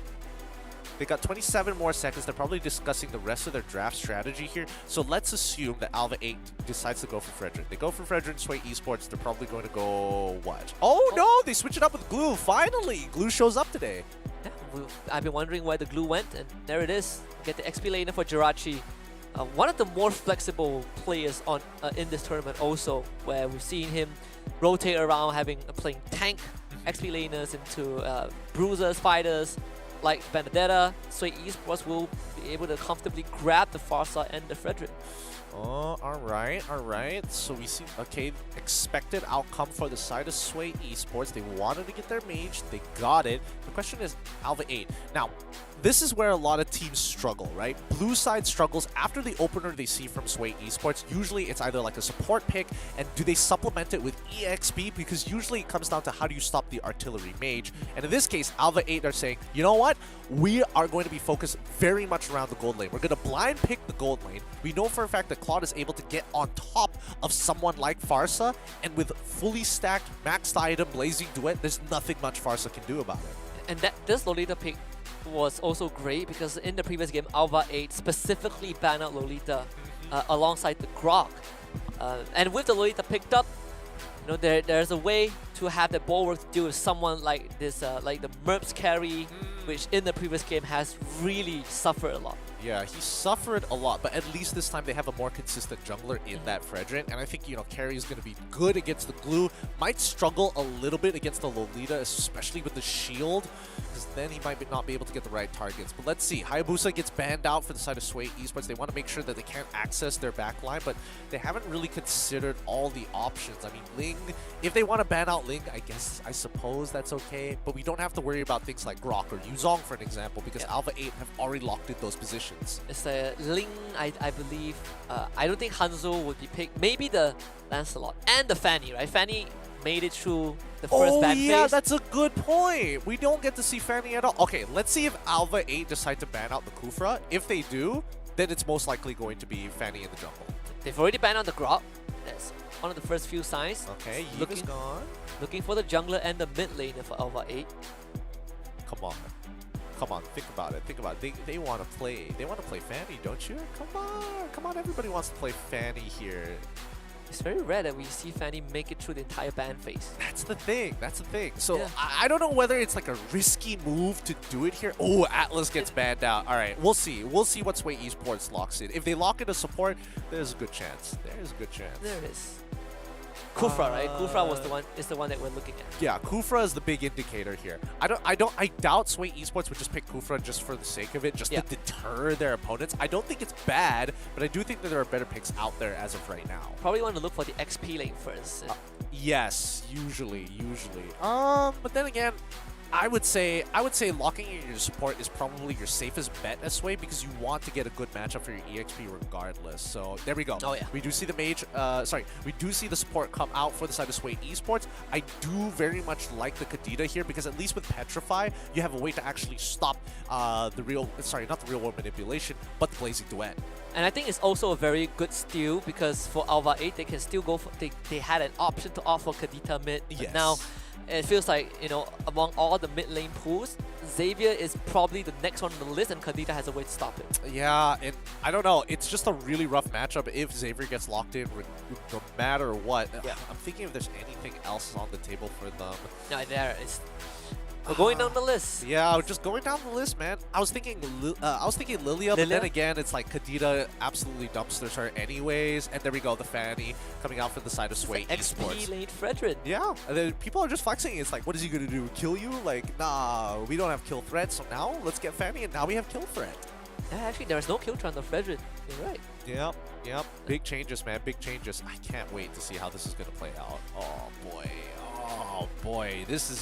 This is an interesting draft from both of these sides. Very consistent draft for ALVA 8, but I think Sway Esports, they've got quite the advantage here. So I'm curious to see how this Martis is going to perform against the Assassin Fanny. Seems like Sway Esports are doubling down on that backline dive. Right now they have a Fanny, they have a Kadita to facilitate that, and there's a safer way to do so as well from the side of Sway. If there's one thing that they are trying to really show is that they're going to run it back, the same composition against ALVA 8. Yep, this time with a little bit better options. They're doubling down, on, as you mentioned, on that backline dive. But at least with Fredrin in the EXP, building that full tank, he's going to have that level lead. And more importantly, he's going to be the tank that someone like Merps is required with the taunt to pull attention to himself. As in the previous game, Gilmay and Merps had an awful time in this game, in that game. But I believe in game 2, when you have that Fanny, things does get a bit more easier. It's harder to pressure the Fanny with what ALVA 8 has as well. Yeah. Oh, are they going for... Wait, hold on. I'm very curious. I'm very curious whether they both took support blessings here. It's smoke really far out. He's gonna get caught out, but that's gonna be first blood. The dream start for the Fanny. All right, bit unfortunate, but hey, by the way, did you know that, you know, Vince Smoke is at a 0.4 KDA? I wonder if this is just for Lolita overall. If it's overall, then that 5-1 record in game 1 didn't do much for him. Look, he gets a lot. He doesn't get a lot of kills. Let's be honest here. He's a support player. He's looking for these assists. As long as the crystal breaks, he's done his job. Yeah, KD's just a number. Yep, KDA is just a number. Break even, we can confirm that he decides to get the magic penetration boots in this particular situation. Also, stolen away. Zayan being disrespectful. Gome doesn't even have his off cooldown. He did use it on the orange buff, most likely. Unfortunate indeed. And yeah, it is most likely that he did. And I think right now, where do you actually play for, right? None of the waves are actually open. He's still farming. Feroski is looking for opportunities across the map, but does it really matter? Oh, wait a second. I guess unlike previous game, the XP lane will be a bit more static. You don't have someone like a Joy or Benedetta to cut these waves. So Esports, they do call first dips on the turtle. ALVA is slowly arriving to the scene. Barbichi will be in a position to use that better airstrike overall, but Zayan is taking a lot of damage. Back up, waiting for it. Vispo just commits the Numenor Blast. And ALVA able to find a double for Zayan. What a setup coming in from ALVA 8. They're waiting for that green light, and once Sway Esports gave it to them, ALVA 8 instantly coming out with that Numenor Blast. A huge play coming out from Vinsmoke and a fast follow-up from Eliora from a super safe distance as well. You get so much value from that ult. They steal away the purple buff as well. This is starting to look like a repeat of game number 1. And Zayan is 2 levels ahead of Gyome, and this Fanny even had the retribution, just not fast enough with his fingers. The catch-up game has already begun. It's so brutal. This is why it's annoying to deal with these types of junglers who can actually abuse the Demon Slayer. Okay, Merps is tickled a little bit. I guess they were checking the bush for the Claw just in case, but Barbichi is actually walking through the lane itself. Looking at how much impact the XP lane would have for both teams. We don't really see too much of XP. Fredrin overall, and I would say for Glue, you know, Jirachi did had to use that flicker early on. I mean, I'm hoping that it punishes him. At some point in time, right? Like, look at him. Jirachi is just walking up, no care in the world. He knows that he can get away with a split, especially when he's up against Horosky in this matchup. Wait, they're just pressuring Barbichi. He's forced to flicker. Maybe so Esports can find a return. Here comes Gyome. Feather airstrike actually connecting onto Nova. Zayn just goes in. Finds the execution with the Decimate. There's 3 kills all on this Martis. Man, Zayn is super far ahead. He is level 8 right now. He is level 8. He's 2 levels ahead of Gyome. He is 3 levels above Barbichi. Like, anybody who comes in his path is basically dead in a 1v1, so you gotta be extremely careful. This purple buff is never gonna see the light of day. And Eliora just keeping Sway Esports at bay. Haroski comes in. Gyome once more. This time even committing the retribution and still losing out. I'm telling you, Zion's his retribution is just way bigger. 2 levels up, and he has Demon Slayer, which gives him an extra 20% against these neutral creeps. Like, it's so oppressive. It's a boring style to play, but it's an effective style at the very least. If it works, it works. Ooh, I mean, look at the level difference, right? Zion is constantly 2 levels ahead of Gyome. It's the same thing in game 1. I don't know. The plays that have been made by Sway Esports, it's really bugging me because I feel like Sway Esports, they are playing the game very uncharacteristically compared to what they were doing before. And nowadays, we are seeing Sway Esports like, hey, we want to see them control the tempo. We want to see them actually continuously making plays like what we're seeing right here, but punished. Just can't find Eliora and break even. Now caught in a very, very rough spot. Able to get away at least, but they do lose Barbichi instead.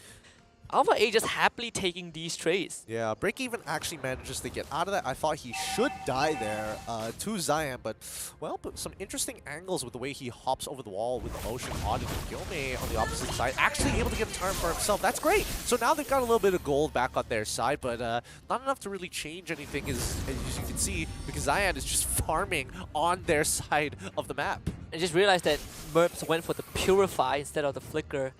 There's so much crowd control that he needs to consider, but overall at ALVA 8, I believe even through the Purify, they have more than enough to keep Merps in play. Ryan very far in the jungle.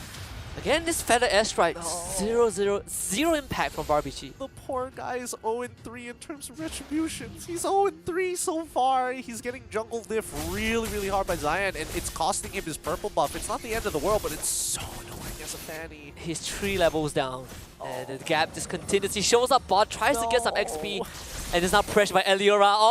Gyome! He's still got the mechanics, but let the man play the game! He's not able to play the game at all. Can't play on the Link, can't play on the Fanny. Now they'll lose the bot tier 1, and the only space that Gyome had created is now gone. Yep, but look at top side, right? We see that Sway Esports are actually utilizing this time to actually gain space for themselves.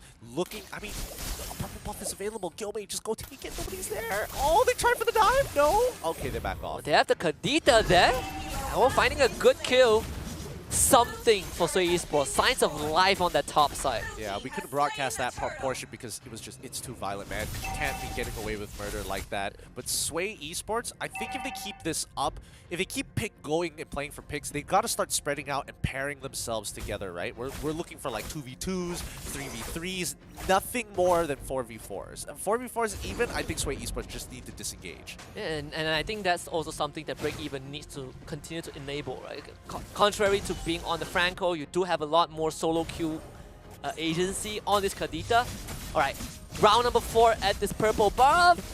Then just have more retry. He's gonna win that hands down.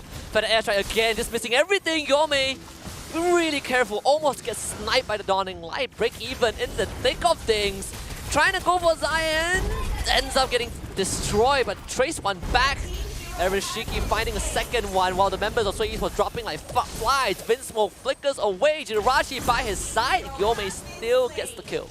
Alright, like at least we are seeing Sway Esports breathing life back in. 3-4-2 trade, not the most ideal, but in terms of mentality, at least Fanny got her purple buff. She's 1-3 so far in terms of retry battles. Finally being able to put herself within arm's reach. Still 2 levels down though. Gyome isn't exactly doing poorly also, right? 2-0 on the Fanny. He's creating some space around the map, just not being able to get much XP. No, and I agree. I totally agree with you. Gyome is doing quite a lot on the map, but he could be doing even more if he just had a purple buff. He's limited by the amount of energy he's having, and ALVA 8 they are having the time of their lives because Eliora continues to let this time drag on so that he could scale. Aaron Shiki as well. We're seeing the Wind Chant already being purchased. Yeah, just implementing the same method to shut down this Fanny as they did with the Link. Gyome, okay, can't touch this. Just reset in time. Yep, can't touch this. Vinsmoke playing like a Natalia. Break Even playing almost like a Natalia, so deep in enemy lines. Do you think they'll see this? Are they gonna actually decide to fight this? We've seen this before of a different team. This Assassin Kadita. Actually, we commit to that recall though. Again, Feather Airstrike to defend that mid tier 1. Very, very important. Break Even cancelling their recall. This might be an angle for Sway Esports to abuse. Yo, Break Even is so patient. Oh, this could be it. This could be it. This could be it. Does he know about Eliora in the bush? Eliora doesn't spot him. He doesn't enter the brush. Erishiki is the target. Doesn't burn down to the glowing one. This heals up with the DHS in time. No. Oh, they didn't find the kill. That was crucial for Sway. Oh, wait. Eliora flickers forward for this kill, and he doesn't get much off of it. But now, this is going to bait out a full-blown fight. Gyome trying to run interference, but it's running dry of energy. Jiraiya putting himself in front. Hiroski is there. Break Even once more in the flank angle. They caught Merps as he forced the carry out of the fight. Lord dropping low. Gyome coming back in. Though. Can he win this retry fight? He stopped the Lord attempt. Goes over to ALVA 8 and Gyome dies. Oh, that's so frustrating. trading as well. Zayan actually retreat earlier, and Gyome had the opportunity, but was just ever so slightly off the timing. That's so sad. Sway could have bought back so much time on their side, or at least dragged this game an extra 5 minutes, but now ALVA 8, this is going to be their time to actually claim as much gold as they possibly can. Zayan is even going to take that purple buff. And Gyome knows that it has to do with this top side. He's surrendering so much. Break even coming through. Eliora is the target. Break even just finding crucial space for Sway. Now the fight breaks out. Vinsmo putting up the bulwark. Zayan in danger, but he's just gonna go and commit. Hiroski brought low. Gyome joins the fight. Hiroski still alive. Jirachi forced the flicker. And Arashiki not showing himself at all. A 1-for-0 trade in favor of Sway Esports. They can pull this back. A 5k gold lead is not impossible. Aaron! Doing it again, this time not finding any kills, but was able to get rid of that bottom inhibitor, so ALVA 8 still finds some space. Yeah, I think right now Sway Esports need to recognize that this is a continuous habit from Aaron. Like, he's been doing this time and time again. Under inhibitor turns, he tries to zone them away, especially when they have Lord. They need to hold up a battle spell, and especially for break even, he needs to hold up his Petrify to cancel him and potentially look for a full one-shot. Bit of arrogance from Arashiki. We'll see. We'll see how long he's going to get away with it. That's the truth. Now he has been punished once, courtesy of the inhibitor. Okay, shot. Okay. That's fair. That is one fair. time. But it's not the product of Sway Esports. Yes. The players themselves haven't been able to stop him. Well, let's see how far this is going to go, right? Because this game has been pretty slow moving for ALVA 8. They haven't been needing to do any flashy plays. All they've been doing is controlling the map, controlling the space, winning that early game, transitioning into the mid game, and now they have not lost their lead. Again, purple buff never falling into the hands of Sway Esports. It's only been given over to them 2 times, one of which was a steal. And they had to fight tooth and nail for it. Yep. That one handed over to Aaron Shiki. And Gyome has been doing a great job of preventing all these waves from getting synced up. He's going to where Jirachi is and knows that the glue can't really do much against him. Almost high end. Damage a lot. Break even coming through. This time Eliora flickering away. Break even not able to find the assassination. In fact, Hiroski is the one that gets caught and just completely destroyed. They have lost that front line. The Numinum Blast expended just in case. Second inhibitor in danger, but no medium wave. Gyome will cut it and make sure that ALVA 8 doesn't crash that wave. Yeah, he's trying to be as annoying as possible, trying to stagger these waves as much as he can, scrape up a little bit of gold. But if you notice, right, a majority of the members of ALVA 8 are extremely healthy. They're setting up for this Lord. Wait, no. Arashiki, so arrogant! And still gets away with it. Oh, no commitment. Unfortunately, Gyome does not know whether the rest of the members are going to be there. And you can see it. That's why Esports are taking protocol. They're like not 100% sure that the Lord is being done right now. And Gyome even committed his ultimate. He's still not able to finish off the Claude. Now with this second Lord, life just got infinitely harder for Sway Esports. Yeah, ALVA 8, wow. You got to give it to them. The fakes that they've been pulling with Arashiki and as well as Vinsmoke really sell the idea that they're hiding somewhere across the top side of the map. And Sway Esports just bought into it. And now it's the mind games, right? You see a Claw just fly in with a blazing duet. It's like, yeah, it's like, why is he so confident? He has to have a team behind him. He'd be crazy to go in by himself. Yeah. No marksman would do that. no sane marksman would do that. I don't know. You definitely learn from Force Secret. 100%. They have each other in their direct context. Arashiki, can't wait to see him do it again. He's got the blazing duet. Let's see. Break even has to petrify. Maybe there's a way to catch Arashiki. Lord coming in through that bottom side. Break even still waiting. But ALVA 8, they're pretty far away. They might just get all the inhibitor turrets. Gyome not able to stop the mid lane one. In fact, he's getting punished. So much output from ALVA 8. Gyome forced back. All the inhibitors are down. Break even going in. The petrify completely whiffed, and he ends up losing his own life. And ALVA 8 have found 2 kills. They do lose the Xavier, but Gyome barely making it out with his life. Jirachi just dives the fountain because why not? Now Blazing Duet unleashed by Arashiki. They trade 1 for 1, but the crystal still goes down. ALVA 8 with A 2-0 victory over Sway Esports in this grudge match of all places. A dominant fashion. Oh my goodness, what a game coming out from ALVA 8. They played such a tactically sound game. It is cold-blooded, just like their logo. Red eyes, an aura of vengeance here. It only, I mean, again, history continues to repeat itself. ALVA 8, 2-0 against Sway Esports. Cleaner and more decisive than last time, and so much more dominant. If you look back at the last time they faced off and you look at the results right now, I mean, ALVA 8 have improved tremendously. It felt like last time didn't even matter. Yeah. So Esports got completely crushed. They did. I will say that Sway Esports, towards the end of the matchup, they definitely were starting to struggle, and the goal difference was just too much, and especially for a Kadita support where you need to snowball, just wasn't finding the kills and even messing up a couple of combos in the later stages of the game. But Aeroshiki, just so disrespectful. He understands that as long as Horoski isn't within the area, nobody else can deal with him unless they have that Petrify. Just good communication from ALVA 8, good tactical choices across the map, and Sway, they tried their very, very best to pull this back against ALVA 8, but it just was not their day. And you know, and the most interesting part is that Sway Esports put up a better fight in Game 2, but it ended faster than Game 1. And overall, it's fair to say that for Game 2, it is jungle and gold lane gap.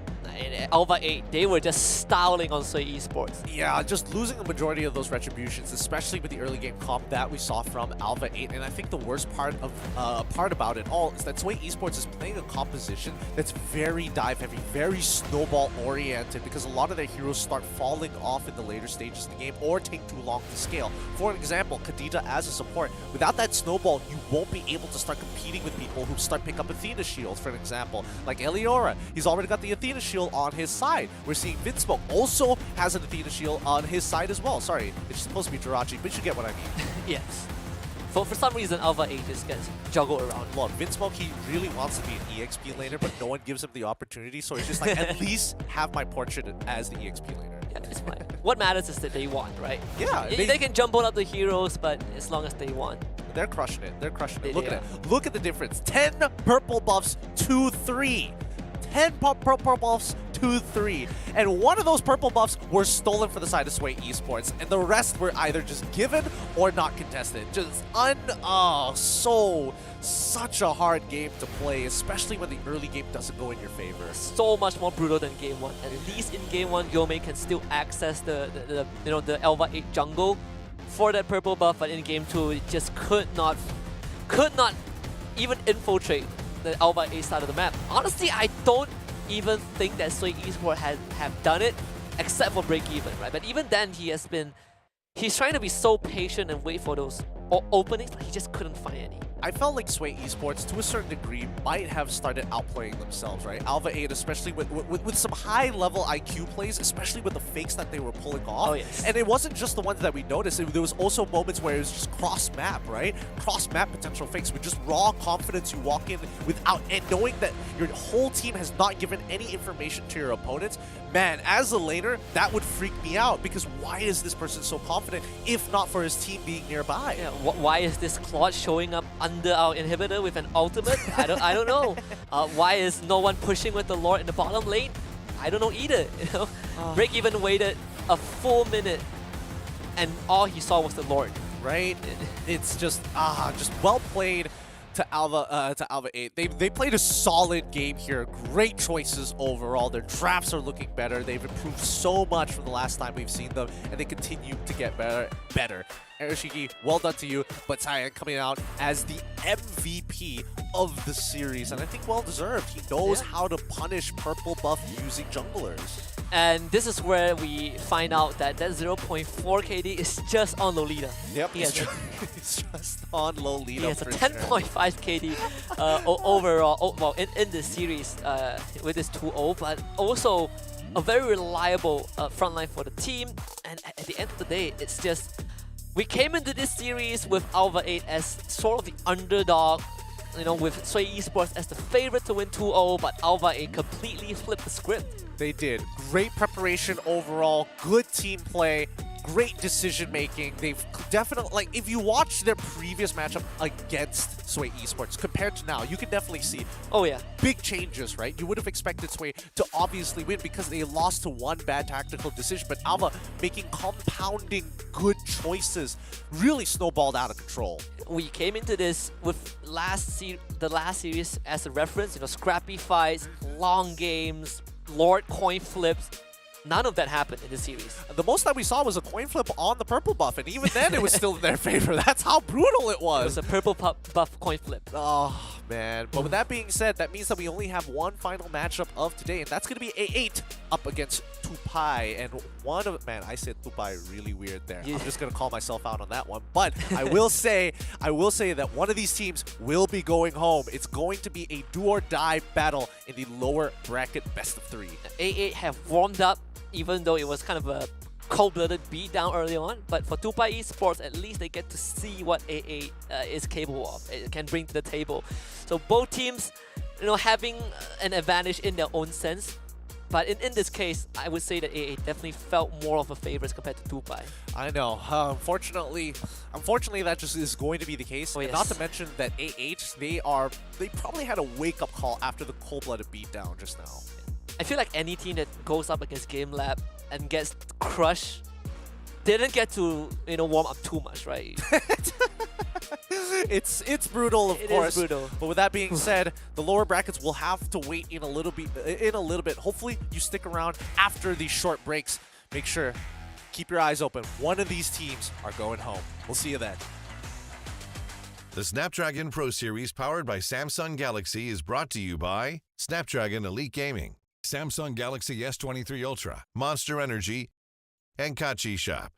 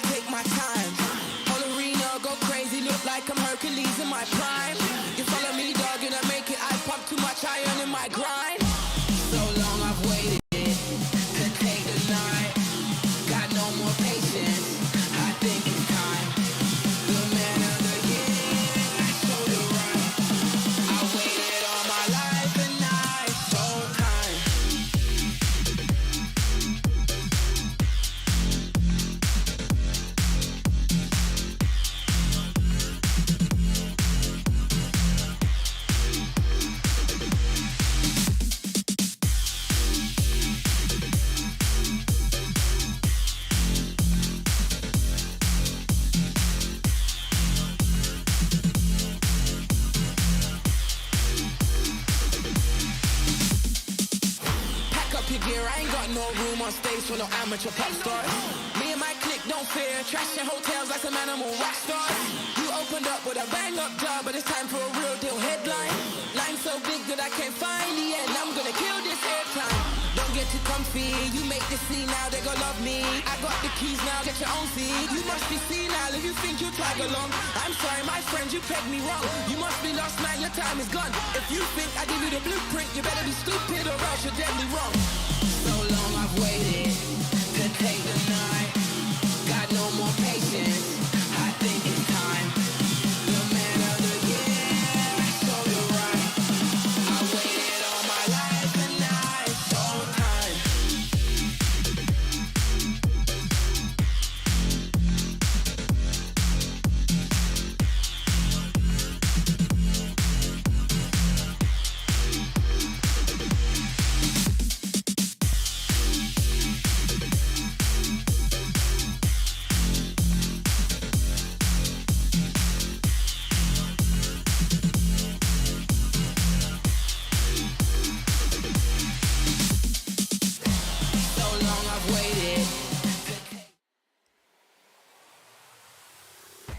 Alright, it is elimination time, people. It's going to be A8 Esports taking on Tupai Esports in this lower bracket best of 3. And we are here to be your harbinger of bad news. I'm Muskie, and alongside me is Gideon. Welcome back, everybody. I botched that. That was so bad. Don't worry about it. Oh, boy. Oh, don't worry about it. Just like a lot of these teams needing that warm-up, unfortunately, there are no more warm-ups for this best of 3. It's going to be a do or die between two teams here, Tupai and as well as A8. Only one of them will be moving on here in the lower brackets after this best of 3. It's going to be a brutal one because A8, they got a very rude awakening call courtesy of Gamelab. It was a complete spanking. I don't think A8 got to do too much. But for Tupai Esports, they got to witness the amount of beating that A8 received.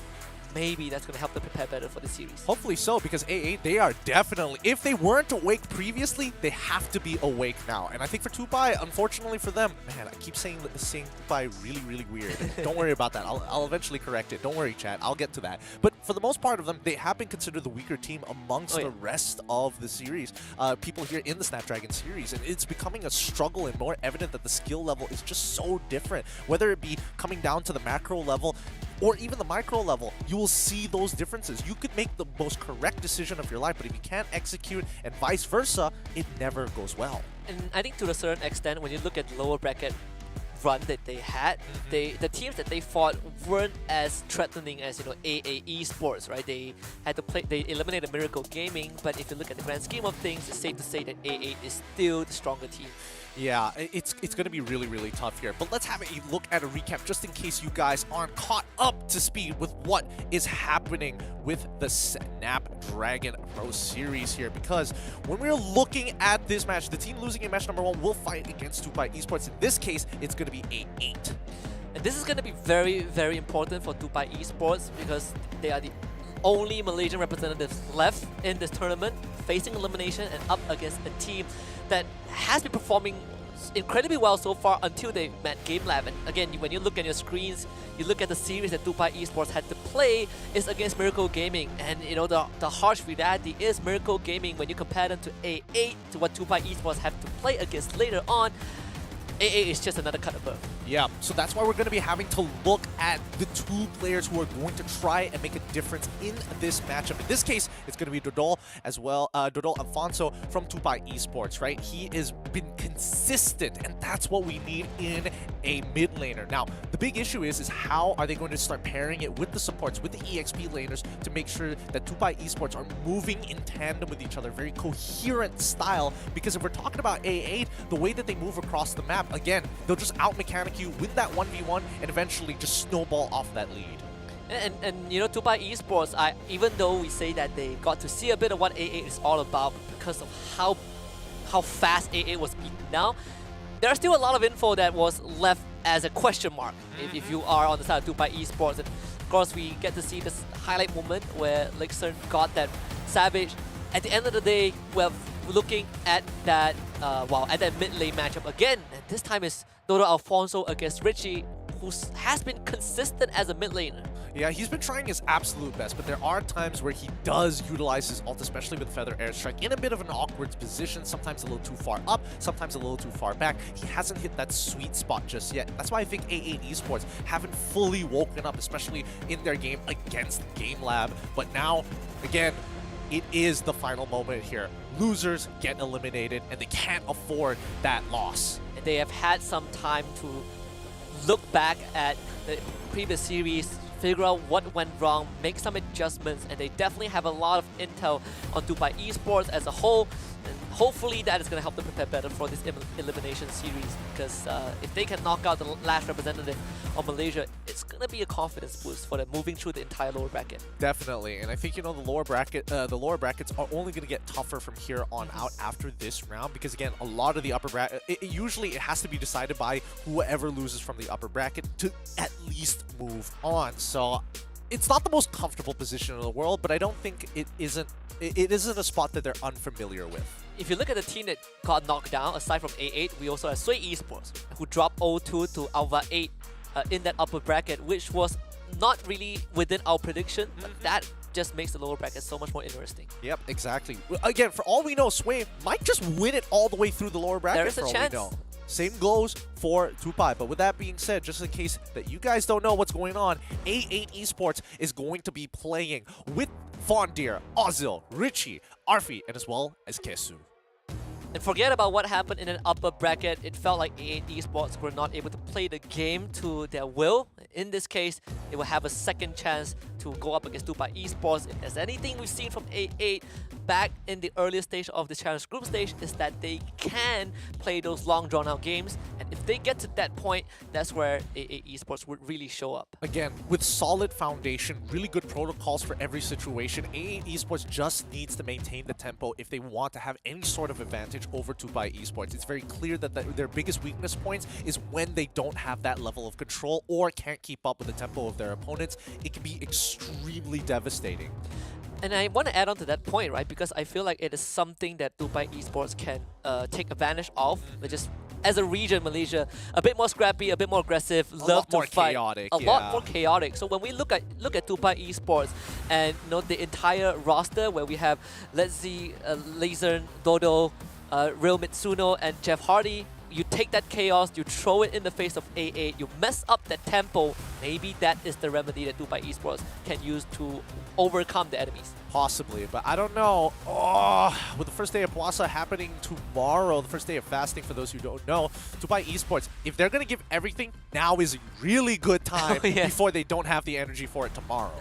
Yeah, very, very important. It's also allows them to breathe a sigh of relief moving into tomorrow, right? The work is not done just yet, but you definitely do not want to go into that first day of fasting with a loss. Yeah, it's I mean, it's definitely something that they're going to be thinking about, but they can't afford that right now. So hopefully Tupai Esports either adopt the true Malaysian meta, which is just, you know, ram into a wall as many times as you can, and eventually the wall will break, or whether or not the wall is strong enough to hold them back. Well, we saw that wall crack. Well, we saw that wall get destroyed early on. We'll see if Tupai can bring the same, you know, amount of chaos. But for this series, we're gonna take a look, focus on the gold laners from both teams, Real Mitsuno and Arfi. Ah, yes, Rumitsu as well as Arfi. Again, very different stats all across the board, with Arfi having a majority of the stats leaning towards his side. The only big difference is the damage taken per minute, where he's definitely had more scrappier fights, more bigger team fights, and more games being played overall in comparison to a team like Tupai. And unfortunately for them, they're not even breaking up into the 700s in terms of average GPM, which is a bit concerning for a gold laner. But we do see some redeeming points, like DPM, for example, at least hitting the 3,000 mark, and overall KDA being at 5.8. And, you know, Real Mitsuno is one of the very few gold laners that has that Brody as one of the top 3 picks overall. And, you know, I just want to throw this out there for Arfi. Damage taken per minute, 3.6k. I think a lot of that value came from Gamelab. Yep. Just the entire game put into his stats. Yeah. It's brutal. It's really brutal, but you can definitely see that there's a couple of similarities between the two. Number one, overall playstyle. Secondly, they both play Claude as well as Melissa. The only difference is that when RP has nothing else and wants to go and doesn't have his Swiss Army knife in Claude, he goes for the second best thing, which is usually going to be the Beatrix. Brody is a little bit more lane focused and more importantly, a huge cleanup mechanic, as Real Mitsuno is going to be that guy if he gets that lead to not only break a lane, instantly lane swap, and continue to press his advantage. And interestingly enough, even though RP had 2 games to pick that Claude, he never picked that hero overall, right? He went from Melissa to Beatrix as seemingly just want a way to stop a dive when Claude can also be an option. And that does back the question, what is the thought process of RP as a goal laner? It's hard to say. It really is hard to say, especially after their game 1 against Gamelab, where he lost the lane to Melissa. So it could be one of those things where there's just a lack of information across the map. But then again, it's tough to say. Maybe there is some redemption in this upcoming game. And speaking about redemption, Tupai Esports is also looking for redemption for them as a team, and we do have an interview with them, so do enjoy.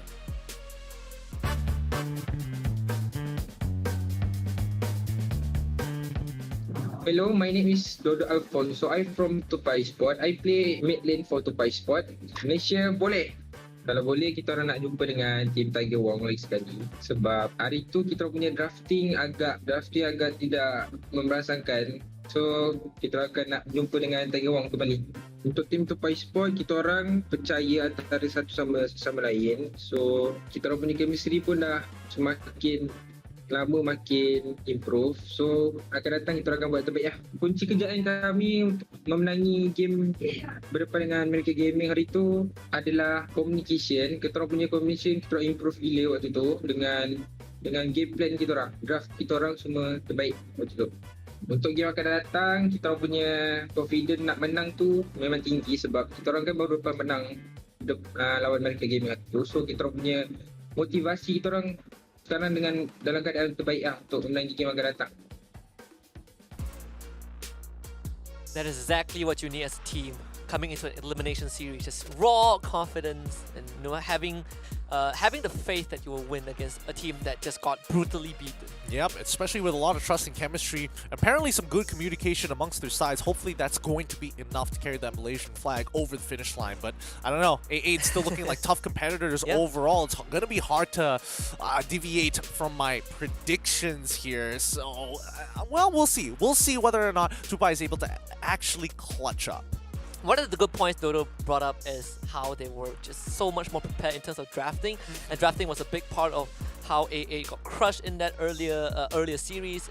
Maybe I want to see how Tupai Esports has prepared their draft for this series overall. What about you guys at home? Are you guys prepared for the upcoming drafts? Are you prepared to support your favorite teams here? Don't forget that you can actually start voting for your favorite teams on the Twitch chat in our live. So go check that out. Depending on which platform you are on, you can always just switch back to Twitch and quickly put that prediction in before coming back and checking out on whatever streaming platform you're on.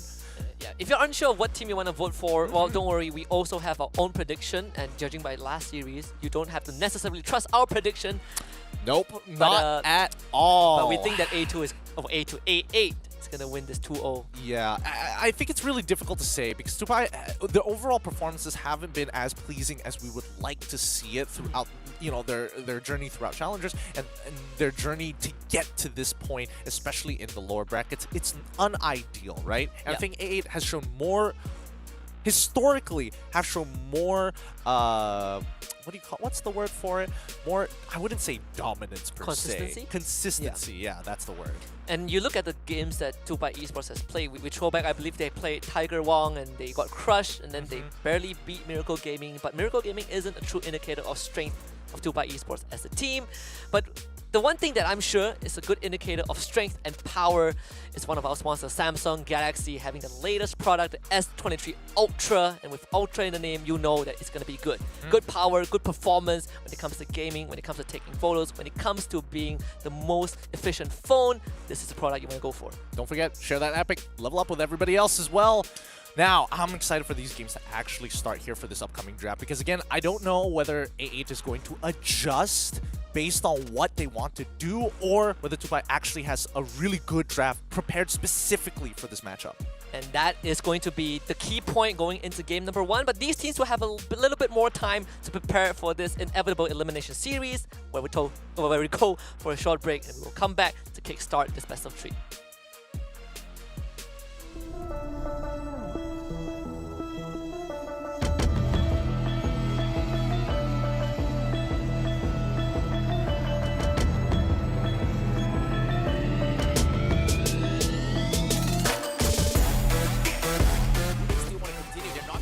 There's a Creamo! He goes for the flicker, he pulls CY, CY with the Wisdom of Nature will eventually get pulled back, and that's gonna be MHRLK losing their core strike marksman. Meanwhile, GPX, they have to think about their continuation because Daiso is kiting the land slot as long as he can, and Ray is out of position as well as MHRLK will completely shut down this land slot. The immortality comes in, the Winter Truck gets swapped as well to keep him alive, and Ray! Esports, keeping it strike, waiting for the moment to strike during the August, waiting for a Newman on blast, not going to be able to do too much, and that is going to be 2 inhibitors down as they try to go for the collapse, they going for the pull, they find Judgment cancels your name, Count Alter keeps them alive, Offer, trying to keep them in check, he goes for the stun, but where's the damage? Flash Run finally drops the Count Alter away, but do they have the damage? Yes, they do. Flash Run kills off the carry, and now as you can see Eugene Chenko, he is going to try and trade off, but Evo Esports, he somehow manages to defend. Oh, to extend it, but it is not going to be enough to reach him. Reset coming from now from See You Soon, but you can see Rookie hammering on the tier 3s, but now the flame goes in for the jump, but where's the follow-up? Kyrie dives in, but Rookie getting free shots all the way through Trauma, looking at the wrong target. Now gonna give chase, but who are they gonna kill off? It is gonna be Tarizna. The flame extends with the flicker, but the jungler still stands. Rookie is now on Trabot, now exposed by this Moskov as they try to delay the inevitable, but See You Soon, they cannot continue this fight. Arrow 404 is looking for objectives. 20 seconds left before this next lord. They will deny the purple, but here comes the penalty zone. It connects on 3. Real world manipulation comes in, and the counter penalty zone comes in, but it's not gonna matter. They just don't have the damage. Will slowly pick him by, but from behind, here he comes, the Arlon. He gets the kill on Leone. He's going to continue here, but the goal away is going to be there. Offer gets a second one as well, but he's going to be kited around as the Nami is looking to finish him off. They're waiting for the right moment, right? But Offer doesn't have the money and the mana to continue with this fight, and he is going to go for it. Blood's on side, gets assassinated.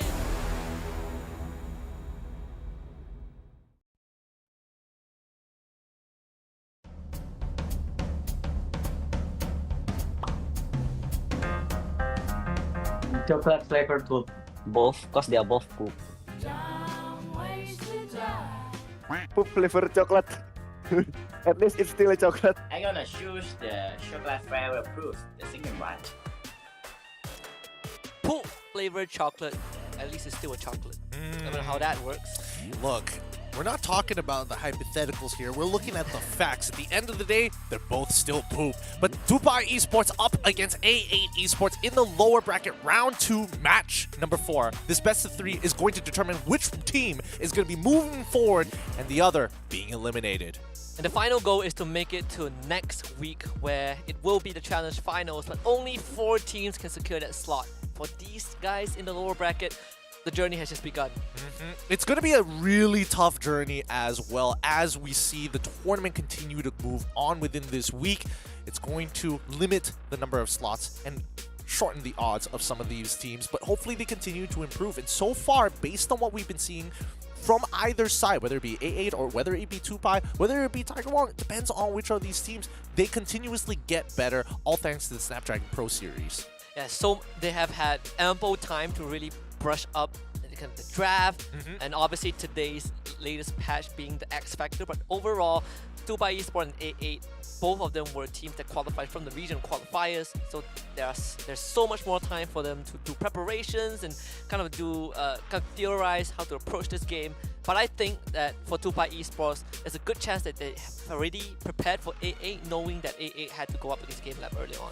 Well, honestly, I can't wait to find out when we get into the draft, but hopefully, you know, these teams are really, they don't have a lot of time to actually adapt, and more importantly, to innovate in this new meta with so many changes in the patch notes alone. Like, it's going to be hard to keep up with everything going on, especially since we're moving at such a fast pace here at the Snapdragon Pro Series. Yeah, we've seen two sides of the coin, especially for Fredrin. We saw A8 basically complete crush using Fredrin, but we also saw how ALVA 8 find success with that Fredrin.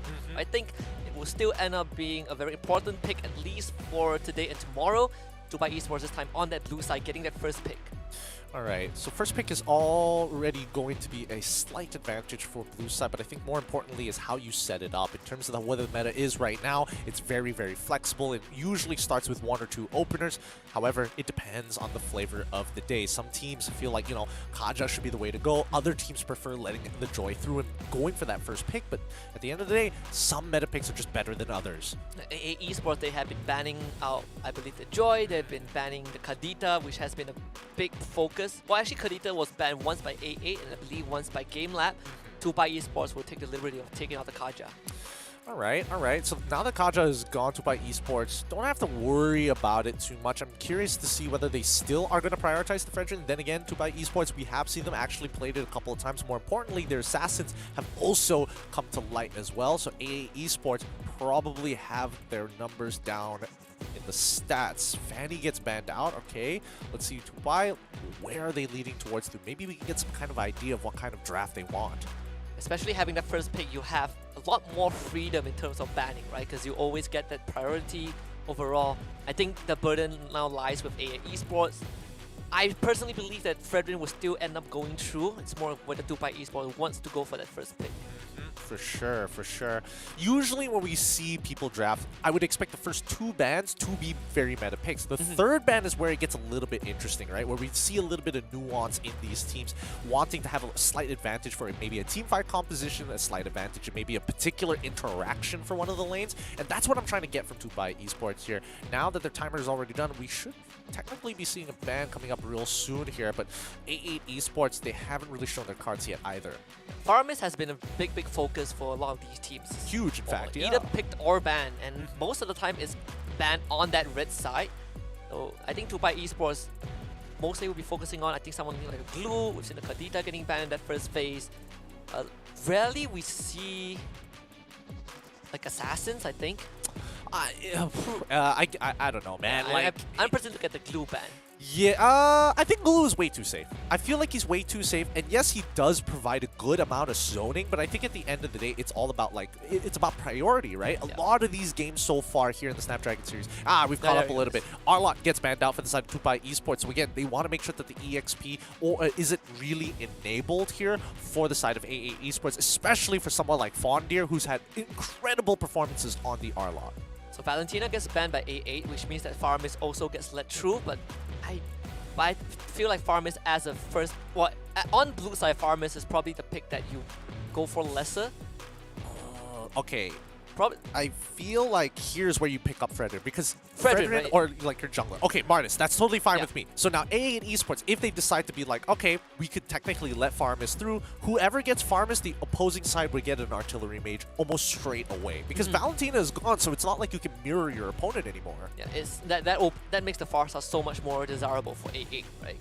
But even then, I think Tupai Esports already have a decent way getting through the Farsa. In the Martis is one.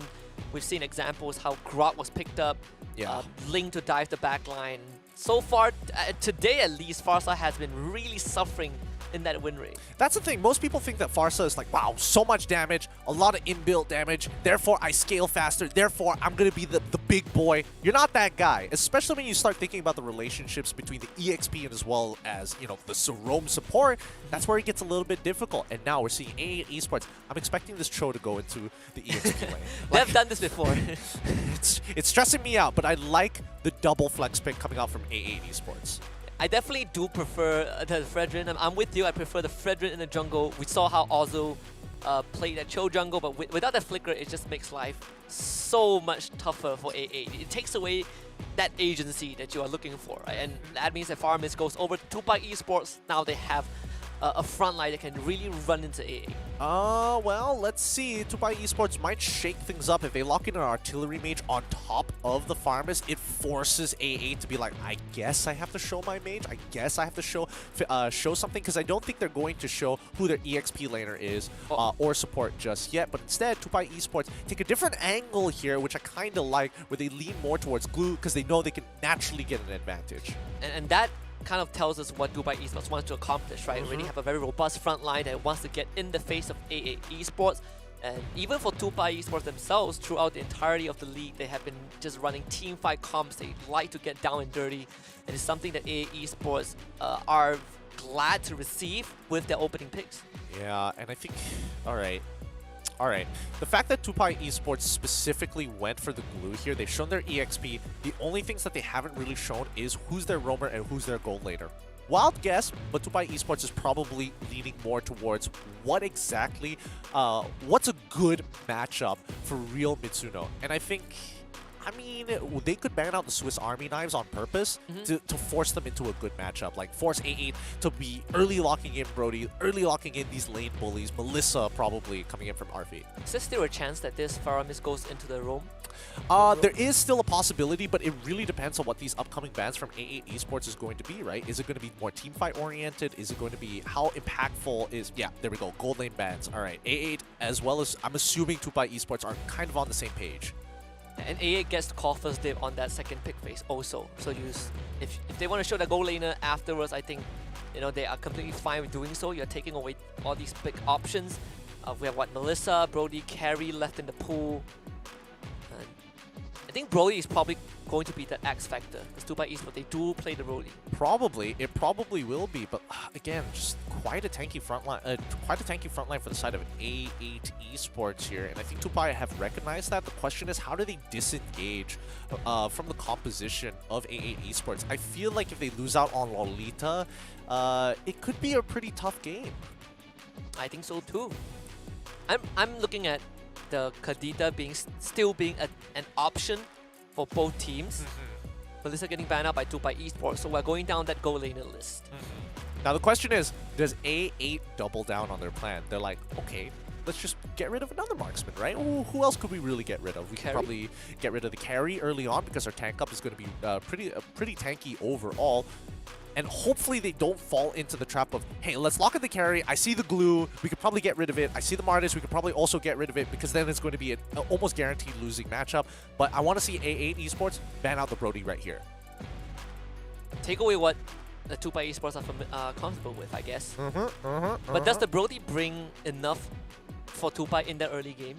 For Tupai at the very least... Oh, they get rid of Moskov instead. Okay, for Tupai at the very least, if they lock in the Brody, what they do guarantee is a winning lane matchup. And that says a lot because, again, you can force priority, you can control the lane, you can basically starve out the laner before they even get to play the game. And I think with Brody, who is a one-item marksman, in comparison to Carry, which is a 3-item marksman, it does take a little bit of time.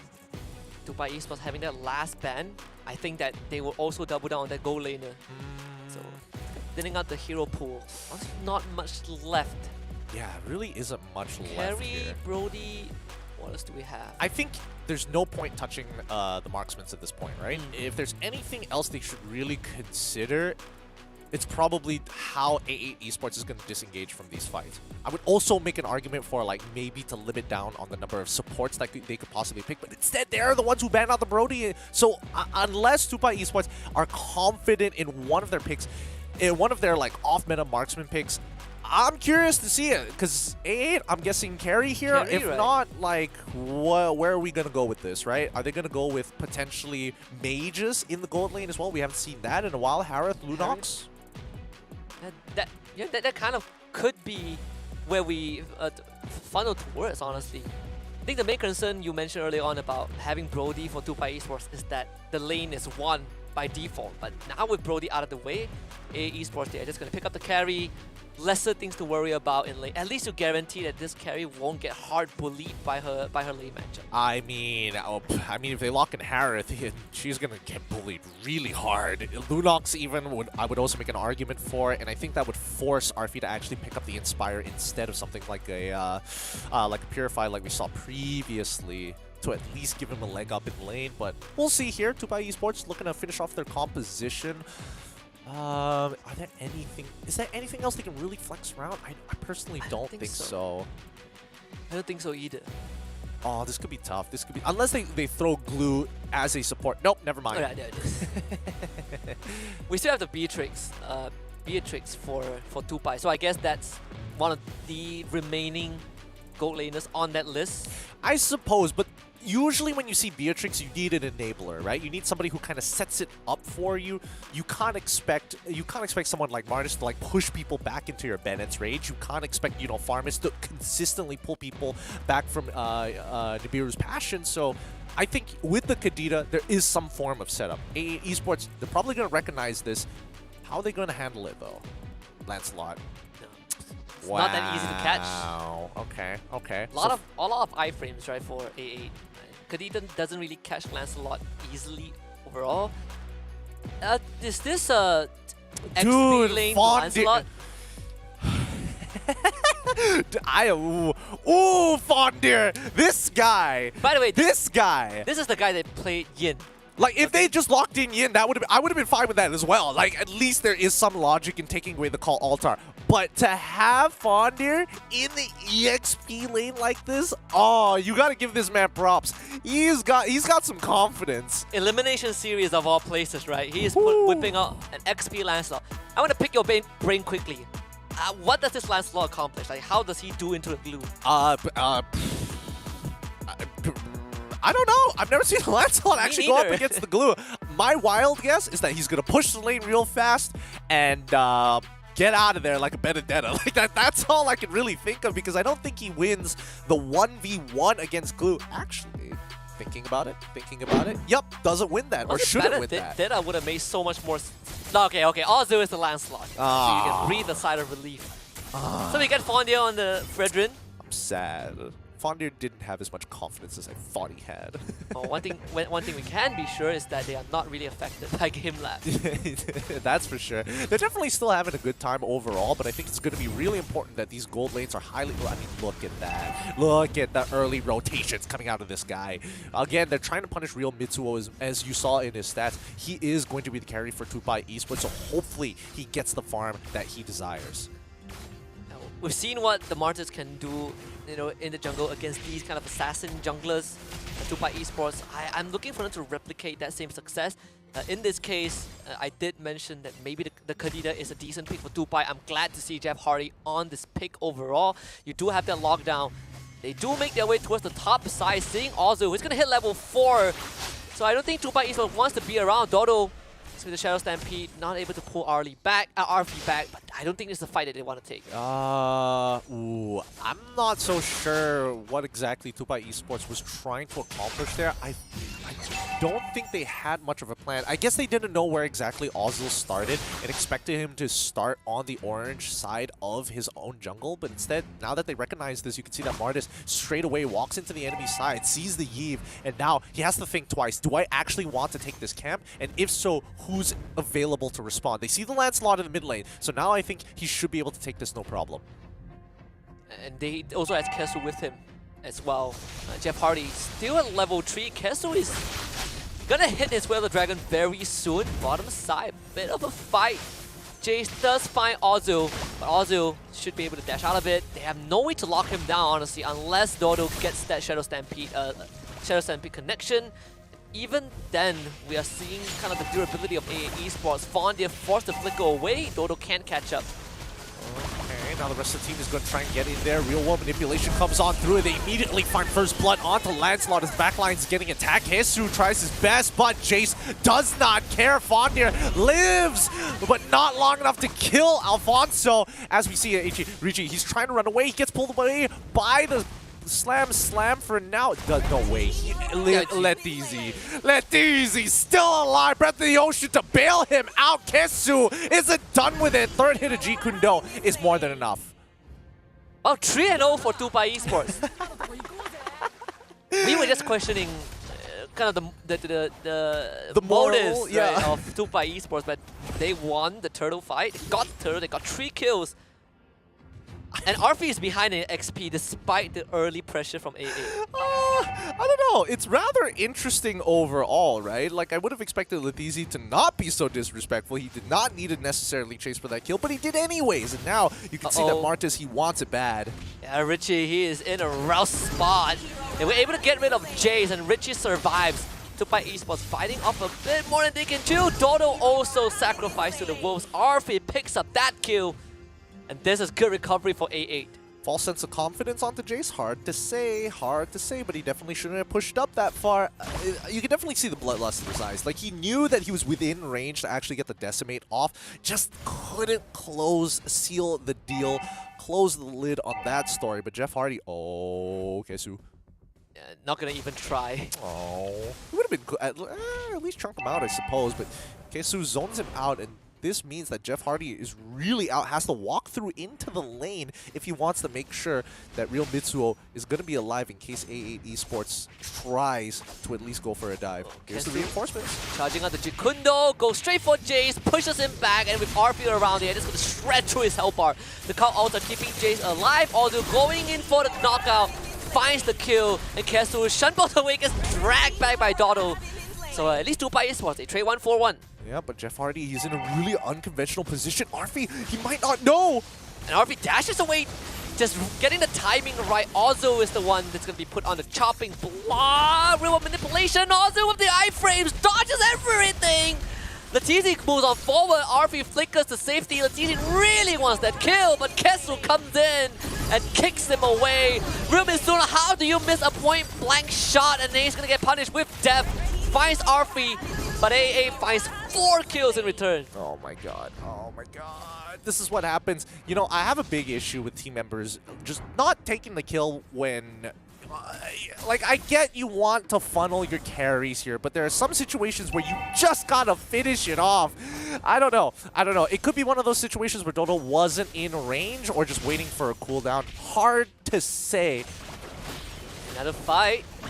Fondia and Kesu doing a great job of keeping Tupai Esports away. Fondia should have enough durability to take a bullet from afar. Tupai Esports, they don't have damage. Dodo will try to pull him back, but Fondia gladly takes it. And Dodo now forced to pop the Cold Altar. Kesu is there. Fondia gets dragged by Letizi. And Real Mitsuno comes in for the pickup, finding a double kill. Yep, and this is what we expect. Tupai Esports, they know they can get into these fights. They know that there's a lot of protocols in A8 Esports' overall game plans. And Jeff Hardy is just being really annoying right now. Tickling Kesu with auto attacks. Finally buy a bit of space for Real Mitsuno. Also, to chunk down that tier 1 Kesu. Dangerously low, Dodo gets kicked away. But Tupai Esports, they grab a tier 1. At least a trade. They did get the bottom one. Yeah, Arfi was able to get that all by himself, but Mitsuo currently 4-1. He's already got the Blade of Despair into the Swift Boots with a Fury Hammer by his side in comparison to a Corrosion Sight. And that's about it. No golden staff just yet coming out from Arfi. It's a minor goal lead for AA Esports. Less than 1,000. Less than 1,000, but still, it makes the difference here, right? Yes. It really does make the difference at the end of the day. Now, 2 items fully complete for the side of Arfi. It's still going to be a little tough here because Blade of Despair is a high-value item which gives a lot of base damage. Oh, Fond here. Looking for Dodo, gets a taunt, clips him on the edge. Kesu is also there with them. They do get the burst onto Richie, forcing the flicker, going straight for the Eve.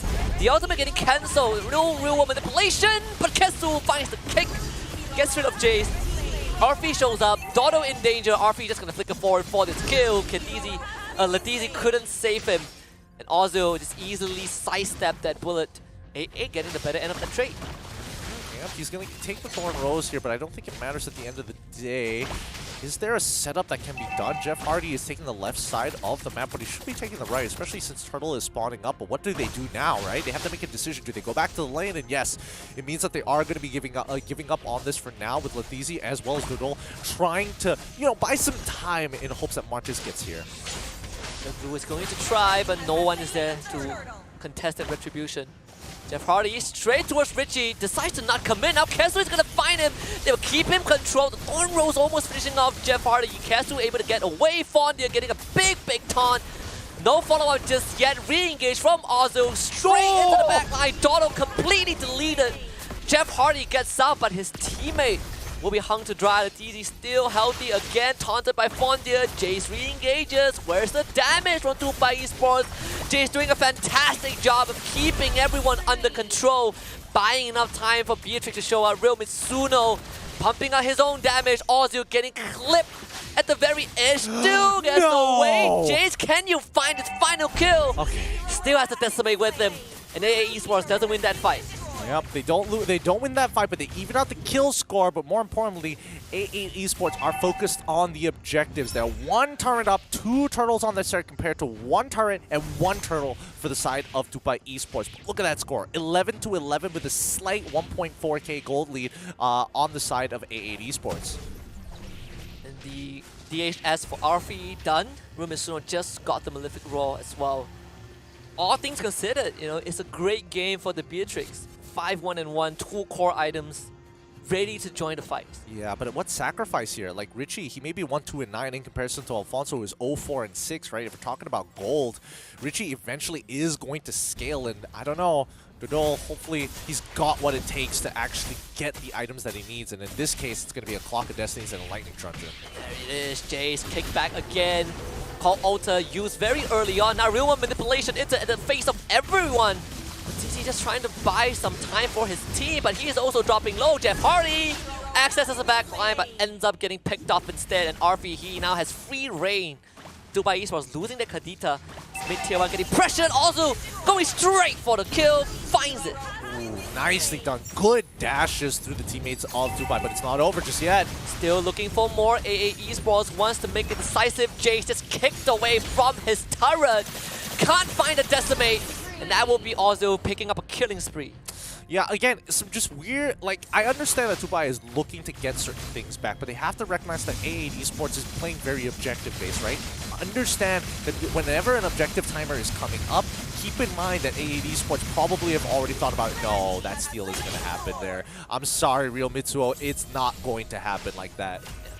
Definitely not in that fashion. Not against AA, at least. Yeah, not against AA, but also he's been playing a very solid game on Lancelot. His mechanics are extremely sharp. Yeah, finally able to play the game. If you get to play the game, it makes a lot of difference. Look, he got access to Lancelot, and he is not a purple buff, jungler-dependent sort of person. I mean, it's important to have, but it's not the end of the world if you don't have it. Jeff Hardy with a lot of patience, but you have Kesu there to intercept this Kadita. Overall, AA Esports, they have all the bases covered. Looking for the glue. Jeff Hardy is going to show up right now, going straight for RP with a Petrify. Double knockout. That is the setup that Tupai Esports have been looking for. 2 quick kills in on mid lane. Yep. Now they have to split up their forces to take care of these Lord empowered minions. They lose a tier 2 for this, and Martis should be able to clear up that top side. Mid tier 1 being held down by the mid, as well as support. And wait, potential play be coming out here. Kesu. Does he do it? No, he doesn't commit. And with Jay showing up and Ozu being dead. Ooh, what a dodge. What a dodge. Good call coming in from Tupai. Going up to the top side and saying, you know what? There's nothing we can do. They're setting up for a potential kill. We might as well let the tier 2 fall on top side rather than losing a tier 1 mid. That's just the differential of tower value.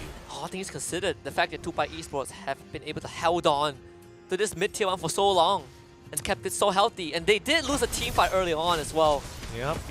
They just want to make sure that those, the kill score, it's not about the gold, it's about the kill score here, okay? It's all about getting that mad respect. Keeping that turret alive for all things. You should see how far Jeff Hardy is. He is on the hunt. He is on the hunt. Man, he is looking for angles. He's playing like a Natalia, which is really weird to see on a Kadita, but if somebody falls into that trap, it's basically over with nobody else to actually open up the map. Well, it's easy. He's got to be careful. Also coming to potentially claim this purple buff for its own, but unfortunately cannot find it. He's just doing a fantastic job of being that front line alongside Jace. They have so much interruption onto A8 Esports. One of the few things that the Frederick hates. All these displacements. Okay, I mean the displacement is annoying, but I think more importantly is whether or not you can dodge the right abilities. Oh no. He just lost the glue. He did not want it. He wasn't ready, and I don't think they communicated very well where Kesu was. And he doesn't. He's not a threat. He doesn't have the way of the dragon. He's not going to do anything. But it's very important for AA to find out where the Kadita is also. But then again, I don't think Kadita is in positions which really threaten them, right? I think AA and Esports recognize that Kadita is somewhere around the map. Where exactly she is, they have no idea. But as long as they stick relatively close together, they can actually find some stragglers rotating into her. Second Lord on the board. AA slowly whittling it down, and look at where Kesu is. Oh, big angle, Jace.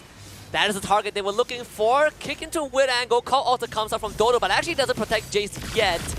Rumisuno pushing Kesu back. Huge damage from the Beatrix. Fondia unleashing that. Oh, just massive heal.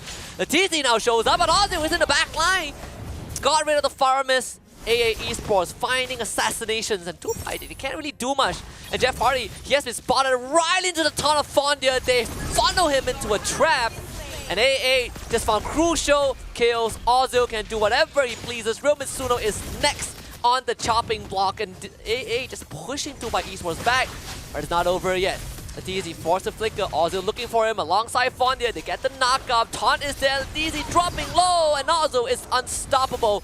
Now Mitsuno not really threatened. Finally, Jace gets an exchange. Fondia going down, but A8 is just there to buy time. That Lord is most likely going to be there. Tupai Esports cannot reach in time. Oh, that's so unfortunate there. Oh man, Jace, he could have just tried to book it, but he didn't have retribution, so they already called it off. They knew they were not going to get the Lord this time around, but they were able to actually get a number of kills back, just not enough to even out that gold lead that A8 Esports is making. But not that it matters, right? 3k gold lead means they hit their item power spikes faster, only by very marginal amounts, right? Because in about 2 minutes or so, I would argue 3 minutes, it's not going to matter.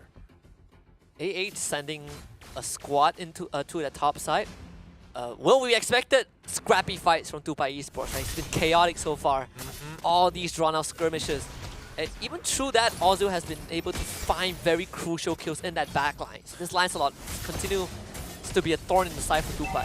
Yeah, A8 definitely have the mechanics to make this happen, and now the mid-tier 1 should be falling, but they should be able to hold on to the mid-tier 2. Jace is going to handle top side, but here's the thing, right? Real Mitsua, as much gold as he has, as much as he is trying to do, he's going to need his team to peel for him. If he gets chunked down low, Ozil will chase him down to the end of the earth just to secure the kill.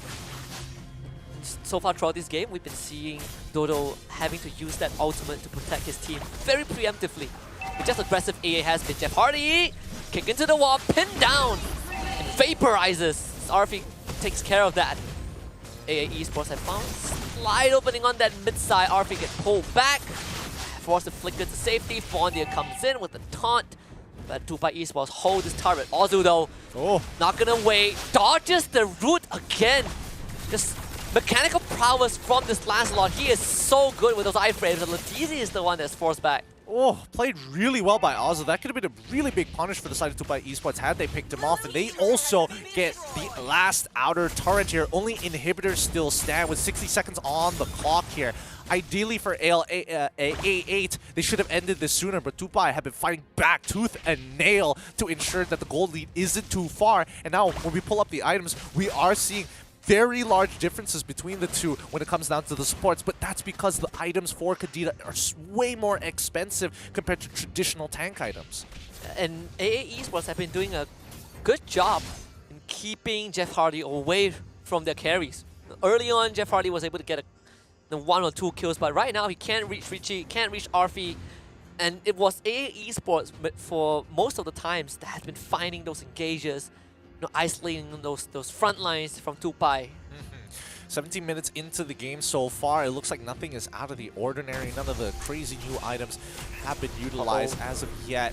No. Party forced to use that ultimate just to get away. No, but Jace. Ozu is going to show up. Jace spotted already. Richie taking a heap of damage from Real Mitsuno, but they might end up losing Latizi though. He's isolated. Oh, using the split, trying to get away. Ozu can't find a kill. But with the front line from Tupai Esports already forced back, AA Esports have found an indirect lead, and now they get the taunt from Fondia. They take care of Jeff Hardy and RP. He's just gonna go to work. Jace expends the immortality, but comes back, getting assassinated by RP again. Fondia with the flicker into a taunt, finds the shutdown onto the Beatrix, and AA Esports have found a massive team fight. Yep, a huge hole, and they have a mid-pushing wave. Farmers can't be the only one here as they hold Lethisi hostage for as long as possible. He takes a while to go down, but Ozil is going to secure it, and now these inhibitors should start falling, and that should also be Crystal, unless... That's the flicker, no kick just yet. Kesu is going to give up his life for this, but Dodo Alfonso all alone in front of his dying Crystal and just has not enough to protect that. AA Esports finds a very scrappy game 1 win. Woo, boy, Tupai tried to get under the skins of A8, but A8 hold on courageously, out-mechanicking their opponents here in game number 1. They have been there before. Gamelab showed them the taste of chaos, and A8 have acclimated to that. It's a very... It wasn't the cleanest victory, but AA definitely was able to show their chops in this game 1. Yeah, and especially with the protocols that they have against Tupai, that early game was a little chaotic, a back and forth, but eventually A8 were able to maintain the lead. And I don't know, I feel like Tupai Esports, especially with the Kadita pick for Jeff Hardy, he is struggling a little bit to communicate with the rest of the team and kind of predict where it's going to be, because he doesn't have any information to work with. Not only that, his reads have been wrong on what A8 Esports is prioritizing. Yeah, he has not been able to find those isolated kills. He hasn't been able to really support his team the way he wanted as a Kadita.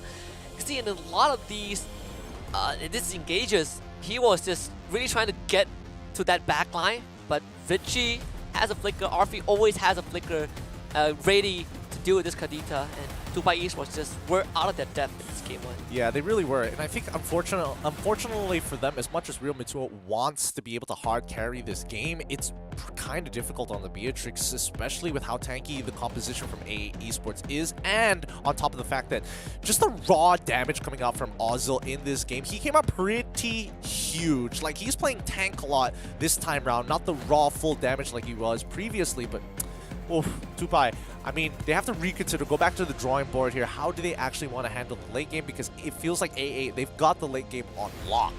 And at the same time, there was no one stopping Arfi. This carry was completely unleashed in this game number 1. And you can see how fast AA Esports just shred through the front lines of Tupai Esports. Yeah, they shred so quickly, especially with the true damage based off of their max health. It's tough, especially for Lethisi, who's like in the front line, and it gives Ozil a chance to sunder his armor, and then Kesu using the Way of the Dragon on a glue, which is unideal, but in this case helps a lot. Yeah, they have so much damage from AA that whoever gets kicked back by Kesu instantly just perish, right? And then we saw that kept forcing Dodo to reactively use his ultimate to keep his team alive, and it's just not ideal for Tupai Esports. They want to be able to hold on to the Cult Altar for longer, but they just couldn't afford to do so. I think a lot of it comes down to just, well, I don't want to say resource management similarly to game, our very first series of the day. I do want to say that Tupai Esports, they like to get into these fights, right? But the question is, when and where do you fight? I think that's something that Tupai Esports really needs to consider for these upcoming matches, because half the time, oh, let's fight, but they get caught in this choke point where Richie is getting max value out of his real-world manipulation. And it's also, when do you pull the brakes? But I feel like Tupai Esports at a certain point just felt like they had no choice but to engage AA, not willing to give up some of those space, and AA just continue pushing that button, forcing Tupai Esports to be in positions that they don't want to be in. Yeah, and I think that's something that A8 has over Tupai, and you can tell by just the hero damage alone, right? There's a whopping 100,000 differential. Well, I mean, I'm rounding it up just to make it seem bigger than it actually is, but still, it's pretty tough. Like, Richie is able to get away with so much in this game, and it feels like whoever gets caught in the box essentially is handed over to die.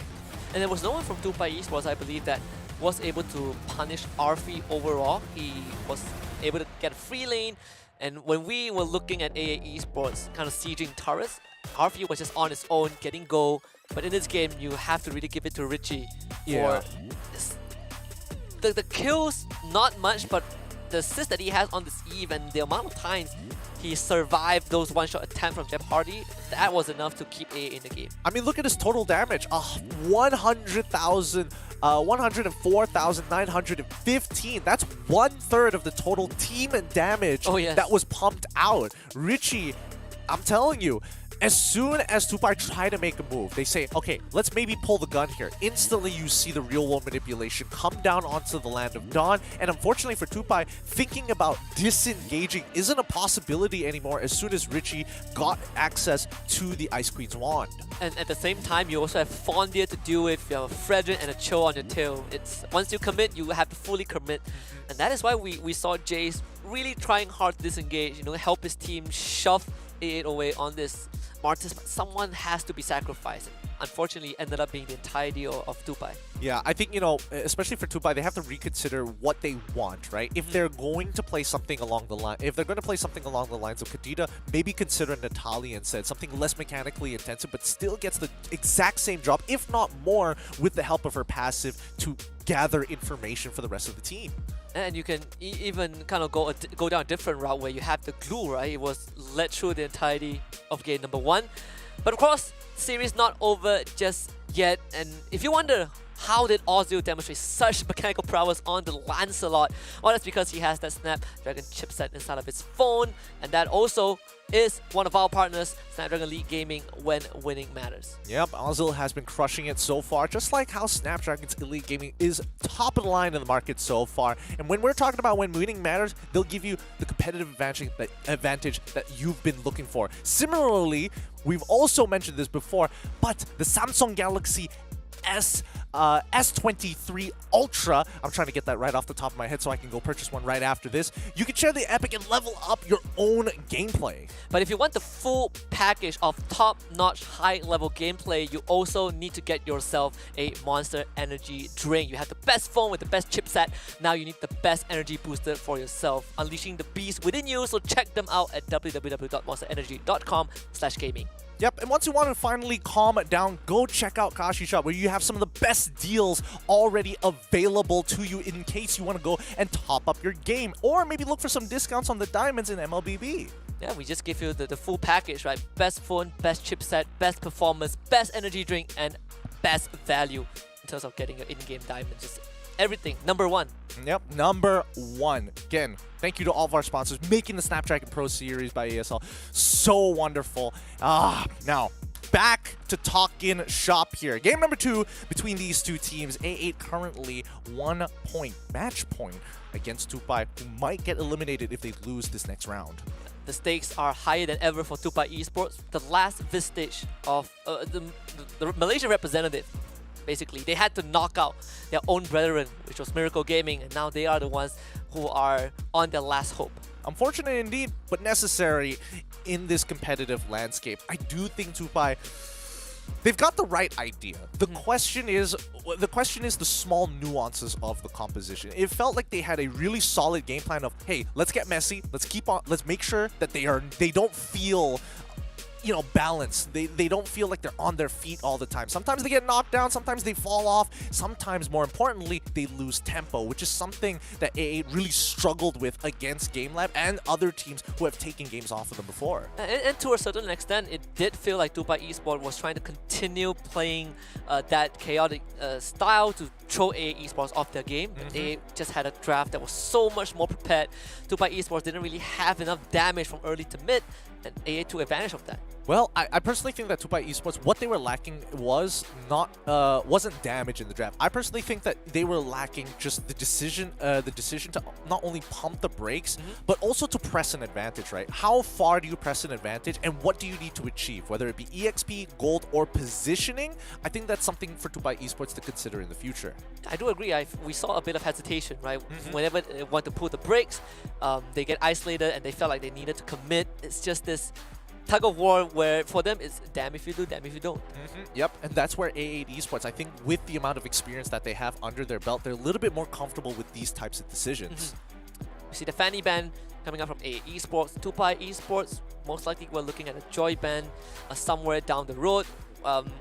Interestingly enough, in Game 1, we actually saw Kaja getting banned, but you know, Fire Mist was let through. A8 Esports have no concern over that Fire Mist, which was a big thing in their earlier series against Gamelab. Look, I mean, the last time I saw A8 Esports actually deal with the Fire Mist, and not from Tupai, from another team, they ran it down. They're like, you know, Fondir, take this yin, have a good time. Make sure you send the poor Fire Mist to a different dimension.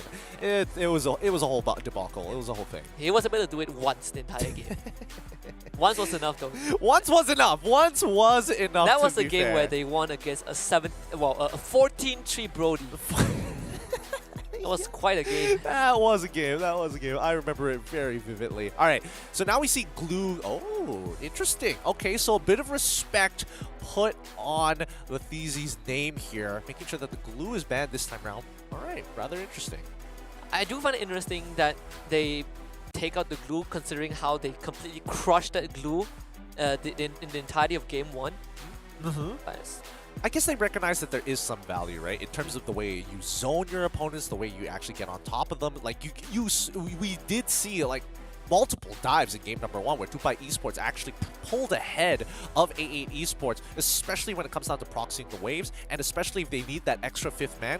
Glue was kind of slowing down A8 Esports from that retreat. Do you think that in Game 2, Tupai Esports would switch up their priority in terms of their first 3 picks? Are we going to see that gold laner coming through first? On red side? Let me think about this for a second. I don't think so. I definitely think that Tupai Esports is most likely going to save it for the second half of the draft. Then again, if they do want to change it up, they could within the first 2 picks, but it really depends on what this ban is here. And there we go. It's going to be Kaja. Tupai Esports could make a decision to actually ban out... actually, they don't need to ban out any openers here. Yeah, they can leave the Fredrin as well as the Valentina up. The Joy is still also in the pool, you know. For these 2 teams. It's a good ban. I would suggest that Tupai ban it because, again, Kaja has been response from A8, so they're expecting Tupai to either let it through or say no to it. That is true. It also could be a double-edged sword, right, where you let the Joy through, but you ban the Joy, but because there's no Kaja, now there's a bit more of that leeway for you to first pick something like a Claude, something like a Melissa for the side of Tupai. That's what we saw early on from A8 when they fought against Gamelab. Tupai, they do ban out the Joy eventually. Yep, I was expecting maybe Tupai was considering the route of, let's let Joy through, we pick up Franco for ourselves, so at least we have a guaranteed way of saying, hey, you have anti-CC, well, guess what, I have a suppression, so it doesn't matter. I guess the replacement for that could also be the Cho, which has shown up twice on the side of A8. Yeah, but that's the thing. Cho's timing is way harder. It's way harder. It's way harder to Bloody Hunt, where it's like, no matter anytime, anywhere, one button, I lock you down. But A8 has that first pick. See if they would go for the Fredrin again. It has been a big priority pick for A8. Yeah, especially for Fondir. Like, you know, one of the few XP laners that runs the Fredrin, you know. Look, I feel like he just does not care. He's just like, I'll play anything. I'll fight you with anything, bro. Take me on. Oh, we do see a Kadita this time around. An Kadita opener from A8 Esports. That's interesting. And it doesn't really reveal anything to Tupai Esports, right? This Kadita can still be a flex, and it still opens up the Fredrin and the Cho at the same time. Now the question is, does Tupai Esports, well, since they went for Martis, we're not going to see the Fredrin anymore. Not for Tupai, at least. Well, to be fair, I will admit that Tupai Esports is a little bit more of an early game type of team, considering the way that they fight so early on. They like to actually go for these big coin flips at the end of the day. So, I mean, anything to actually help out with that coin flip in the earlier stages. Yep, makes sense. There it is. You called it. Yeah, without the Kaja, I think they just feel so much more comfortable. with the Claude. Yeah. I mean, I feel like a lot of Malaysians like to go with the Claude. Just Swiss Army knife, man. Swiss Army knife. Just blind pick it. See what A8 Esports returns with. If so, you pick up the Valentina if you see an artillery mage. If not, yep, A8 is the one who's going to pick it up. And they've already done preparation, right? With the Valentina, it doesn't matter if Tupai Esports picks the Eve or the Farsa, you already have an answer to it. You have two answers, in fact, the Valentina and the Kadita. Very true, but I do think that Yves is going to be better just because of the fat shield that you get on that real world manipulation, and that's pretty much it, unless they want to force A8 Esports into picking up a Franco to stop it entirely, or just try and kill her. So yeah, we do see the Yuzong. They are inciting Tupai Esports. Yeah, please, pick up a Farsa. I don't think it's going to be a good idea, but hey, you can try. And even if... I think Tupai Esports, they don't have much of a choice right now, right, for their mid lane. I guess there's a farmers, but it doesn't really matter too much. A8 Esports can just blow through that Cult Altar. Well, here's the thing, right? Here's the thing. Actually, I do think that no matter what mid lane you pick, it's really tough. Because when you're looking at Valentina, it's like, okay, she steals my ult. No big deal. Big whoop, right? How do you minimize her value? Pick something with a less powerful ultimate. Black Shoes, for example, from someone along the line, from Lilia, that's the one. I was thinking Melissa, and I was like, why couldn't I get it? But with something like Lilia, you lose a lot of value. The Valentina loses a lot of value, but then Kadita comes in as a support position, which is basically the hard counter to something like Lilia. So that's why it's really, really tough for Tupai Esports to predetermine what exactly do I put in this mid lane.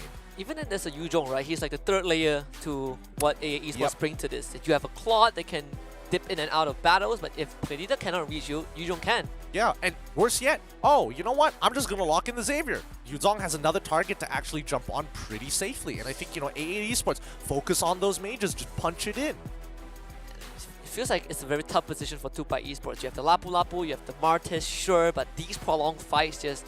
It's a gold mine for a Yuzong. It really is a gold mine. And we'll see how it'll end up at the end of the day. I think that Tupai Esports... what other mages is actually worth considering? Lunox, I think, would be super safe. Yeah. Probably the safest pick right now. Yves has been removed by A8.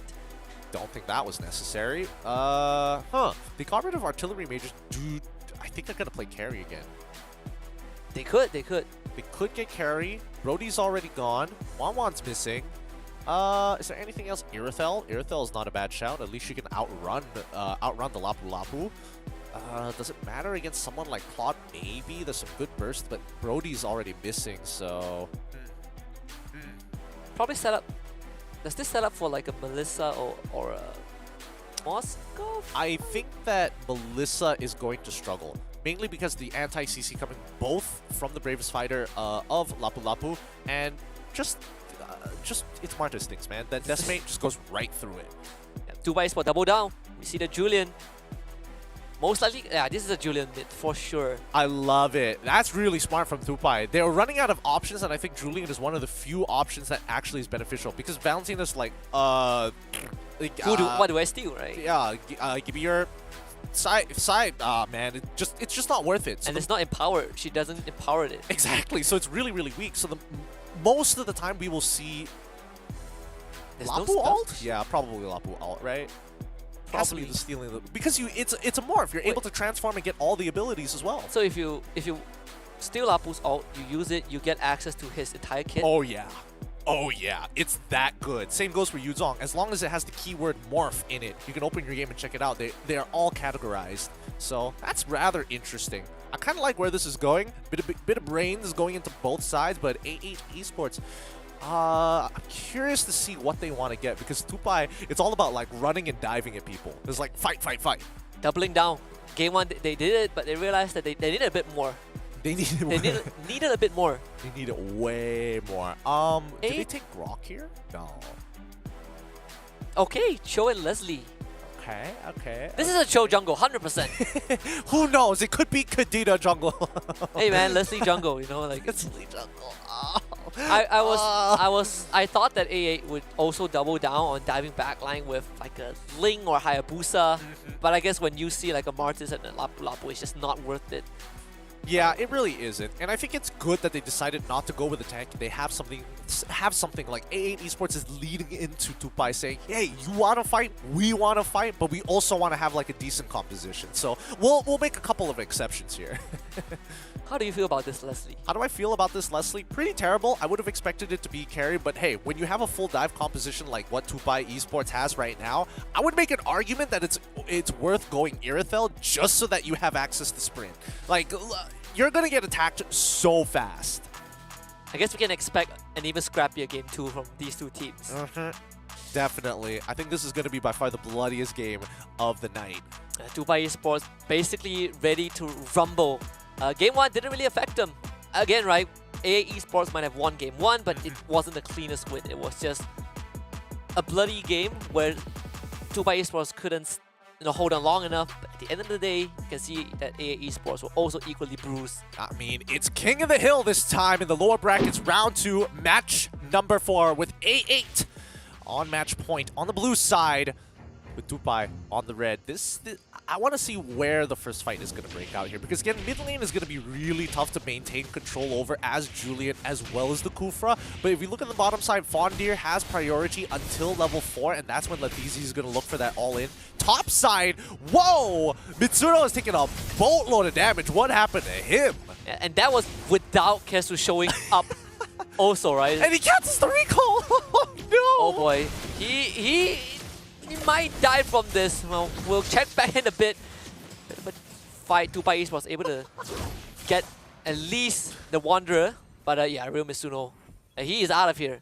And he even used the sprint. Hey, yo, what happened? What happened to his lane? Now the rest of the team is actually getting in on that orange buff. It's gonna be a 3 versus 2. Dodo coming in for the pincer. Kesu is the target. Jace doesn't get the orange buff, also steals it away. Now gains access to the ultimate. Watch out for Tupai. Jace using the Ashura, the CC ability. He's gonna get out, but not Jeff Hardy though. 2 quick kills, going over to 8. Jace also falls. Why did you even go back? Wow. Well played to Kesu. That was the sickest timing for a Petrify. Like, the enhanced sights were about to come out when Kesu clutches it with a Petrify, gets on out of there, and also gets the kill on Alfonso. That has got to hurt. A8 were ready for a scrappy match. Contrary to game 1, where Tupai started off with 3 kills, now it's A8 got the first 3. RP getting pressured, but he is fearless. He is taking on this Claude. Coming in, trying to get the kill, goes in. Of course, able to find that trade and make it out with his life. Beautiful, beautifully done. They're willing to sacrifice it. Never mind, they might actually not sacrifice this though.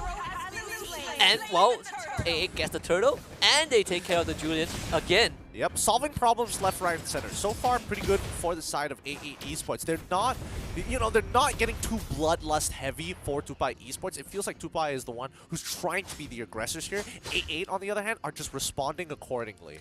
It feels like for A8, at the same time, they understood that Tupai wants to be aggressive. So they're just baiting Tupai into these fights. Why is Kesu there? Nobody knows. What do you do? I mean, if you are the Claude. I've never seen a hostage situation in real life until just now. Oh my goodness, Jeff Hardy! Hey, his helmet just disappeared. Now they're showing up, get the kick. They're just gonna dive this! Oh my goodness! I feel like this is just one big scam, right? You get blackmailed the first time for this hostage situation. You send in your first payment, and A8 is like, nah, this ain't the first payment. Where's the second one? Where's the third one? Give me all of them. Honestly, the true hostage is the turret. He has to watch all of it, apparently. But down on bot side, at least Tupai Esports are making sure that they maintain the initiative, right? They get the gold back, just a bit of gold, but at the end of the day, it's the EXP deficit which is hurting them. If you're in the position of Real Mitsuno, you are having an incredibly rough time, and then you have this random Cho just cutting through that mid lane, and there's no way to stop him. Hey yo, Jeff Hardy's already on Ozil. He still shumpos away. Fonda just flies in from afar. We say that it will be a bloody game. Definitely is living up to the expectations. Now Fonda in a 1 versus 3. He is healthy. His passive is healing him back up. Tupai Esports helping him gain health. And at the end of that, well, guess what? Ozzy was the one who got the purple buff. Yeah, I do feel that... Wait, hold on. Did they get the Petrified full combo? Is he alive? Still alive for now. Kesu knocked up by the chains. But no kills. No kills so far. They even flicker it for it. He tried to bait it out, but Jace ends up dying.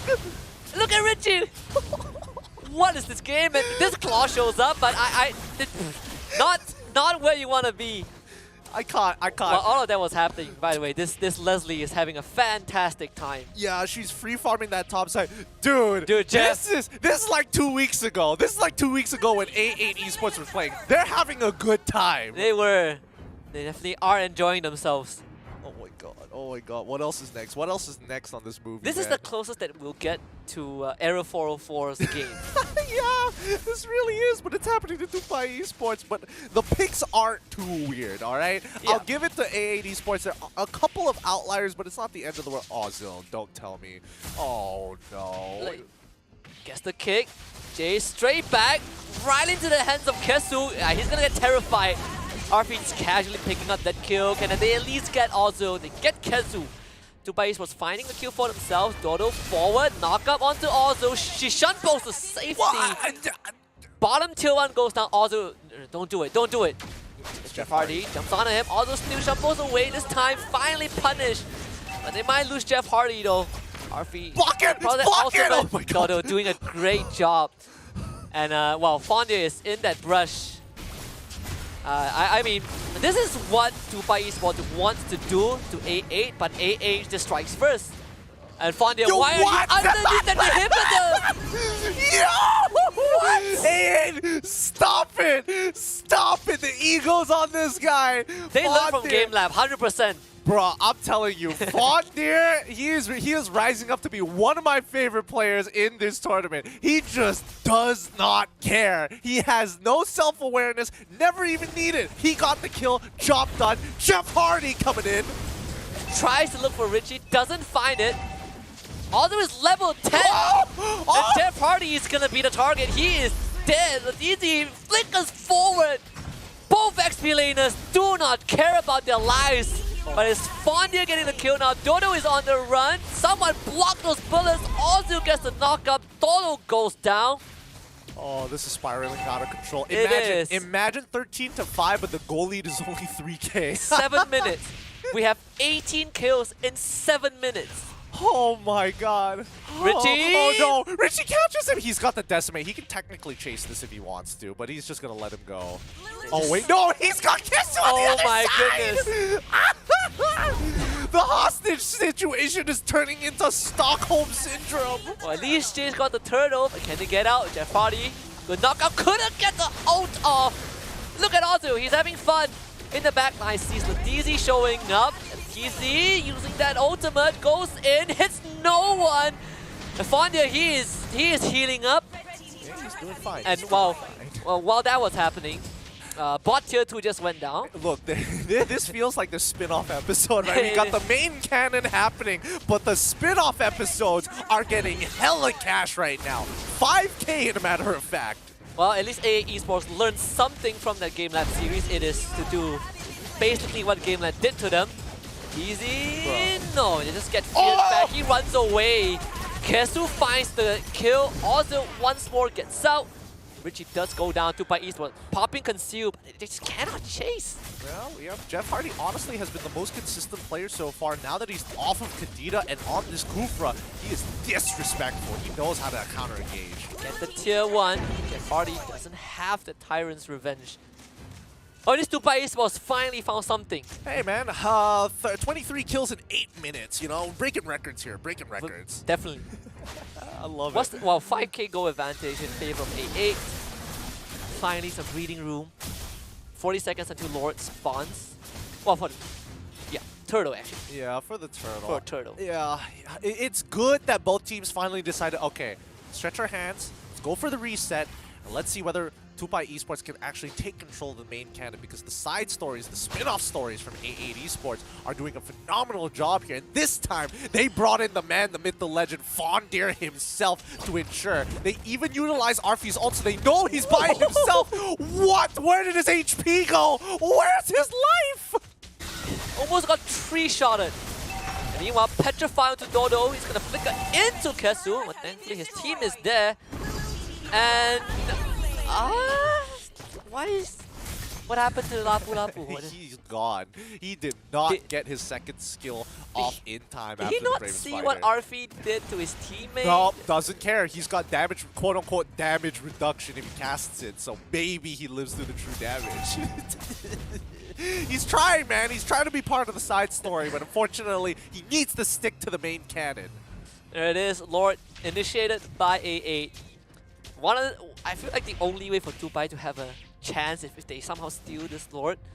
But I fear for Jace. Yeah, Ozzy is very, very aware. He's trying to bait out the Ashura, now finds the timing. Jace instantly petrified.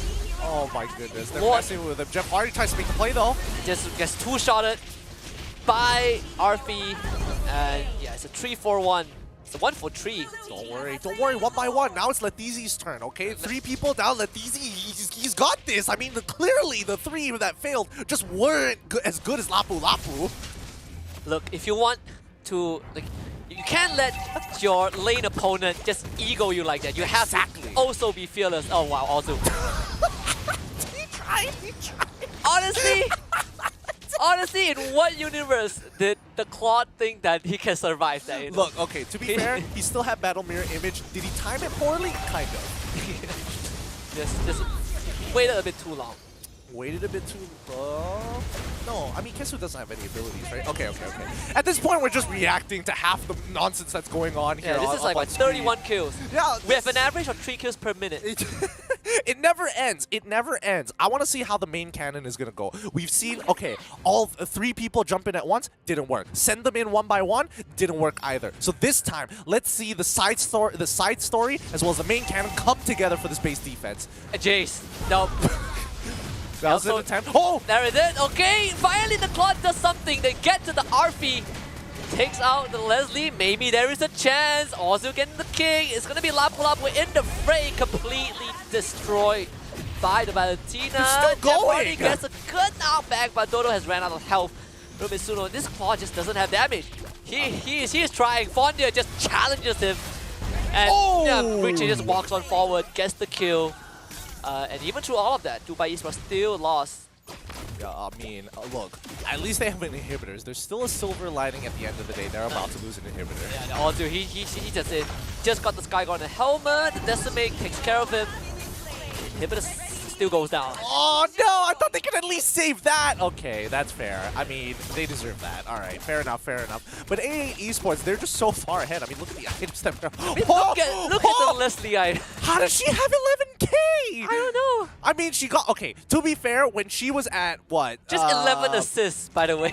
Yeah, 11 assists. I'm pretty sure she didn't have this many items when she had like 4 kills. How did this all turn around so quickly? So she has 11 assists, she has 8 kills, and Fondia is just... Yeah, he sees this. Alright, my friend. Do it. Call in the squad. He saw 2 people. He's gonna see 3. He's gonna see 3. He also saw the Martis earlier. There we go, Fondia, let's go.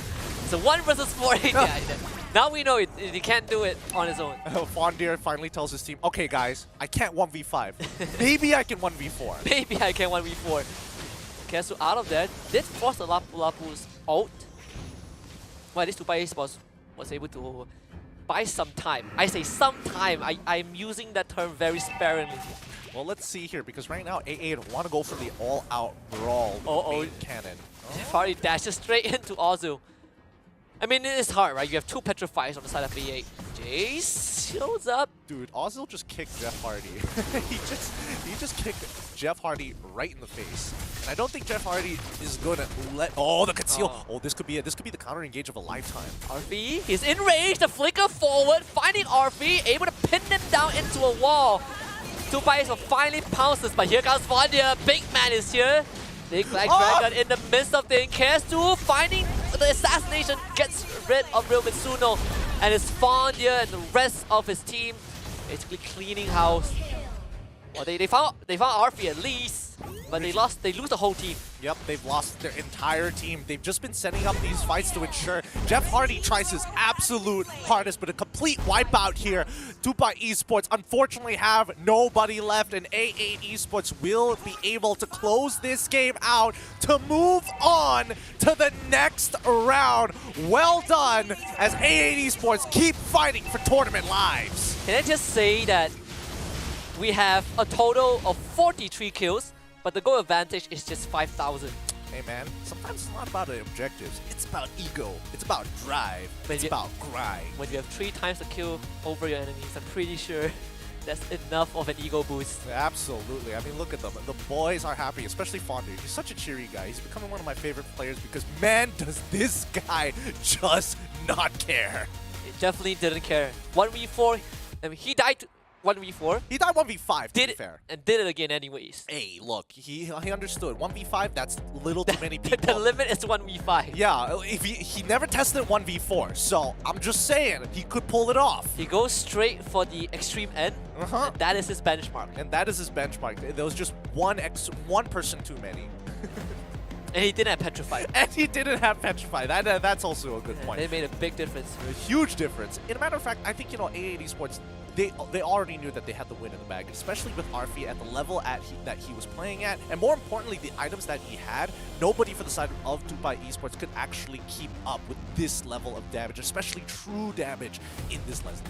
Yeah, and they learned from the experience against Gamelab. Arfi didn't get to play the game, and now he just spills it onto Real Mitsuno. This quad didn't play the game at all. Look, he spent more time running away with sprint than he did dealing damage. It's true. It's so difficult to play the game. Like, every time he tries to get into the fight, he's scared of Ozil. Oh, Fondir tries to push him out of position. Takes his battle mirror image back. Guess who's waiting for him? Kesu. Like, there is no winning for the poor lad. My hats and respect goes off to Jeff Hardy for trying as hard as he did for these counter engages that Ozil kept denying him, eating the hits with his Shutpo, kicking him away. And that's why A8 Esports will move on with this 2-0 victory in the lower brackets. Hey, I mean, every time Real Mitsuno shows up, he just gets chased away. Every time Jeff Hardy initiates or counter-initiates, and he's like, team, I got the back line, and then he just sees his marksman running away. I mean, what can you do? Like, the entire A8 Esports wanted to make sure that they stopped the Real Mitsuno, and you can tell by the kill scores that Real Mitsuno probably wasn't his main target. They probably had a little thing against Dodo Alfonso. And they probably did. Personal grudge. Probably. But then again, Dodo had to dive in, right? Like, it was his mission to reach the back line. That's true. But there was too many layers to go through. But I guess at the end of the day, it doesn't matter that Richie is on the Valentina and there's not much spells for her to steal. I mean, she did. I will give it to Richie. Out of all the spells he took, he decided to get the Decimate pretty consistently. He just wanted to kill Reset rather than be like, I want to be Lapu Lapu. Nah, I don't need the bravest fighter. I want to decimate people. Yeah, he is. I mean, I've never seen a Valentina chase away a Mortis so fast in a fight. I mean, to be fair, Valentina has a lot of damage, man. Like, look at that. 4 items, Lightning Trunger plus the Clock of Destinies is already a nasty combo to deal with. And not to mention that you can actually get resets, cooldown reductions on your ability on top of everything else. So it can be tough. And look, Jace, he's only got 2 items completed. Literally, he's just like, I'll get a bunch of components. I must finish this Athena shield because Richie is a bit of a problem, and also a Sky Guardian's helmet. After that, it's kind of up in the air. Check out Fondia's item and Ozil's item. Hey man, look, sometimes you just need to know when you're ahead, you stay ahead. You want to be so far ahead that your attacks kill them. Wait, I mean, yeah, that's your attacks. That's one way of putting it there. But well done for Fondir. Like, he has been crushing it this time round. But again, hats off.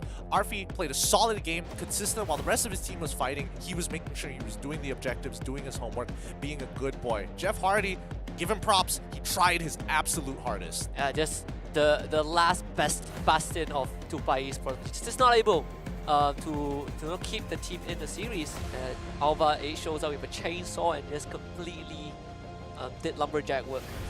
The squirrels are homeless after this. Oh boy, what a game to kind of round out today. Well done, Ozil. He's got the mechanics for sure. Arfi definitely has an eye for objectives and opportunity, but Richie, this man, he's got a good blend of both. He has an eye for opportunity, and he's got the mechanics to make it happen.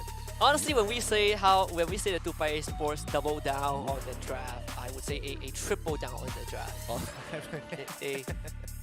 Who would have expected the game to turn out that way? I didn't expect it. I honestly, I really didn't expect the game to be as cluttered as it was. The biggest mystery was still how did Kesu make it to the second brush topside without getting spotted. Look. He probably went into he probably walked from Tri-Brush through the river, said hi to the river crab, walked through, said hi to Claude real quick, went back into the bush, then walked into lane while the minions were still there, just to let him know where he was, just to send him a message that your lifetime is numbered, brother. I think the message was pretty clear. Very, very clear. But yeah, Richie overall MVP. This from game 1. He did fantastic on the Eve also, but game 2 he really shined as the Valentina. Yeah, he really did. And I think, it's definitely something that A8 Esports is going to consider when they're going back into their VOD reviews to start brushing up. But let's have a look at the bracket overall. We've been seeing games all across the board. And from last week, from the days before, we know that GPX and Euphoria Esports have a match upcoming. Same goes for ALVA 8, who now has to take on Gamelab. Yeah, and I just want to make a quick correction. Actually, next week isn't Challenge Finals. That one's going to happen on a later date. Because next week is where we find out who makes it the Challenge Finals. So this journey is even longer than we initially mentioned. But yeah, AA Esports, the first team to make it through to the second leg of the lower bracket. But on top side, you have GPX up against Euphoria next, and ALVA 8 against Gamelab. And we have plenty more games to actually show off to you guys. Tomorrow's schedule is going to be looking like this. It's going to be Sway versus PBN Strike, MHRLK up against TD, Tiger Wong against Error 404. I feel like we've seen the last series happen before, but this time with elimination on the line. We will get rid of 3 teams, unfortunately, because we need to find out who moves on in that lower bracket. So it's all going to be elimination series tomorrow. Make sure you tune in and support your favorite team. I think that there are 2 unexpected teams down there, right? Sway and MHRLK, those 2 teams, we expected them to win, but they got crushed by the Indonesian counterparts. Well, look. I'm not going to say that it was expected. I will say it was a little shocking to see, but at the end of the day, some of these teams had to go into the lower brackets at some point. Might as well start early. Yeah, for the side of Sway, they lost to ALVA 8, and for MHRLK, they got 2-0 by GPX. I think that was a very interesting series overall. Something that the Indonesian fans will be happy about. But at least when we finish today, we know that between Philippines and Indonesia, it was a draw. It is a draw so far. We'll see with the rest of the league. I don't know if you guys are keeping score, but now I'm kind of interested to see who's going to make it all the way to the very end, at least try to qualify for those finals. We might even lose our fan favorites tomorrow. That's a good point. That's a good point. We have 2 of them on the ropes. Oh, I didn't think of that. No, you know what? I take it back. Let's just replay today and keep it there, while it's still fine. Yeah, a lot of things on the line for 6 of these teams. 3 of them will be eliminated. It's just so much to look forward to, but I'm glad that today was as entertaining as it is. We've seen domination, we've seen scrappiness, and just overall great Mobile Legends Bang Bang.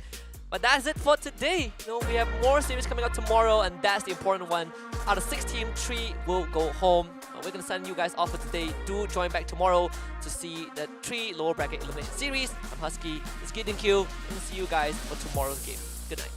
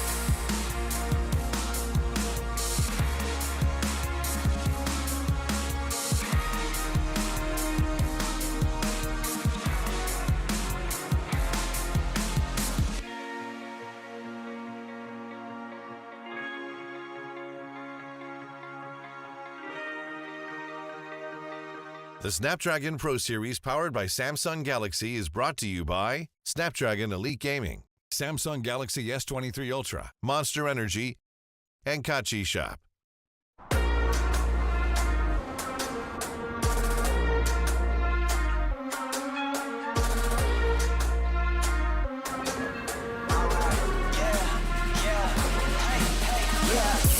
Won't stop going till a player on top know it. Rooftop, penthouse suite. If you really want it, gotta own it. Fire through it, we was at the lowest. Blood, sweat, tears, the components. Riding all year, now's the moment. We are not friends, we are opponents. Yeah, I'm coming for mine. Yeah, I'm making a play, the game on the line. Yeah, I've been on the grind. Yeah, I jump in the spot, I made it my time. Yeah, look in the sky. Yeah, the stars align, no shade to shine. Can't stop it already. Emotional work and devotion, we put in this time. Look,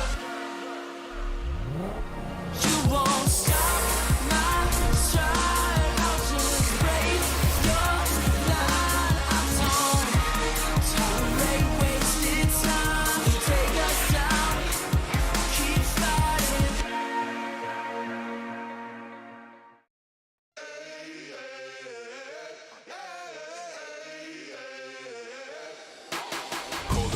Call the priest, back to life, I'm undeceased. Breaking the chain, unleashed, my true power released. Reached my hand into the sky and made the stars align. Cause when I left it down to fate, it was taking up too much time. It's a miracle, it's a curse, I will not be deterred. If you predicted the worst, bon appetit, eat your words. Keep my score, fire the gun, watch me how I overcome. What they said could not be done, I did it, now sing it.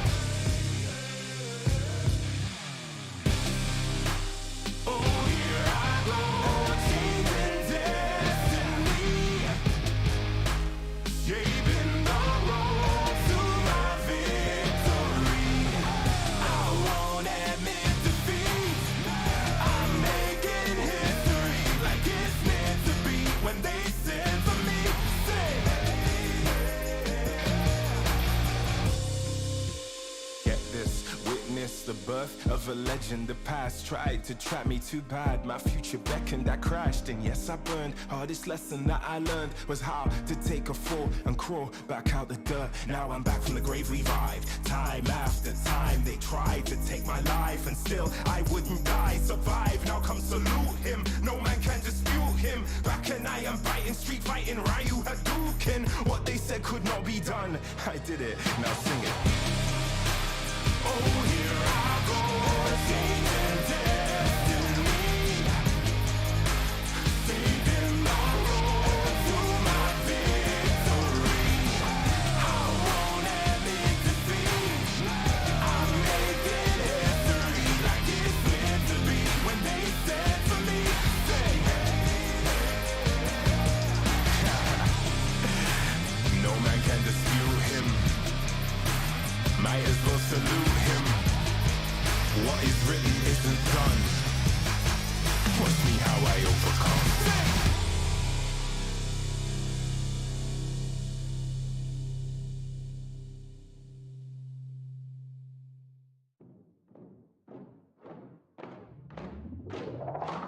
Lace up my shoes, time to get it. Put in the work, I'm with it. Paying my dues with sweat and tears. There is no weakness here. I ain't new to this, I'm a veteran. Wear my battle scars like a letterman's. I done crawled through the mud full speed, so I wouldn't underestimate me. That's a rookie move. Homeboy, I got nothing to prove. Team player, but I'm still self-made. I'm in it for the passion, not the parade. I don't need the lights or the cameras, just me and my opponent. All the work that I put in has led up to this moment. Let's go.